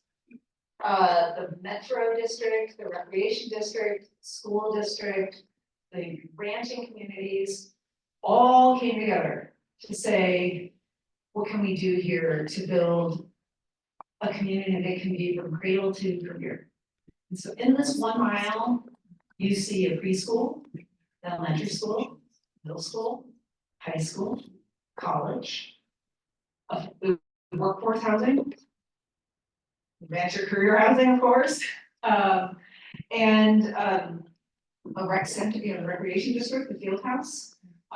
All of that is here within 1 mile. And it was because, and we were talking about this at the beginning here, there is that rural mountain community mentality that that we all hope we remember when we go about things, is that we do amazing things when we are together.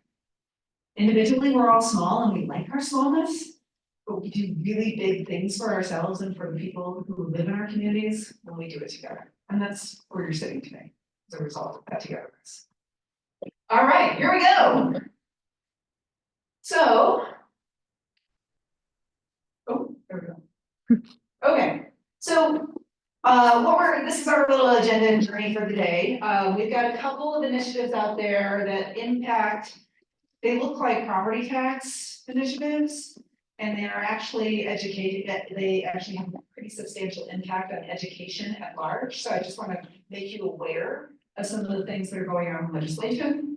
There's some new, we're gonna go through some Senate bills. One that has kind of more of an impact on higher education, just so that you're aware. And then of course the teacher apprenticeship bill, which we're gonna talk a little bit more about, like what does that mean? What does it look like? Colorado Mountain College is one of the first to really launch the apprenticeship program for teacher education, much to the foresight and vision of our lovely presenters here today. And so we thought we'd want to hear more about that so you can see what apprenticeship looks like in action. We're going to talk a little bit about how at least the Colorado, again, we work for you, so how Colorado Mountain College is viewing how we need to educate people in bite-sized pieces. To honor the needs of what kind of education you need when for what you're trying to do here in our mountain communities. So you'll hear me refer to that as stackable credentials. I'll give you some examples of what that means and how we aim to kind of, like I said, bite size and make getting a degree more edible. Like you can stop and go as you need. And when you stop, you have something. And when you're ready to keep going, it goes with you. And so we'll walk through some of those examples as well. And then I'm going to turn it over to Dr. Coleman and Dr. Baugh to talk through kind of that apprenticeship in action for teacher education. Sound like a good idea? Okay, excellent. So initiatives 50 and 108, these are things that are coming, not past legislation. And so when better to know about them than now. 50. An institution, like you can read these things, but there's a revenue cap of 4% on all local governments. Forces a vote for any local district that hopes to maintain revenues above that cap. So you're gonna have to go to the ballot every time you want more than 4%. So the fire district, paramedic, library, all of those things that are supported by local government with mill levies will be reduced. I need to go to a vote for otherwise. This has qualified for the 2024 November ballot and needs 55% of the vote to pass. So this, again, on one hand, you're like, okay, well, this sounds like it's controlling big revenues, but it's controlling local revenues at the state level. And so we'll get to how Club 20 has historically viewed that sort of imposition on local government control. 108. This is going to look really great, right? It's about assessment values, right? And we all know that our property values have skyrocketed and has resulted in just increased property taxes, and people are feeling it. We are having a conversation at lunch where inflation is really having an interesting impact, just when you think about the stratification of our communities, right? The very poor are making more and things cost more.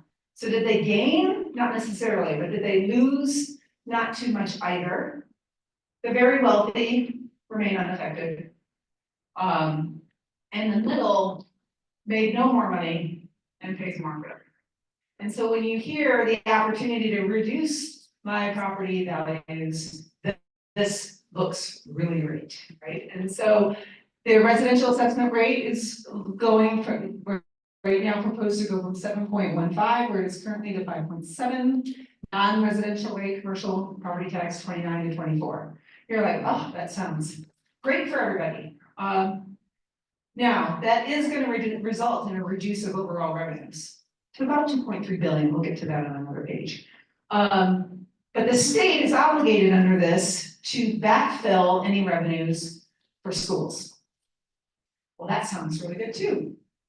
But we have less money to work with, and the schools must be backfilled, great, but where does that come from? When Initiative 50 has imposed a growth cap of 4%. So where does that come from? Well, locally funded colleges were immediately impacted, correct? Because the reduction in assessment value, property tax revenues and the mill levies we have associated to collect the revenues to run the college are immediately impacted. So that's not just us, That's also Northwestern Community College in Craig. Many people don't know that they also have a property tax mill levy to fund their operation. Ames Community College, also rural serving college. They are completely locally funded, like Colorado Mountain Colleges as well. And so it has a direct impact on those colleges that are providing education to rural areas most at this stage. However, that money, where does the money come from to backfill the schools will come from higher ed at large. And so this will have a larger impact on all colleges and universities in the availability of funding, because higher ed is the funding source that floats. Like if we need money for something, it comes from higher ed. If we're having a good year, higher ed gets money back. It doesn't work like the very complex and terrible K through 12 funding model, which is why the provision had to be in there that school districts would be backfilled, because it would make us, shoot us completely down towards the bottom of how we would fund public K through 12 education, which we just can't afford, given where we are nationally with that already. So I share this with you. So this is just for those of you who like charts and graphs more than sentences. This takes a look at where we are today, what happens in 2025, and the expected loss of revenue to locals and schools going forward. And that's a B, 2.25 to 3.3 billion, and then above and beyond 2.3 to 3 billion.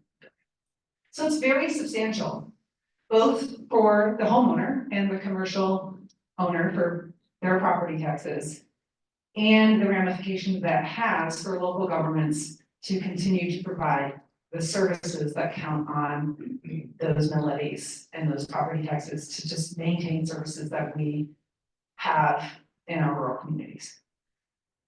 So where are things right now? Yeah. Yes. Is that chart showing what should happen If if it both passes. of them pass? Both And of them pass. how would it change if 50 passes but 108 doesn't? I didn't do that math. I'm sorry. Okay, that's okay.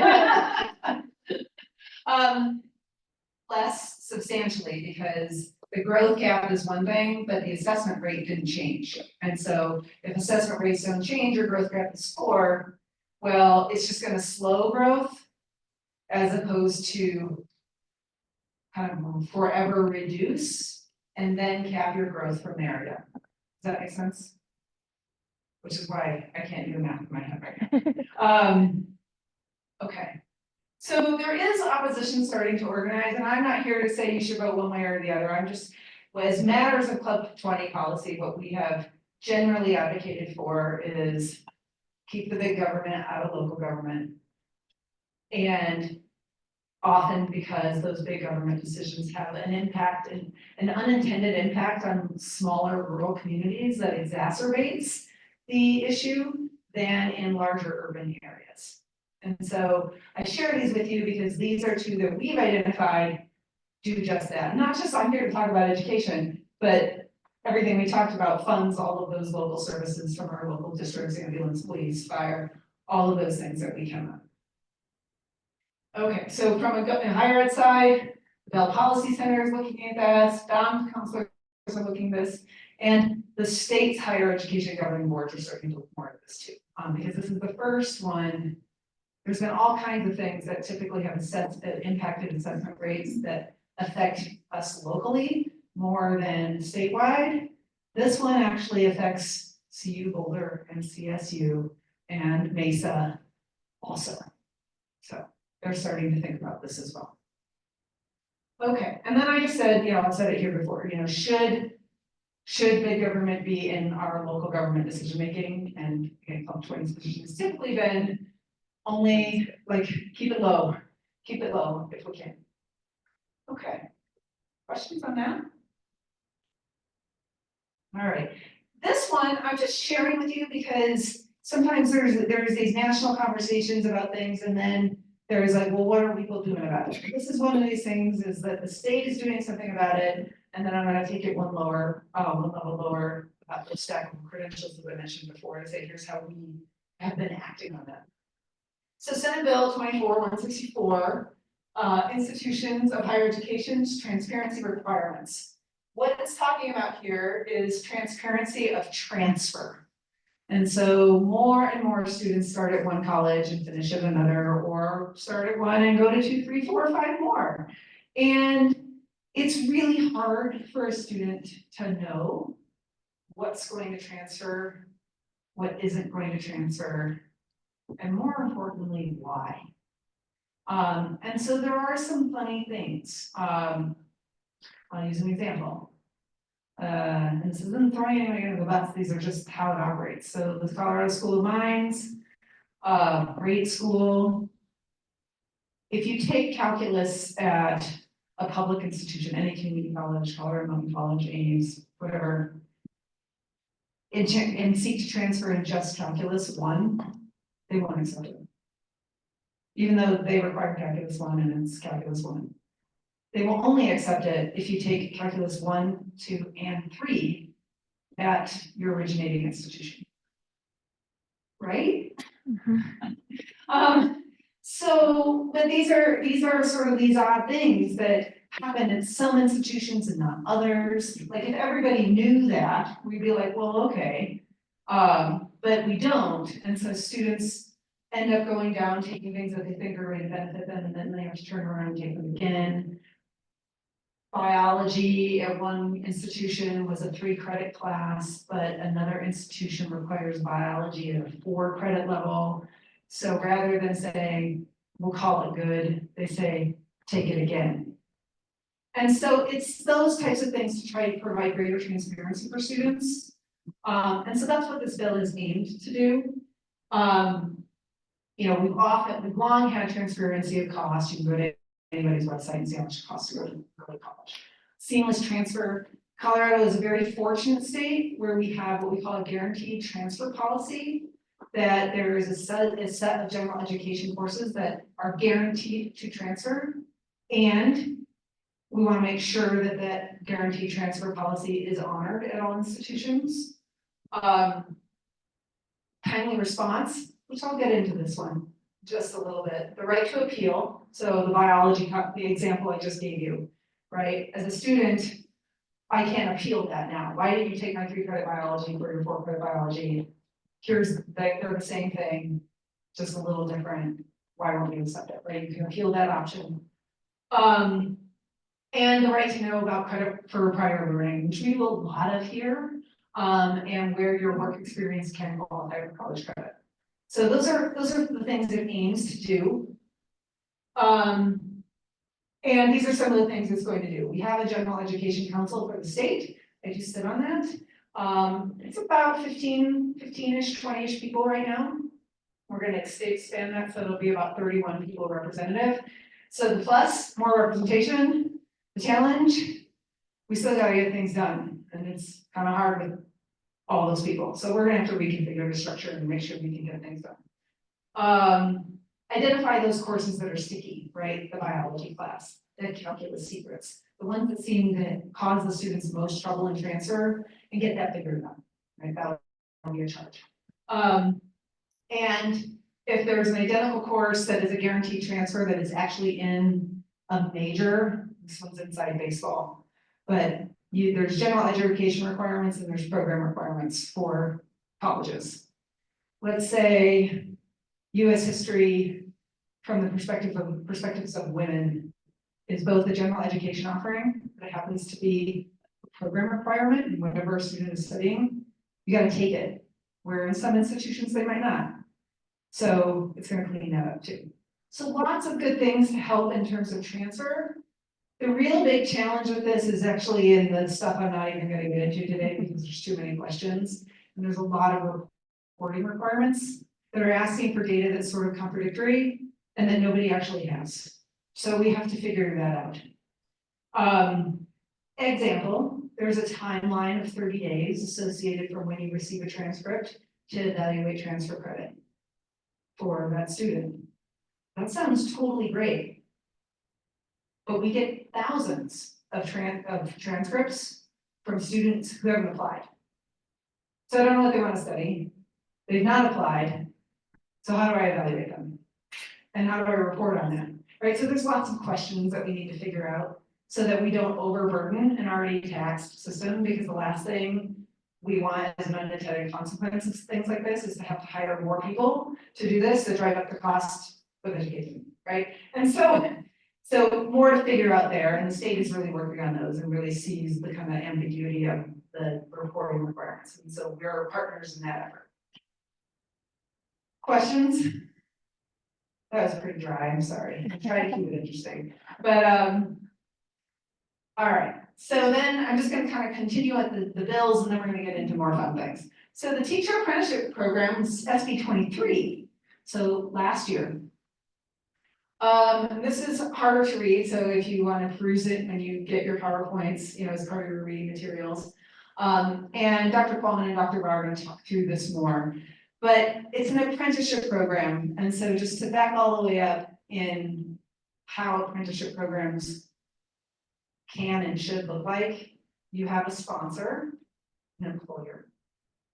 You have a related education provider, a college.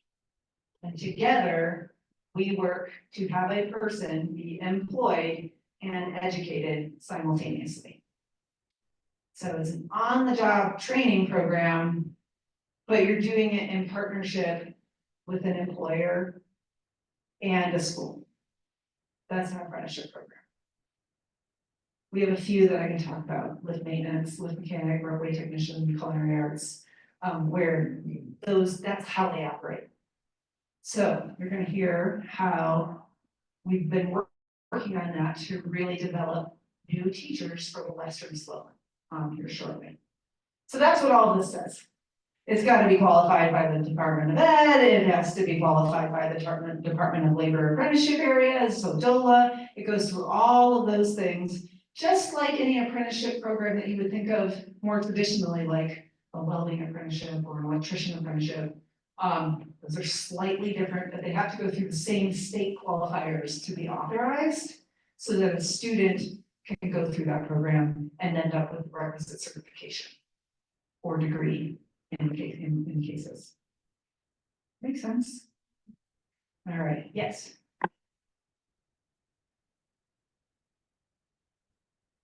Why is this running through the Department of Labor and not Department of Education? Because it's an apprenticeship program.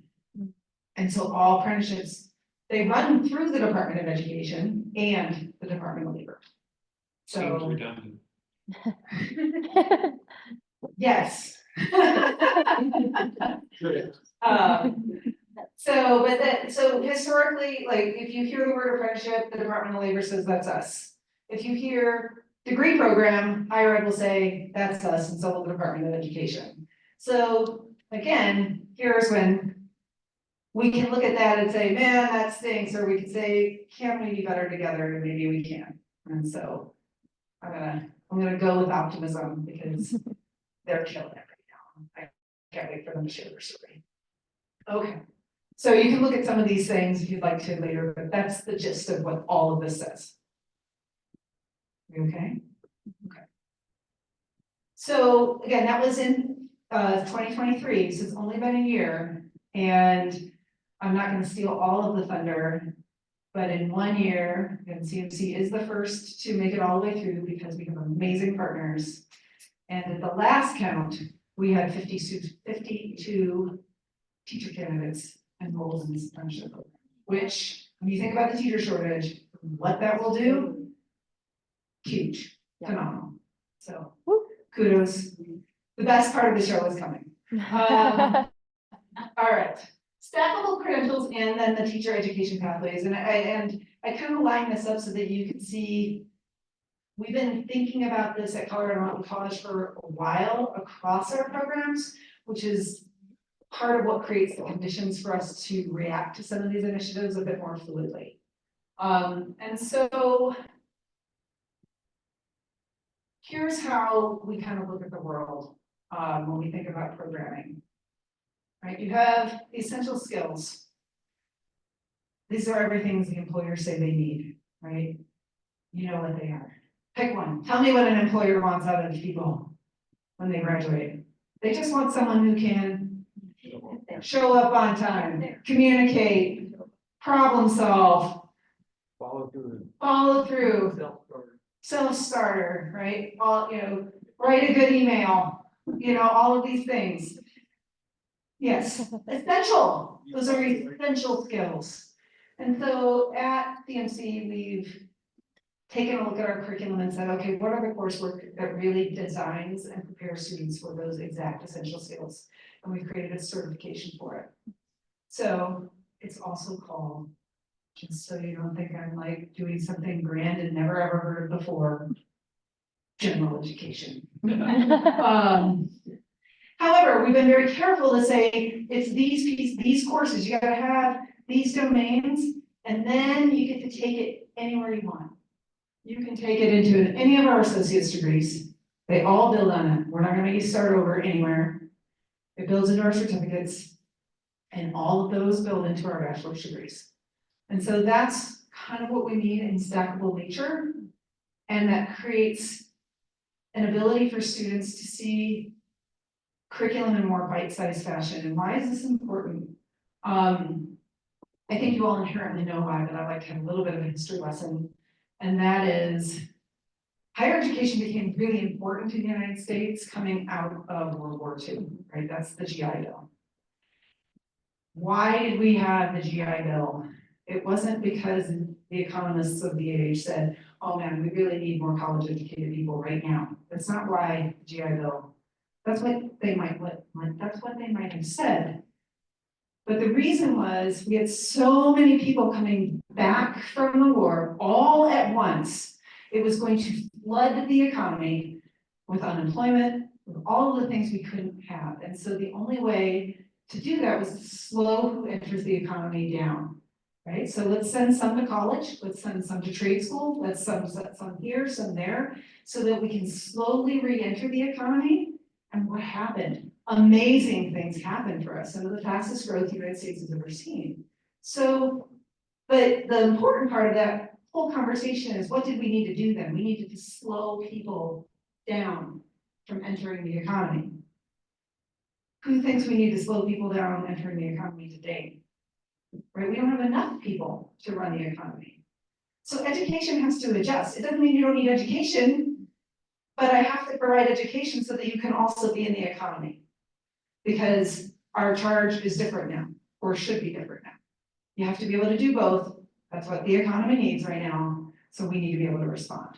And so that's where, if I can do this now and work, and then I can do this portion next, and I can work my way towards, I'm getting the benefit of work experience and contributing to the economy and being a benefit of that economy while getting my education that continues to advance me.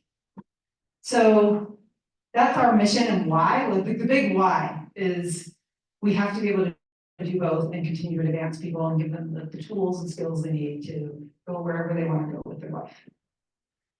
All right, so how does that show up in real life? These are the academic and career communities of the college where our degree programs lie. So you're interested in saving people, health sciences. You're interested in helping care for people, human services. You want to work with trades, skilled trades.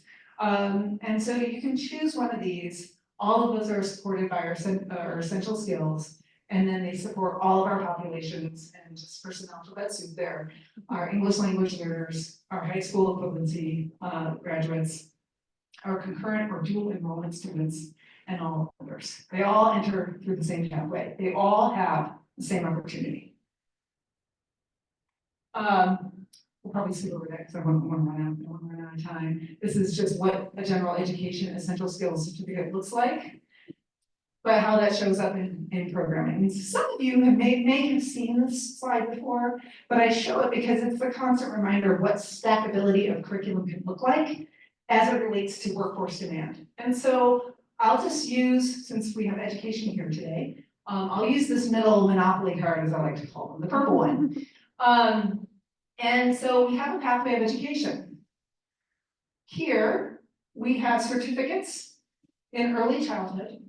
We have that lead right into associate's degrees of early childhood education. And we are the only college in the country that will take that entire associate's degree of early childhood education, country, I should say Colorado, I don't know what country. Probably the country, but, definitely Colorado, where that early childhood education degree can transfer 100% to go get your bachelor's in education. And what we are seeing communities do, and this is where I'm gonna plug for advocacy for people and for our children, is we are seeing some communities in their public school pre-K through 12 systems, if you have a bachelor's degree and your education, early childhood credentials, you're going to be paid at the same level as your K through 6, your elementary or secondary counterparts. Currently, you're not paid the same if you have your early childhood endorsements versus your elementary or your secondary endorsements in many communities. But some communities are saying, nope, we're gonna do it. And in our case, if you have your bachelor's degree pre-K through 6, well, now I'm a big utility player for the school district, right? You can put me in any one of those classrooms, which is a benefit to our schools. So they all lead into one another. Human services. We have 2 certificates in addiction studies. Those are Department of Labor certifications to be a certified addiction technician or specialist. One is at the associate's degree level, the other is at the bachelor's degree level. So you kind of can stack in your certificate, your associates, your bachelor's, you'll get that second certificate along the way. And you can do that in piecemeal fashion. If you already have a bachelor's degree, you can come get a certificate. If you start with a certificate, you can go to work. There are jobs that need that exact credential, and you can carry forward when you're ready. That's the stackable nature. That human services degree, you want to keep going, Masters of Social Work, completely taken. It is the pathway. So that's kind of how we look at this world. I'll share one more, and I'm happy to answer any questions or talk about this freely. I'm just trying to give you the landscape of what stackable education can look like for a person. And we'll focus on trades here.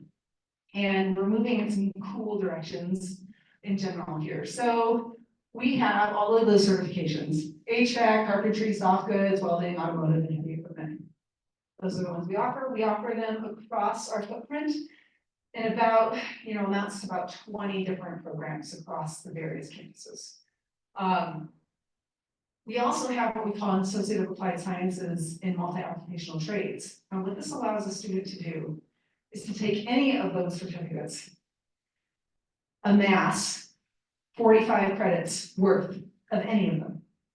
So you can go get your HVAC, you can go get automotive, you can get your welding, 45 credits plus essential skills equals your Associate of Applied Sciences degree, which translates right into our Bachelor's of Applied Science and Leadership and Management for those students who might want to round out with business acumen, because they want to run their own business, so on and so forth. So they stack right into one another. You can go, as we all know, right? You can have your welding fabrication certificate and get straight to work, or you can keep going. And that's what this allows us to do. That is the stackable nature of our curriculum. We're looking at the same thing for information technology right now. All of those industry certifications, how do we qualify those for college credit? Plus essential skills equals a highly demanded information technology specialist. So I hope that helps just to kind of paint what a world can look like for students. If you're really thinking about how they can work and be educated and do the things they want to do at the same time. They don't have to sign up for 4 years. They can just sign up for the next step and keep going. Okay, questions? Yes. Great presentation. I'd like to go back to initiatives 50 and 108. I'm sitting here chewing on that a little bit. Sure. Say they both pass. What will happen to the future growth of programs just like this? And the budgets required to sustain it? Well, thank you for asking that. I can answer for what Colorado Mountain College can and will ask the voters to do. And that is we do have the option to float our mill levy. And so we can go to the voters and say, do we think we should restore the college to its normal revenues, not extra revenues, just normal revenues to keep doing these good things? If we say yes, then that's what we do, right? We have the option to do that, not all colleges have the option to do that. So for colleges without the option, you'll have to make decisions. There will just be less money to do the things that you are already trying to do. So there will be less growth and there will be more of a reduction strategy. We'll have to get smarter about what we're offering, and if you think about some of our really rural colleges, the impact will be really quite substantial. So there's not really a return. I mean, the only thing that sort of solves it is if more people move to the rural communities, because then you have more people. That we know how well that works out. It mathematically never pans out when you compare what's going on in the Front Range to what's going on in the Western Slope. Yes. So with that, I'm thinking about like Northwestern and Craig and all of that and their energy transition. How can we entice those folks to come to those communities and continue their education there so that we can continue to keep them in the community and make the community stronger? If you don't have the funding, we can't redevelop programming, which we are always doing. As a college, you should always be looking at your programming, trimming things that are no longer relevant, as hard as that might be, developing new things like dental hygiene, that are holding great relevancy and need for the community you serve. And if you don't have the ability, you're only going to have the ability to trim, but not reinvent, because you're going to be required to trim. Besides local control being lost again, I think that's the story, one of the stories that needs to be out there. And it's the same, for all of the others that have happened before, all of the other efforts to kind of put a halt on like a rate freeze on assessment values. Rural communities suffer the most because people aren't moving there to kind of offset the revenue. And so that impacts fire, police, ambulance, hospitals, schools, libraries. It impacts everything that makes our societies, not just businesses, which are part of our societies. They are impacted, but they're impacted here. We're sitting here in Eagle County today. Vail Resort relies on Eagle County paramedics very, very heavily. Right? If Eagle County paramedics is essentially defunded, Vail Resorts feels the pain too. Right? And so it's the full circle, it's our ecosystem of small rural communities that can be at jeopardy. If you're asking me, which you're only asking me when I say that, I'm not speaking on behalf of anyone but myself. Yes. I had a question about the concurrent enrollment. Do you CMC has campuses all over. So do you have specific concurrent agreements with communities, or can, let's say, a student in somewhere, Lake City, wanted to say, "Ooh, the CMC has a program I would like to go into later." Can they have a concurrent, or how does that work? Sure. So our main thing is everywhere we have a campus that is supported by the taxing district, we offer concurrent enrollment in those high schools. So we work with every single high school in our authority. Now, if you're outside, it doesn't mean we can't have an agreement. We actually do have agreements. It just looks a little different because it's not under the same state legislation around concurrent enrollment, but we can have concurrent enrollment opportunities with a private school, as an example.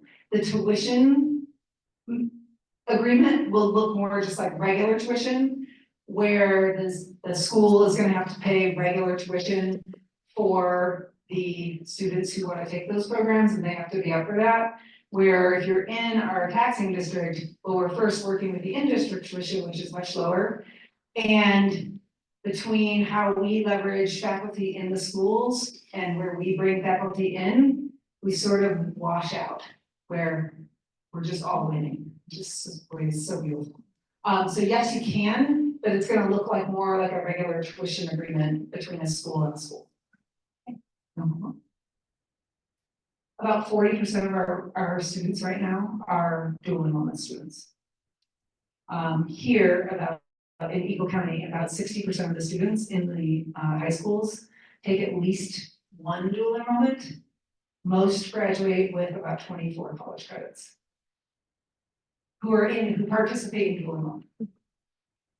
It's pretty cool. Saves people a lot of money. And time. Okay. Like I said, I would love to now officially bring up Dr. Paul and Dr. Bob to talk about just how all this comes together.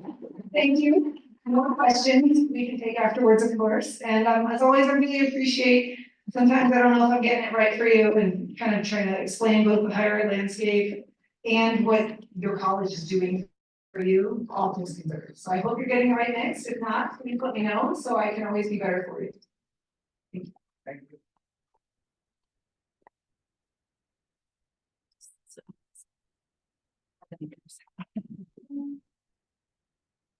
Before we start, I just want to make it clear that when I have to get blood drawn, I always ask if it's a CMC graduate. Because I have tiny veins and they're horrible, and I swear, if it is one of our graduates, they always get it the first time. And if it's not, I get poked like 5 times before they can actually draw blood. So we have excellent programs here at CMC, especially our medical assisting and our nursing programs are wonderful. In accordance with our education program, of course. So I make that clear. So Catherine, thank you for that awesome presentation. And we're very excited about, we're very excited about stackable credentials because it works very well in our program. And then teacher apprenticeship is really going to be a game changer here in our rural communities for quite a few reasons. And I really appreciate your question, why the Department of Ed and why Department of Labor and why together, because it creates a lot of bureaucracy and navigation for us, the employer and the related instructional provider, but not necessarily for the student and the employee. It actually protects them quite a bit to have both of those entities working together to create the pathway. So I think there will be huge benefit for them. Well, I guess we can start with the story of how this occurred. So Garfield 16 is located in Parachute and Battle Mesa, Colorado. So about 45 minutes to Grand Junction, 45 minutes to Glenwood Springs. And we have historically really struggled with getting teachers.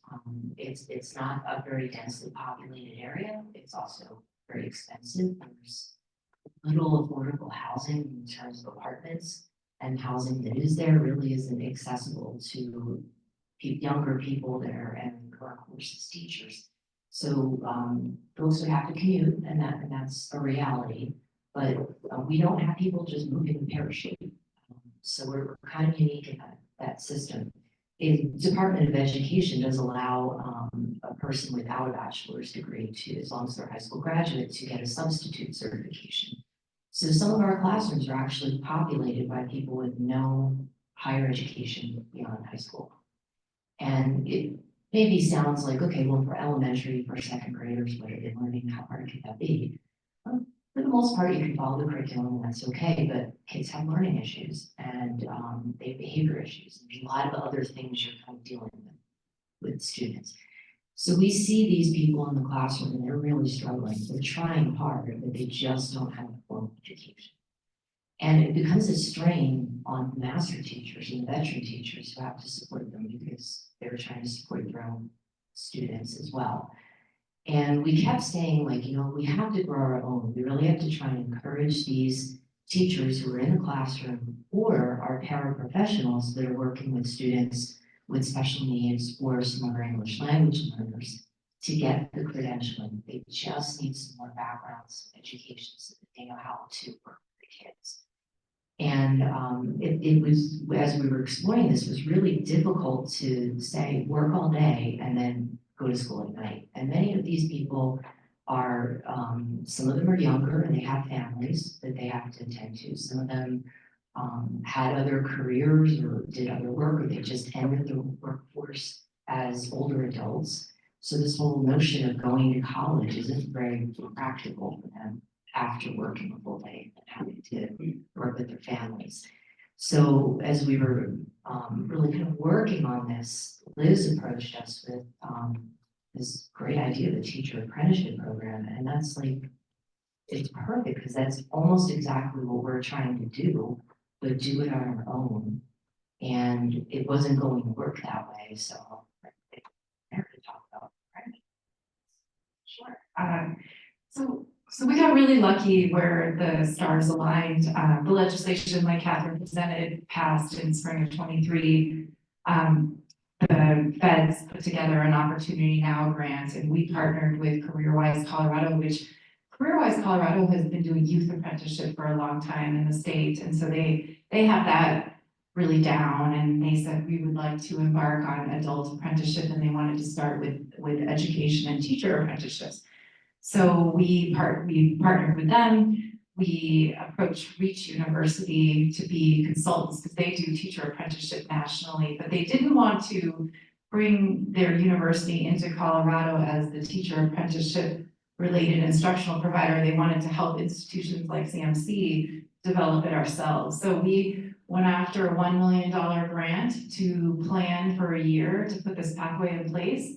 And so that's what we've done for the last year. We started last August.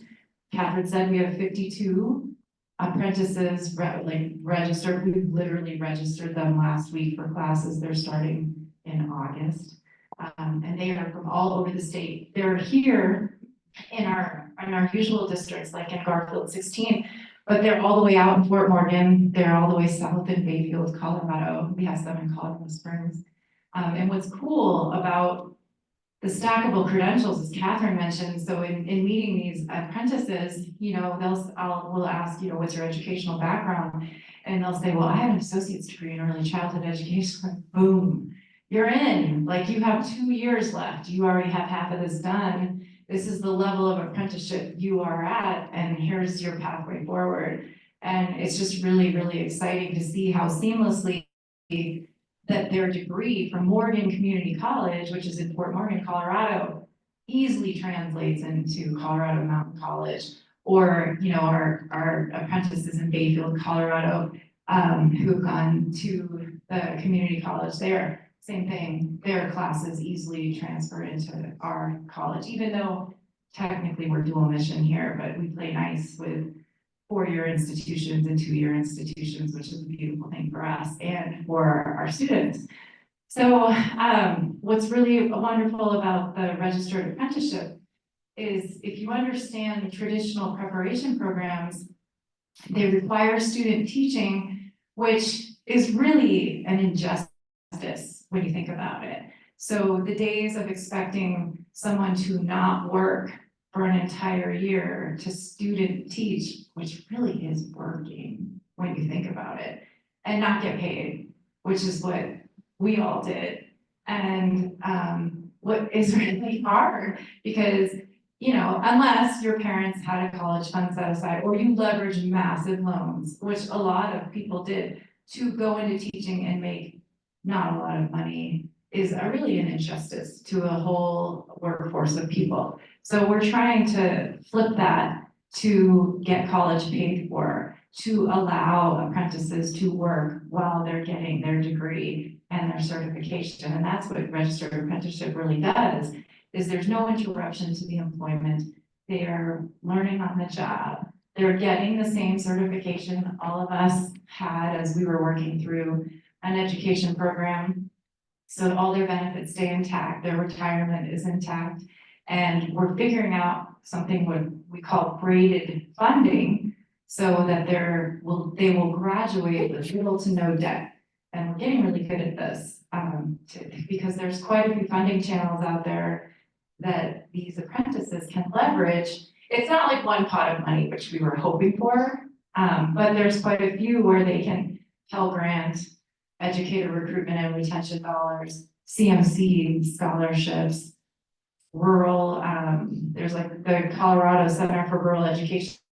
So some of our apprentices already have enough funding in their CMC accounts to pay for their entire bachelor's degree. Because as Catherine mentioned, we are funded differently at CMC, so our cost of attendance is very low.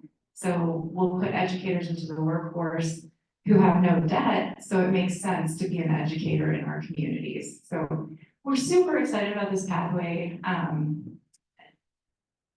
And so far, we have 5 people that are participating in that, and I can share a story about just 2 of them. Laura, she was a mom in the community, raised her kids, her son's now in EMT, other son's in college. She worked as a paraprofessional at our middle school, and she's bilingual, bicultural, and we did not have an English as a second language teacher at the middle school, so she stepped in from the paraprofessional, now teaching the class. We were able to recruit somebody from within our community that looks like the students, that understands what they struggle with, that understand their families, knitted and braided into the community.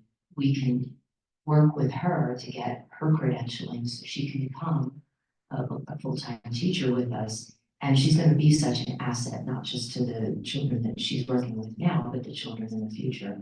She also creates a pathway for some of our other students who will be able to look up to her and say, hey, I can do this. Another one of our teachers, Melanie, same situation. She's a grandma. She's 62 years old. She never ever thought she would get a college degree. That just wasn't something that, was important to her throughout most of her life, but she loves the kids dearly and wants to do better for them and wants that help and support to be able to do that. So just to kind of put a human face to how this is not just helping a very real problem that public schools have, but it's also helping the community because you're employing people who otherwise might not be contributing to that economy, and they start to see things in themselves that they didn't think they could ever do, and they can be inspirational to our younger children who that role model. Melanie is a graduate of CMC, but her transcript is so old, we have to find it. I think she graduated in the 80s with a degree in art. So she has some like, I love that you talked about transferability, so we have to go back to our own institution and transfer her credits into our program. So I love that. But we're super excited for her to continue on this dream of getting her certification. This is what a beautiful thing about having great partners, for one, like Garfield 16, having Jen be a partner. CareerWise Colorado is an amazing partner. We joke like there's safety in numbers. To embark on a project like this as just us, CMC, would be really, really challenging. So that was key to making this happen. And Catherine's right, like there are definitely other, like we will be probably the first to launch with actual people registered as apprentices. There are other institutions of higher ed who are working on this in other school districts as well. And we're all in various stages of how far along we are because it's so new with the current legislation. There are also other districts in Colorado who've been working with the US Department of Labor on registered apprenticeship programs in various states, but this is the first concerted effort that the state has put forward to really organize it to mitigate teacher shortage and really create, a socially just pathway for educators to get certified and then make teaching something that people would like to do as a profession and be able to afford it and stay in the community that they love to be in. Well, I have a quick question, just because, again, it is new, so I'm learning too. So the students are registered for classes and they're getting ready for the fall. How are they interplaying with one another? So class and classroom, where do they get what? And how do they make all that happen? So are they going online at night, or are they, or is it all inside the classroom? Like how's that all kind of coming together? Yeah, so one of the requirements is that they can do this entire program remotely. So they are taking synchronous remote classes, which means like a Zoom classroom. And they have to be able to access these classes outside of their work days. But we have kind of changed the percentage of how much time they're spending with a professor and how much time they are learning on the job. So we have developed competencies that they are demonstrating on the job, and they all have a mentor teacher who is an experienced teacher in their schools who is coaching and then also watching for them to demonstrate those competencies in their schools, and then reporting back to us as when they've demonstrated those, and that's how they move from levels in their apprenticeship. Probably very similar to other apprenticeship programs where they're working with a master in whatever industry they're working in.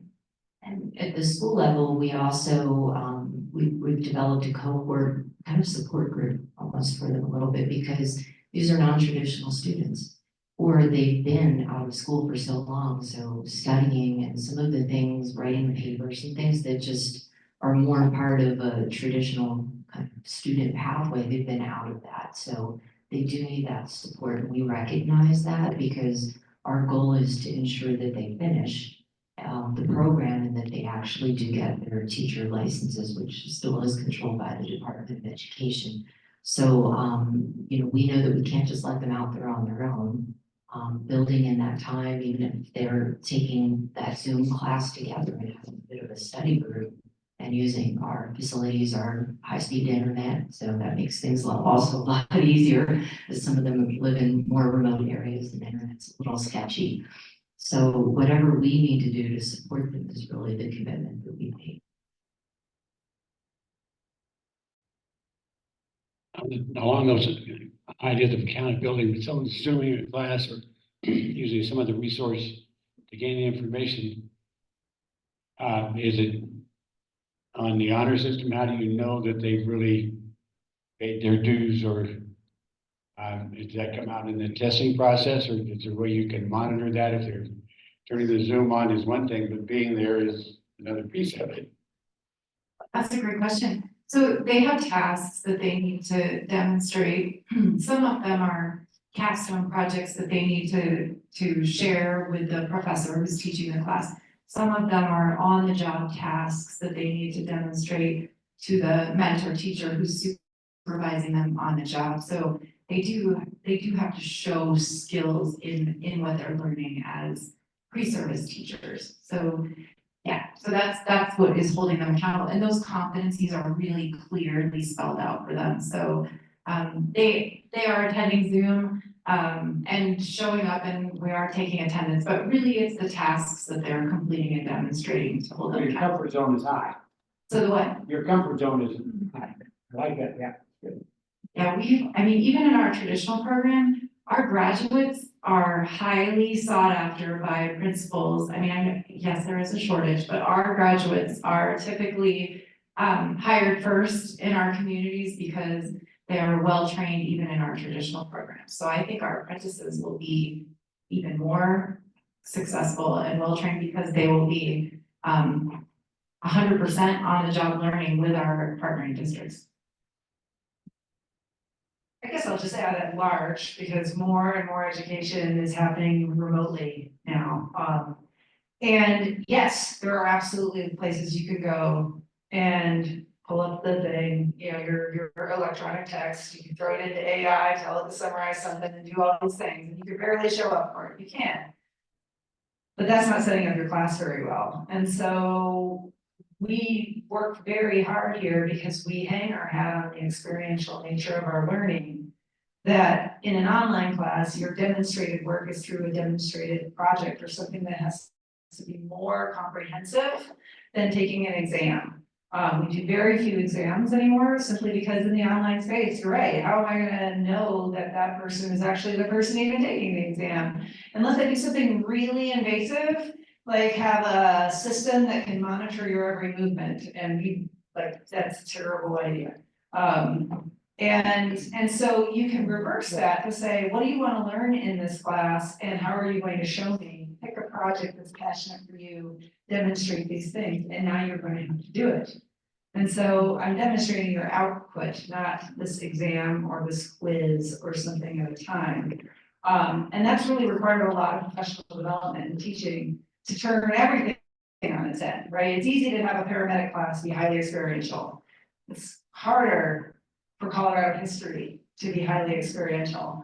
But how do we put a project-based approach into that, even in the online space, so that you have to demonstrate your effort and demonstrate your passions and what you've actually taken from this history class, not regurgitate what I taught you in this history class. I hope that helps a little bit, just how we looked at learning as online learning has evolved. Well, and these are elementary programs and they're super obsessed with doing everything right anyway. So like they demonstrate a lot, you know, Got just. very willing students, Yeah. they want to, all want the same goal. Yeah, like we're always like, it doesn't have to be perfect. It's like imperfect is actually kind of a cool place to exist. And they're like, no, how did I make it better? And it's like, well, you can keep working on it. You had a question. Ray Beck, I'm Reagan Mountain County.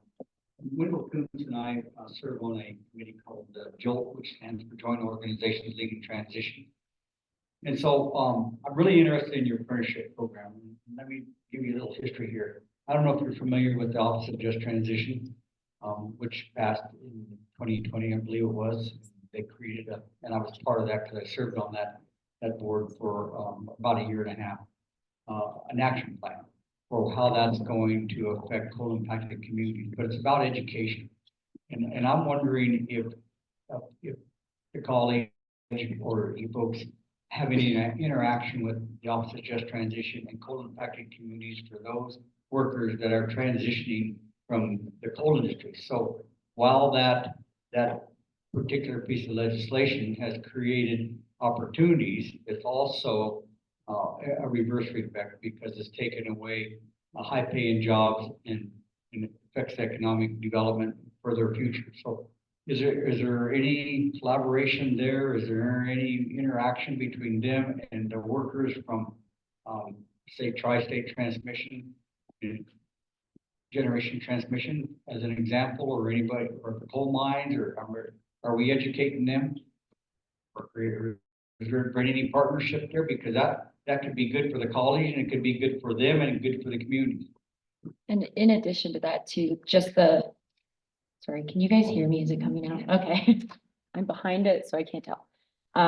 In addition with that, you know, where those backfill funds that we spoke about earlier, you know, supporting the fire districts, the water districts, the school districts, all of that, I feel like there has to be a conversation there, because how are we going to continue to fund these resources in the community while attracting those? So I think that's a great question.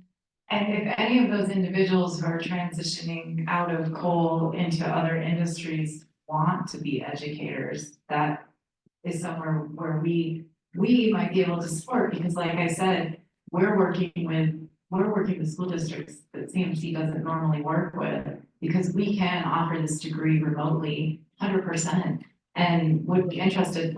And other disciplines in the college might consider something similarly as well, and can do that. And that might be where those conversations start, but then those individuals can stay in the community and continue in other industries, and get educated at home and not feel like they have to leave to do that. And I would imagine in Moffett County, teacher shortage is just as bad as it is everywhere. And we would absolutely love to help with that and have people be able to stay at home and not feel like they have to go to Grand Junction or go somewhere else to get that education.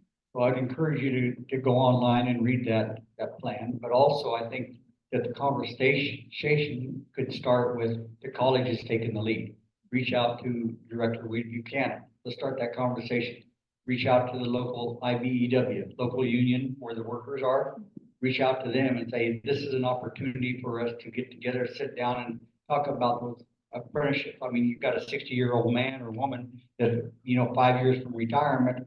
Do I really want to take out an apprenticeship? Do I really want to change my career when I'm that close to retirement. So all these conversations are important, and what can we do to help you reach that goal of retirement, but also maintain some kind of quality way of living, so to speak. Does that make sense?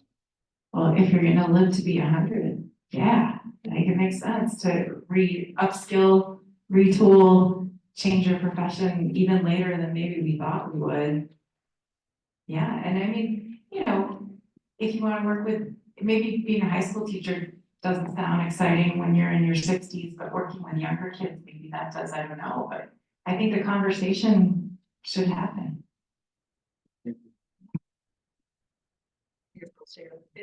It's one of the things that we're working on right now. So in the spirit of creativity and working on things where another option for transition may be in IT. We are trying to take a look at all of those IT certificates that are out there, right? Google certificates, coding, database, Cisco, all of these certificates that are constantly updated by the industry. And what we found with we have an IT program, but it is so hard to stay up on it, right? It's constant, like the companies are constantly changing. And so how do we stay up with the curriculum?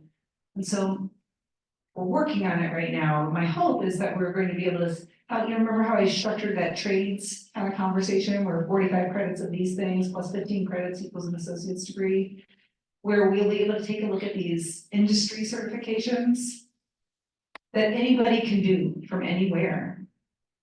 Grant college credit for those, that they would amass to 45 credits plus your 15 credits of essential skills.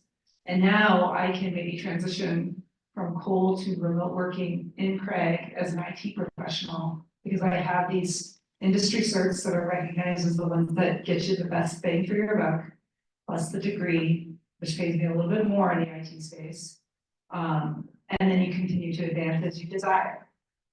So there's another option there that we're trying to build that stackable degree that you can even start outside of education,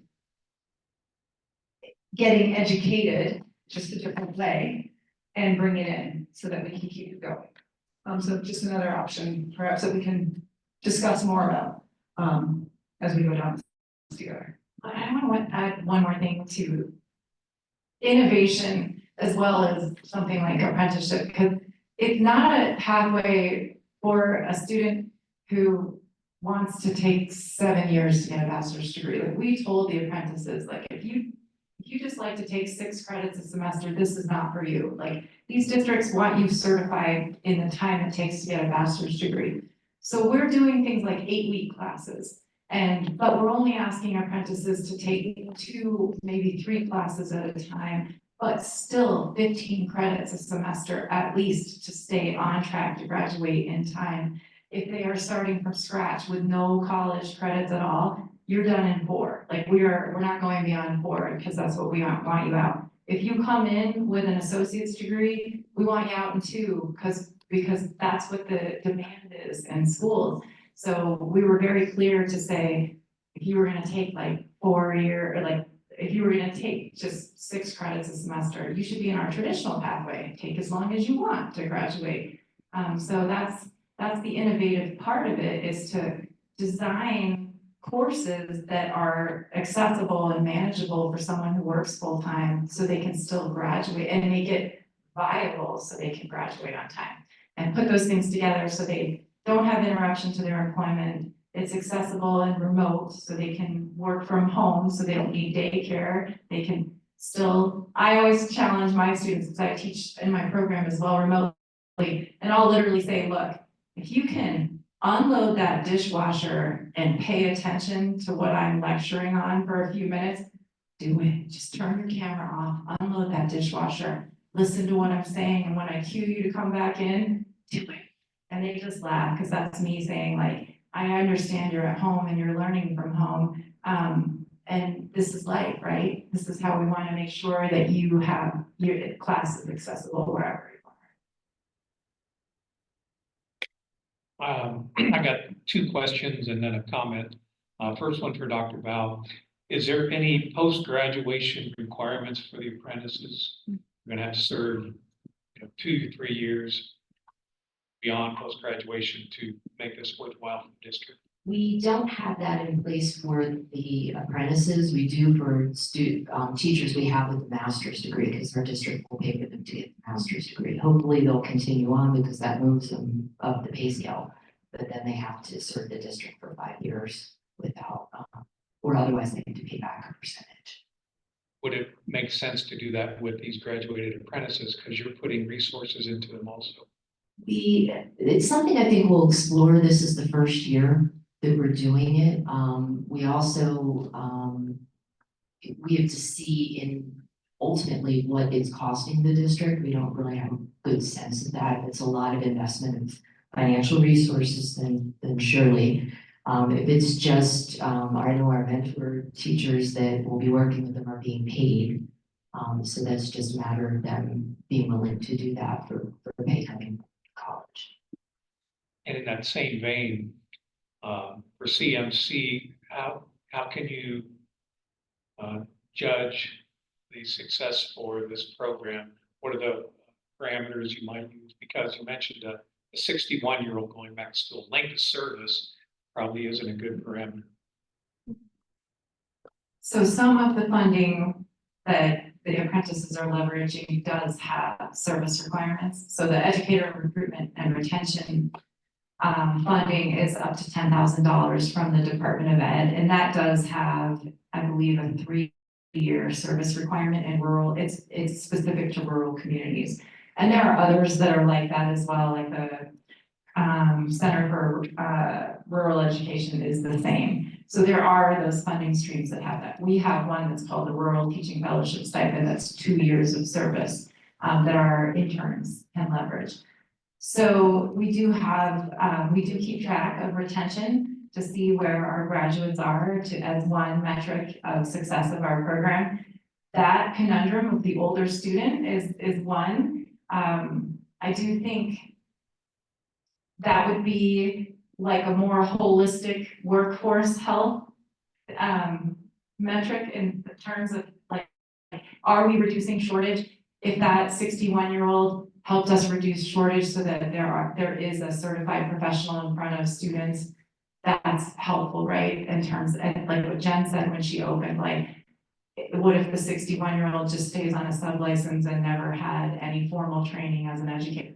And what she didn't say that's missing from a lot of those individuals on sub-license, they don't have necessarily formal reading training that beats the READ Act for the science of reading. And if they are in a K-2 classroom, that means those kiddos are not getting formalized reading training like a certified teacher would understand. They do get district training, and I know you all like meet at least the 45 hours or Peppers training. That's not the same as what a preparation program would provide. So that's where that's helpful.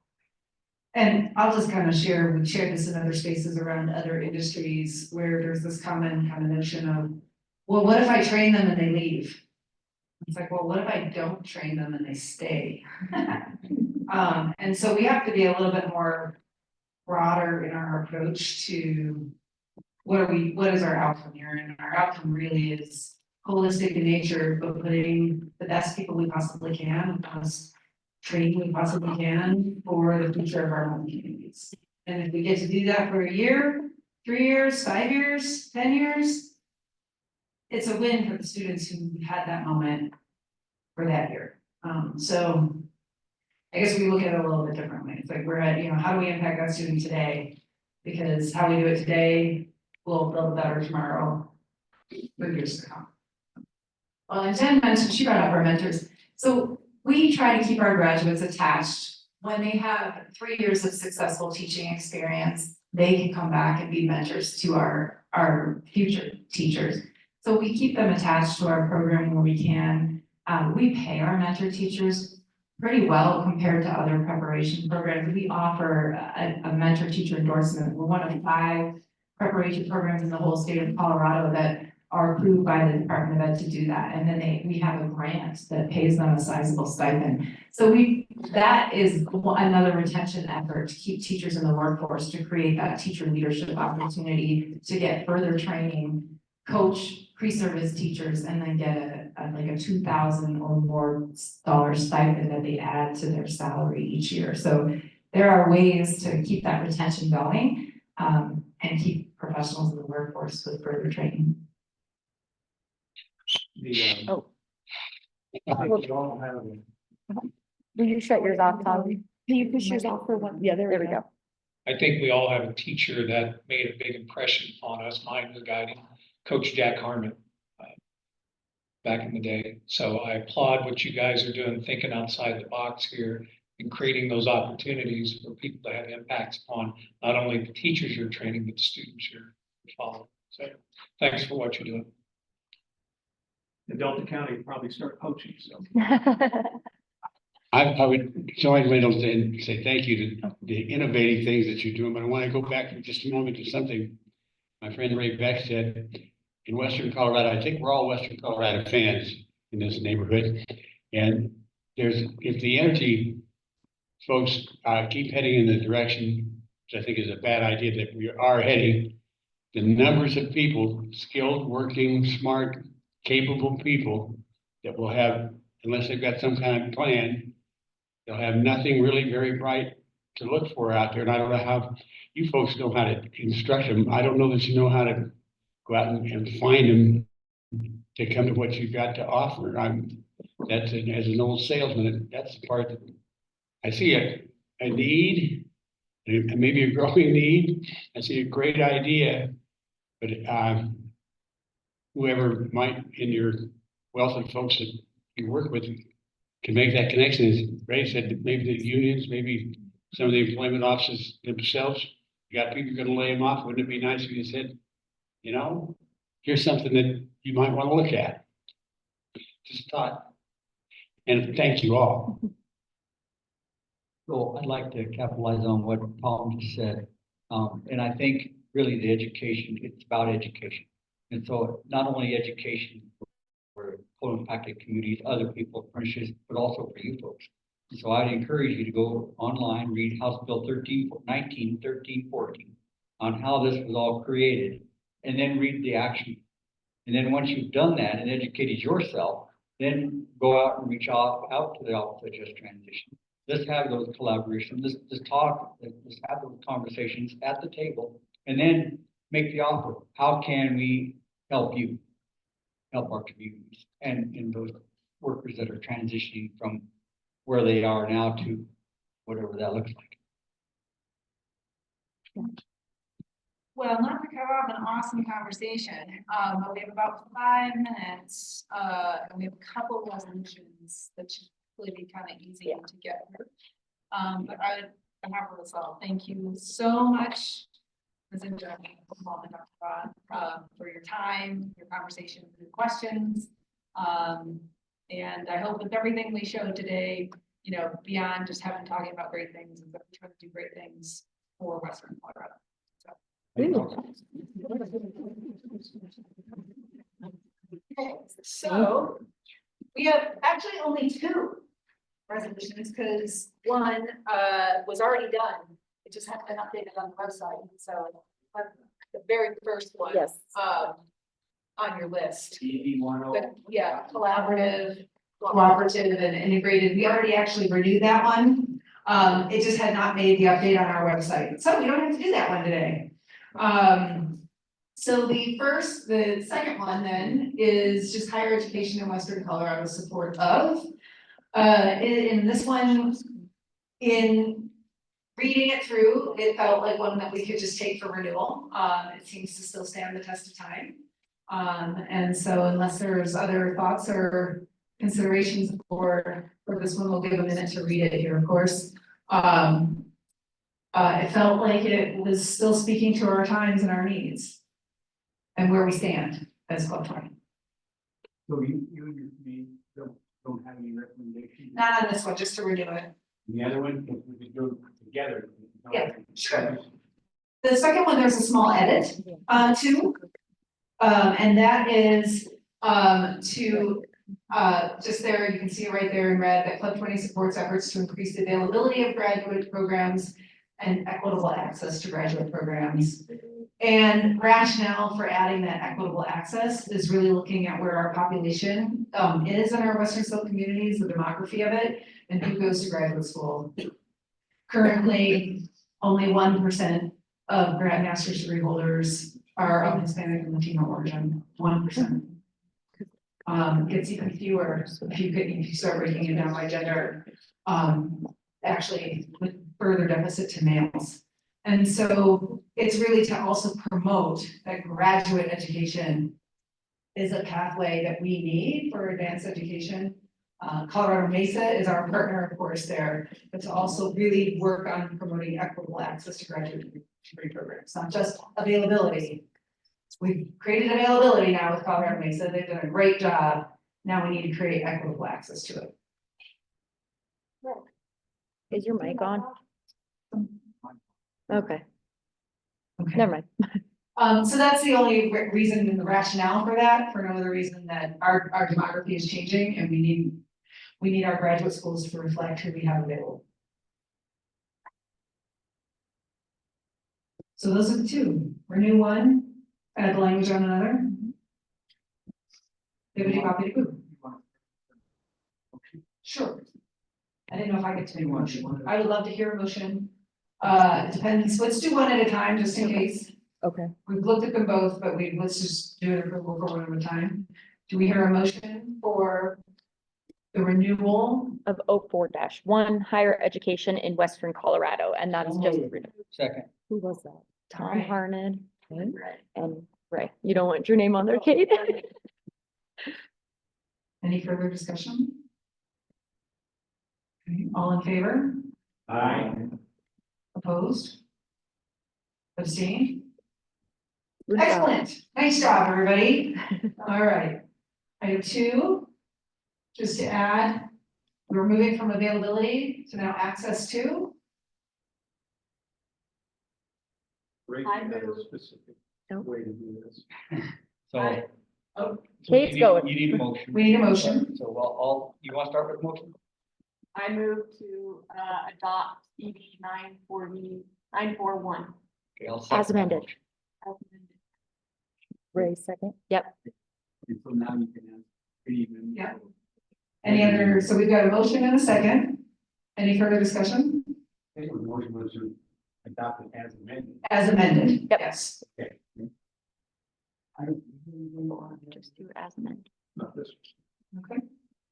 All right. Hearing no further discussion, all in favor? Aye. Opposed? Abstain? Woo, we did it, it's 2 o'clock, there we are. Friends. Okay, and so we'll keep working on, yeah, these are some of the easier ones, there are a few more difficult ones that really get into financing of education. And as we just presented, there's a whole lot going on financing wise that we sort of need to see what happens to help inform policy change or advocacy change. So there you go. Well, with that, I'm gonna turn it over to you, and then I will, once we've officially closed things up, I'll hang out for anyone who'd like to go take a look at that really cool, awesome empty clinic. If you'd like to see it. Awesome. Well, let's give Catherine and Education Committee a round of applause. And then last but certainly not least, before we let you all go, if you have questions that you want to be considered for our upcoming debates in September, please scan this QR code and make sure to save your dates, or save the date for our debates on September 21st. That'll be hosted at Colorado Mesa University. Like I said, we're doing a whole higher education support for all of our meetings this year, so that's kind of fun. And then we do have a reception this evening, starting at 4, just at the Craftsman Brew. It's very relaxed, informal reception. Oh. Craftsman Brew Co. And then the 0105 Edwards Village Boulevard, right here in town. I think it's just a couple minutes away from us. Go, back out to the roundabout and take the option to go left over to the other side. Like you're headed down, you come by, on your right comes the next roundabout, and the restaurant called the Gas House, the log cabin on the right, get in the roundabout, go around, past that exit, second exit. Go head back south again, you go about 2 blocks. 2 blocks, right, you run into it. As you can tell, it's very easy to get there. Easier, but now we're roundabout. Yeah, or just plug it into your phone, but before we leave, one more dad joke to end the day. And has a few of them there. Why did the banana go out with the prune? Because he just couldn't get a date. And then there's a response, sounds like he was just plumb out of luck. I hear prunes are better at raising kids. And probably got his feelings squashed. Yeah, but if they get married, their parents said they can't elope. Okay, with that, thank you. We'll see you all tomorrow morning. We'll get started again around that 8:15 time frame. I don't know how to turn it on. And thank you. No problem. I'm so glad it worked out. Awesome. Yeah. Oh, Yeah, sure. there's so much. Is there, maybe if we could put it like in the break room fridge or something and people can help themselves tomorrow? Yeah, no, we'll take care of it. Because we have so much food and we don't want to just toss it. I'll go to the front desk and see if Okay. like they're happy to, because we have students coming in tonight too, like, Oh. yeah, so. Yeah, we have just so much food and we don't want to waste And it. there's even construction workers that we're working on. Yeah, yeah, okay, yeah. Anyone and everyone. I hate throwing food away. Come on. I know. Okay. Yeah.